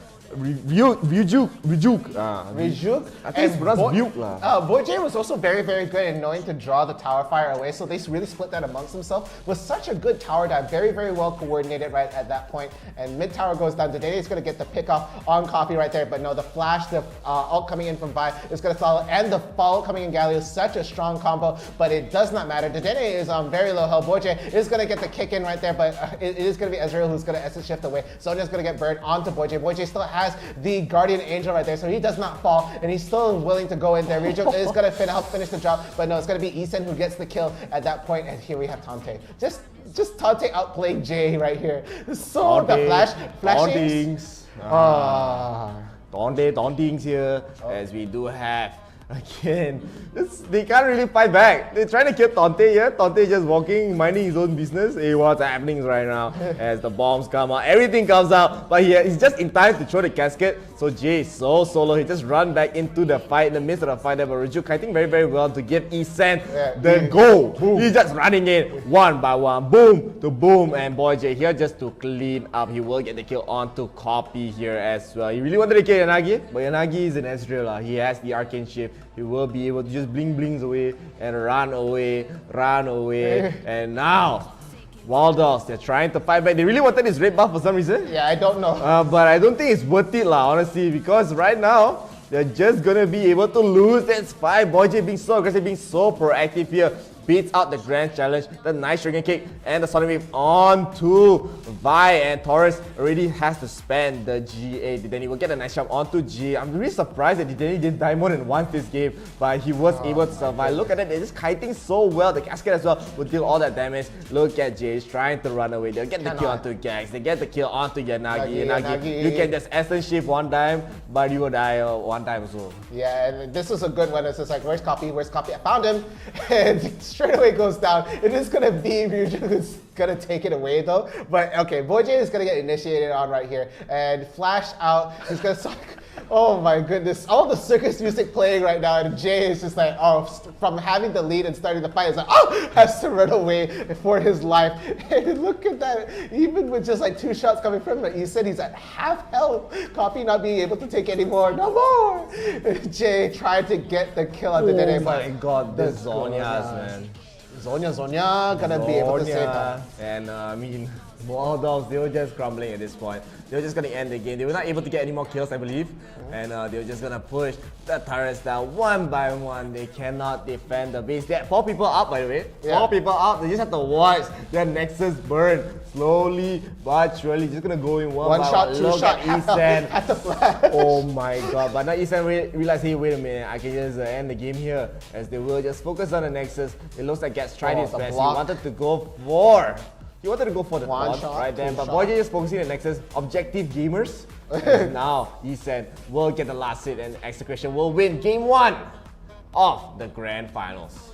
So that means there's going to be, of course, the round 2. It is a best of 3. These guys have enough time to adjust. So Wild Dogs, think your bands a little bit. you know, probably try to figure out a different comp or anything like that. Who knows what Execration is going to pull out, but we are going to go straight into the picks and bans. Again, it's going to be the loser who gets to decide which side they want to be, and it's going to be Wild Dogs on the blue side right here. So they get the first ban and the first pick, and it is going to be a Kali ban coming in. I'll be really perplexed and appalled if they do give the Lee Sin away. But Execration, I think they're gonna go for the standard bans here. They want to probably ban out maybe Graga or Camille. No Graga here in this game. So Execration, they won't have Tante playing the Gragas or even the Danny playing the Gragas this game. So strong, but now Wild Dogs, they have a choice to make. There we go. So no Lee Sin this game. Execration, honestly, I want to see Boy J play a different champion. He either play Lee Sin or Vi. I want to see him play something else. But wait, Camille's a thing. Camille is a thing, but Braum is also a thing. Braum. Camille, Galio is a thing. So I think Wild Dogs, they should pick up the Camille first. They don't want to give Camille Galio out, especially. Execration, if they see the opportunity, they're going to take it. Especially because Rajuk does play Galio. Tante plays Galio Tante plays Camille as well. We haven't seen Boy J play Camille, so we're not sure what is going to happen here. But I think they might actually go for the Braum here. If Gats is in the first pick, we might see that exact thing, but I do think they should pick the Camille here, or else it's going to be quite scary for Wild Dogs to, to just try to fight this draft, especially giving up Camille. Although they are going to go for Braum here, because they know that Execution maybe wants to go for Kaisa Braum early first 2 picks. Yeah, and I think they're deciding their ADC first, who they're going to pick. Oh no! I think I'm actually going to do the big brain play and take away the Vi from Taurus. No, it's the Vi is for Boy J, man. I know, but like... Oh yeah, Camille. Camille. So Camille in the pool. Galio is still in the pool. Wild Dogs, they want to go for just a tanky comp right here. They are going to go with the Vi. From the looks of it, they are going to go with the Garen as well. But Ziggs? But Ziggs is still left in the pool. So I don't think Execration, they want to play a character like Ziggs.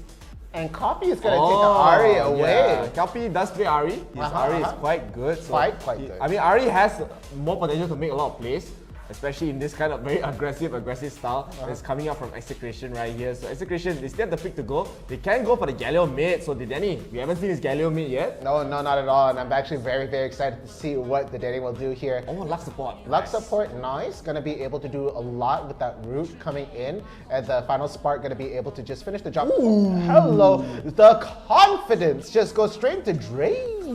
Yeah, they really want to win here. Draven has been rising in popularity amongst a lot of things because he does snowball a lot. He deals a lot of damage. A lot of damage. And Execration here, I'm not sure whether they want to go for a top laner or a jungler. They're still thinking about it. They still can pick the Vi if they want. They still can go Camille jungle if they want. We haven't seen Boy J, like serious, we haven't seen him play anything besides Vi and Lee Sin this entire tournament, but it's gonna be a Camille jungle here. Yes, let's go. So that means Boy J is gonna be using a Camille at this point. Tante gonna be on the Darius. I love Tante's Darius, by the way. Yeah, I mean, the last time we saw he just go in and die, but then he wins the fight. He wins the fight, it's like... Because everyone focus everything on him. Yeah.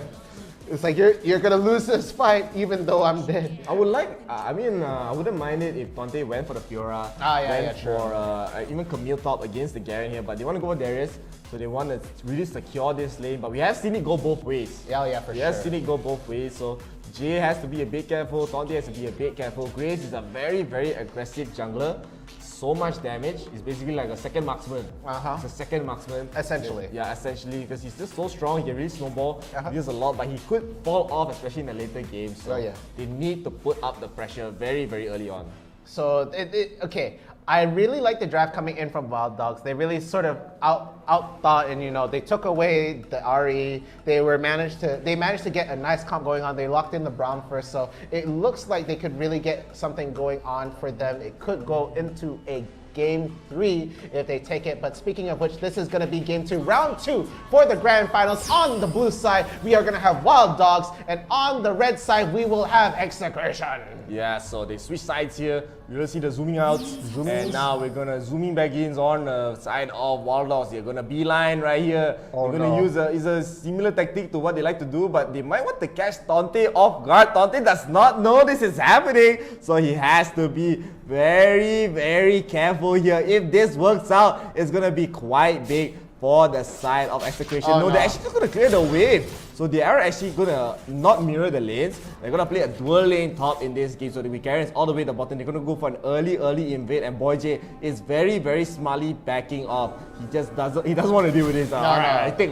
Level 1 Camille having to fight that off, no way, no thank you. It's not gonna work out at all. So it's gonna be a red coming in for the Graves. That's gonna be quite a nice lead coming in from the Wild Dogs, but again, it can be stolen on the other side. So a ward has been pushed out on the other side for the red. Lux has been so gracious and so helpful just to put that on there. So they're gonna be able to catch that when that happens. Boy J gonna go instead on the blue right there. And I think personally as Camille, I would actually like to go for the blue buff right here. It's actually a bit challenging to get a wave clear coming in from Camille jungler at that point, but they're gonna seal that off right there. They're gonna go straight into the okay, so one side wins the war. This is an interesting thing. So they're deciding to play against the Galio mid with the Draven and the Braum being played in the mid lane right here. Meanwhile, at the bottom it is gonna be the Garen, and on the top the Ahri is gonna fight Barret. 1-3-1. I see. Okay. So Wild Dogs, they're playing a 1-3-1. They want to have the dual lane.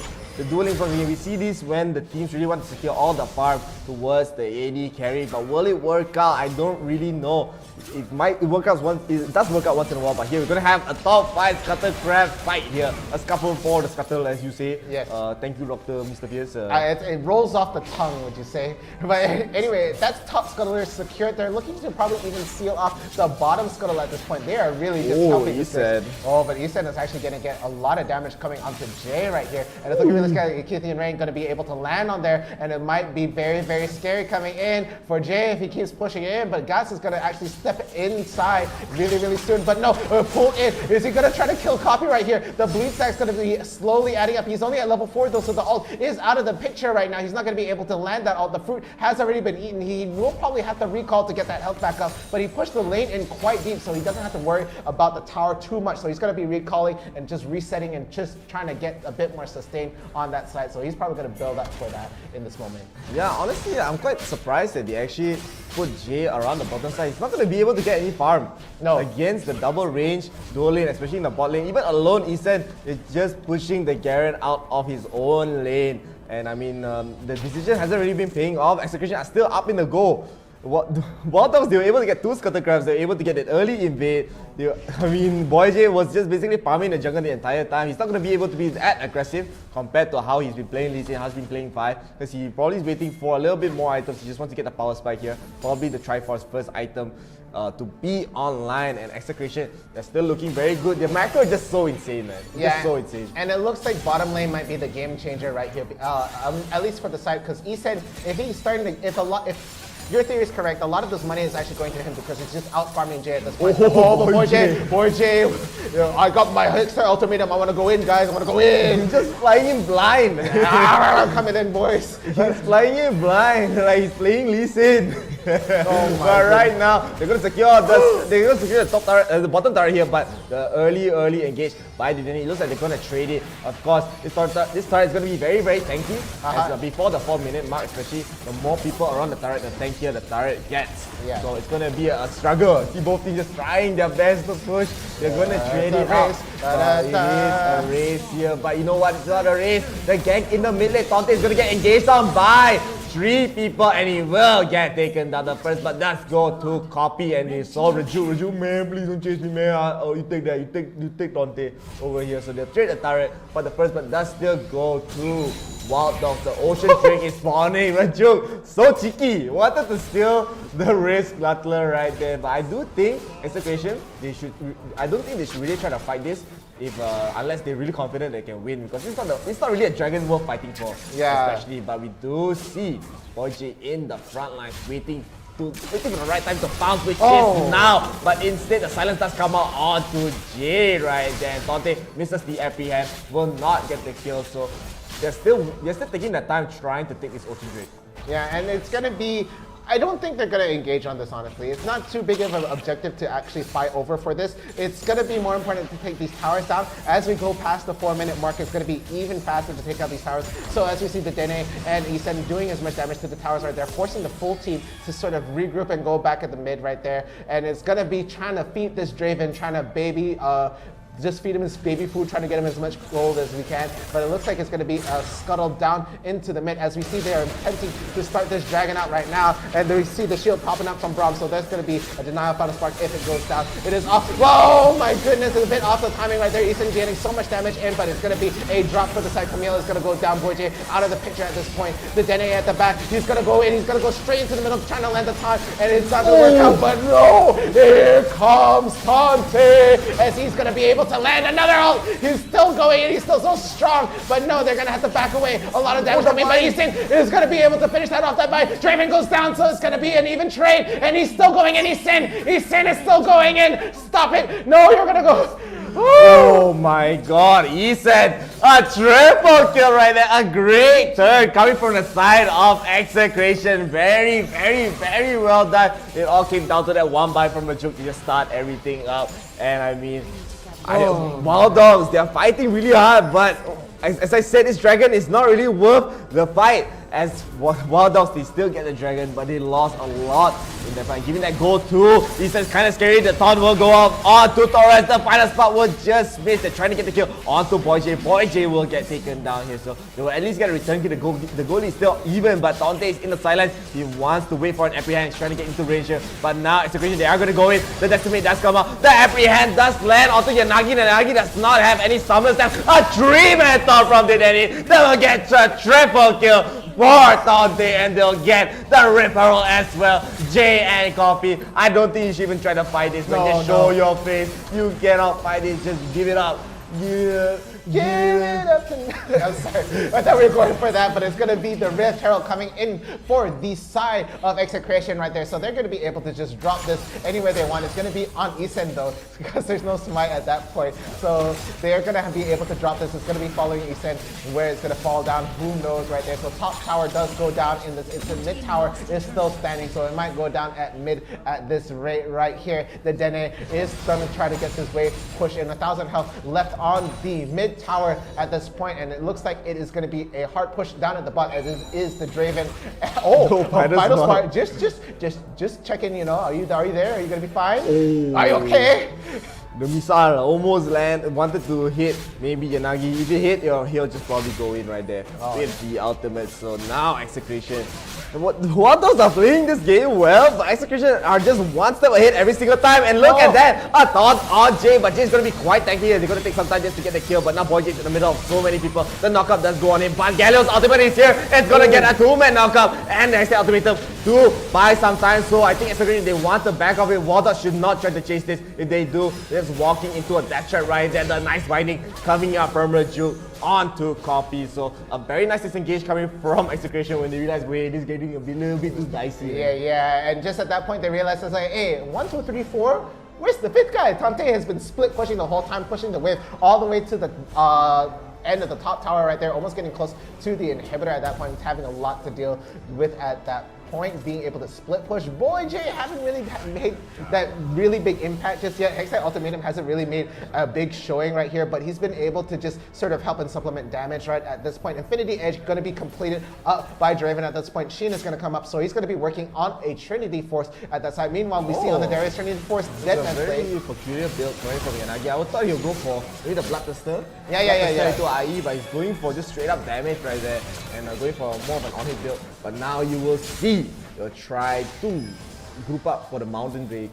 Yeah, Mountain Drake is going to be really, really good. They're going to be able to really sustain and just last in this fight, which is, I feel like, a little bit of a problem at this point, because Darius is going to be able to just melt them down, and it's also been Eason that's just been doing so much damage at this point. Jay trying to stop the split push coming in from Tante, but now it's going to be 4v4 as it goes to the Mountain Dragon right here, and it is going to be Camille. Camille Boyjay is going to get engaged onto the Tara. I thought it was going to go engage onto Copy right there, but Copy able to escape. They're going to make the beeline towards the Mountain Dragon here. Tante is going to join the fight right there. And they're going to try to go in, and now Boyjay is going to go in. A nice exit ultimate onto Yanagi. A very important target right there. A 2-man knockup as well. They're going to have a 2-man taunt. Jay is trying to do everything, but this ignoring Jay this entire fight. He won't get the kill onto Boyjay, but that's a sacrificial left for their side. It doesn't matter. The damage is coming from Eason. It's coming from Dante. Dante is going to try to fight once again, and right there, the 5-stack goes onto Taurus. Taurus will get taken down. Copy, the only Copy Yanagi Buddy, only one left alive at Execration. They are gonna be they're not gonna start with the dragon yet. They're kind of worried.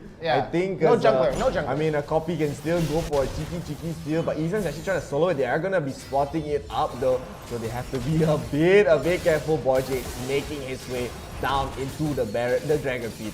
Yeah, and Ethan can't actually tank too much of this as the rest of the team is starting to reset right there. Boyjay coming in though, the steal right there. He's just gonna tactical sweep it, not even smite it right there, and that finishes off the tension. He's smited it. I saw tactical sweep and I thought that was the one to take it right there. The final spot was what the hell. All the assurance, teamwork made dream work. So Boyjay gonna be able to just walk out there. Hextech ultimatum should be back up, and as we see the Graves coming up right back in. Nope, okay. It's just gonna back away right there. Does not want to get into between the fight between Yujuk and Boyjay right there. And the Draven ult just right past them, and it's just gonna come back really soon. Oh, it does actually hit Boyjay, but again, the barrier is gonna be able to just outlast that one right there. And as we see, Ethan is actually standing a little bit up to the front. Tante is gonna split push the bottom here, but there's gonna be 3 people that are slowly grouping up on him. And Dudene is at the top right now, but Copy, great dodge on the charm right there. He is running as fast as he can. Oh, hey Shelly, what are you doing? How you doing, buddy? But now they're gonna get the Baron here. It doesn't look like Bulldogs, they know this is happening, but now we do see Dudene in the front lines here. He wants to buy some time. The Glacier Fissure does come up, but will only knock off Dudene, and now they'll get a free Baron. They're gonna try to go in. It looks like Dudene might go for the Flash Taunt, as I call it. A 3-man Flash Taunt right there. They'll get it on 3. The Hextech ultimatum on 2 gets. He just gets destroyed. Melted like butter. They'll go for more. They have the Baron buff still. They're gonna get here, and now from the back, Tante is gonna go for the flank. They're under the turret, but you are not safe. Your Nagi gets taken down. The Massive Justice does not land a single kill. One by one, they're falling. Jade gets rooted. 5 stack, a double kill for Tante, and it looks like they might just want to end the game here. The timers are still quite short, but they're just going to be having so much damage. Copy is still not strong enough to defend it here. They're going to get the tier 3. They're going to get the tier 3 and mid at the bottom as well. I think might be the end for Wild Dogs. But I don't think it's going to be the end yet, since Execration are just backing off, playing very safe. Yeah, it looks like they want to keep their Baron buff right there. Boyjay thought there was going to be a red, there was not. So he's going to go and reset. Everybody's going to get their items. We see a whole bunch coming in from the side of Execration right here. So they're just, insurance right there. Can we talk about the gold lead? No, let's talk about it. A big difference. And now here we see Wild Dogs. They are. I like the sportsmanship, man. They are just. I know this is just them probably accepting their fate. They know it is inevitable. Yeah. Like Execration coming out like Thanos right there, snapping their fingers, just ending the game slowly but surely. Copyright. And Tote is going and joining the circle. Let's go. Oh my God! Everybody dance! Woo! Great sportsmanship for everyone, but now Execration, they will just end the game right there. We love to see it, of course, but congratulations to Execration. I mean, I love it. I love watching this team. They just respect each other, man. They just respect each other.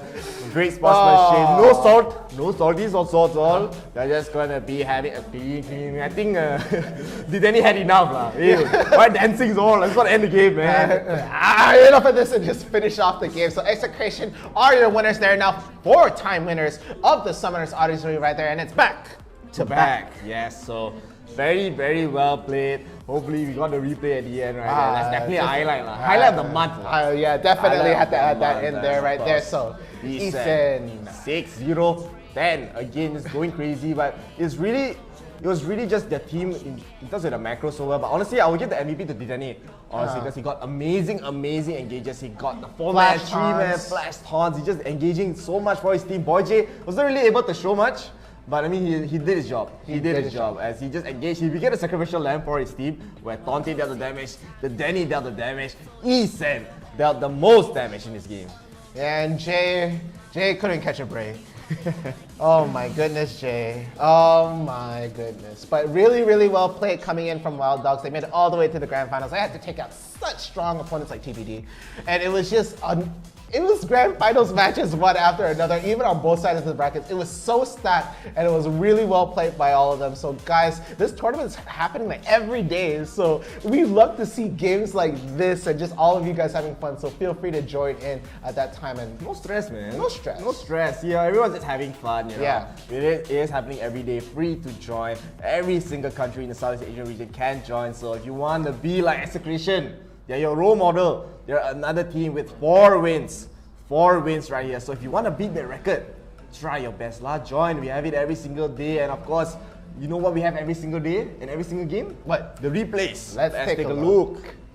So form the first blood here. I mean, these teams are just playing really, really slow from the start. Just trading turrets back and forth, back and forth. They do, however, catch Tante here, but I mean, Tante is not gonna take that. Just leaving around, man. He's just gonna keep going in. And as I said, this dragon is not worth fighting for. It doesn't really affect the game much. They do get a nice engage onto Boyjay, but Boyjay, as I said, he is a sacrificial lamb. Taurus not able to do the damage, and a very, very nice kite coming from Isen right there. Just slowing back and forth, and a nice 3-man taunt right there. He lost his life, but he did everything for his team, and the double dunk for Tante. They were just slowly poking out. This was just the binding to start everything off. Isen just gonna go in a little bit off screen. Too explicit to show.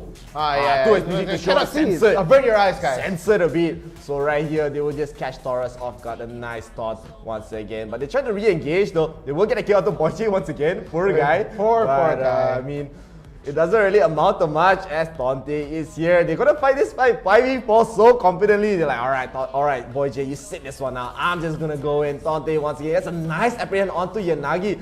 So far right there, and this is an amazing flash taunt to give Tante that triple kill. Yeah, and it's like even at this point they're like thinking, do we fight this Retail? Do we fight for this? There's only 2 of them, Copy and Jay, really just hesitating to pull anything on this right there, but they're just gonna get pushed away at this point. And then Boyjay's like, I got the smite. You don't need the smite. I'm gonna go back home already. So Guts and all this. Okay, Jay gets caught with the taunt right here, and the follow-up is so good. They're gonna miss the bind at this point. Boyjay, I feel like he couldn't catch a break. He didn't get a single kill in this one, but he did have so much. Oh, boom! I think that was like 3-4 men over there. They're gonna be hitting with the Galio ult right at that point, but they're not going to get the clean engagement. They didn't get the pick off at that point as Tonto is a little bit too far right there. Hextile ultimatum landing in the back. The Zhonya's just to avoid any damage. Galio fall up on top of that, so they're going to just be able to crumble Wild Dogs at this point, getting so much damage in right there. Jay is not going to be able to survive, I think. He's going to get hit with the last bit of Akitian Rain, and Tante just trying to get as much going on as possible right there. The 5-stack's going to go land on him, and he's on such low health, but it doesn't matter. And here we have this was a split between like, do we want to do it with the That was really close. The Taurus almost got a steal there. Yeah, it was so close. This flash taunt, so beautiful, man. Did Danny, as I say, please ban this guy. It's a little bit too much in this game, just showing off his prowess on the Gallo right here. They just keep going in, they slowly push, and I think Wallace at this point, they realize this game is over. Yeah. It's really hard to defend. Isen putting salt to the wounds with the Zodiacs. The Master Justice was going to come out already. Yeah. On the way. But the ult lands on the other guy. Is like, me? Why me? And at this point, yeah, Execration just push. But I mean, here, look at it.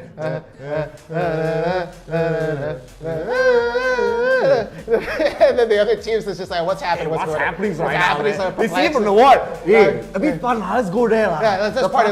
Let's party over there, okay? They clear the minion waves and every person. I like how we flashed together to make the circle commitment. Commitment roll already like that. So there's Execration. They're like, I just want to join the fun, man. Tante, can I join, man? Alright, I'm gonna go running, man. Look at that. He used the Righteous Glory. He's gonna run. Oh, you see Copy trying to let the charm actually? No, he's giving the heart, you know. I love you too, Tante. But Tante is actually... And a 5-man here. Look at that. Just one by one. And then he had enough. I had enough, man. End the game right now. But good games, guys. Of course. Then another heart comes out, Copy, giving the love to Execration. Very well played. Of course, love the sportsmanship.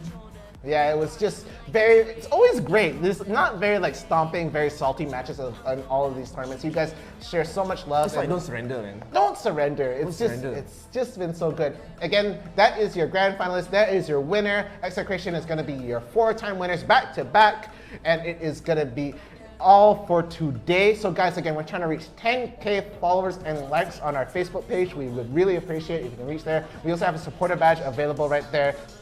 You were dancing and now you're trying to inflict pain on me. Sorry. Okay. And if you guys send stars, we're going to be able to give you some promo videos that we will share on stream. So any stars will be met with any of that. So we would just want to give back all the love that you give to us, and it's just been such a great ride today. Yeah, I mean that was a great way to end the stream. Yeah. That was just so wholesome. Wholesome. I think did any ruin the plan last time. Of course, but I mean, we are going to end the stream here. Thank you guys all so much for watching. My name is Chef signing off, and we have Dr. Fierce, Dr. Mr. Chef here, Fierce, and see you tomorrow. I'll be back for some more Wild Rift Summoners Odyssey, and bye-bye. See my name there. Amina.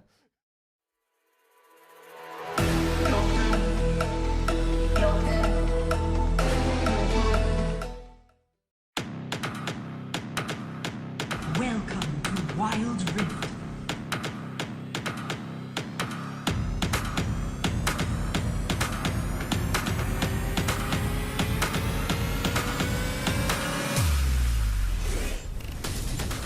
First blood.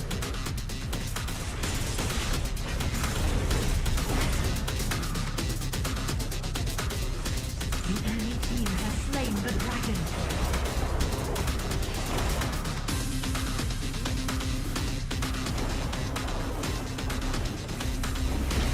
Rampage.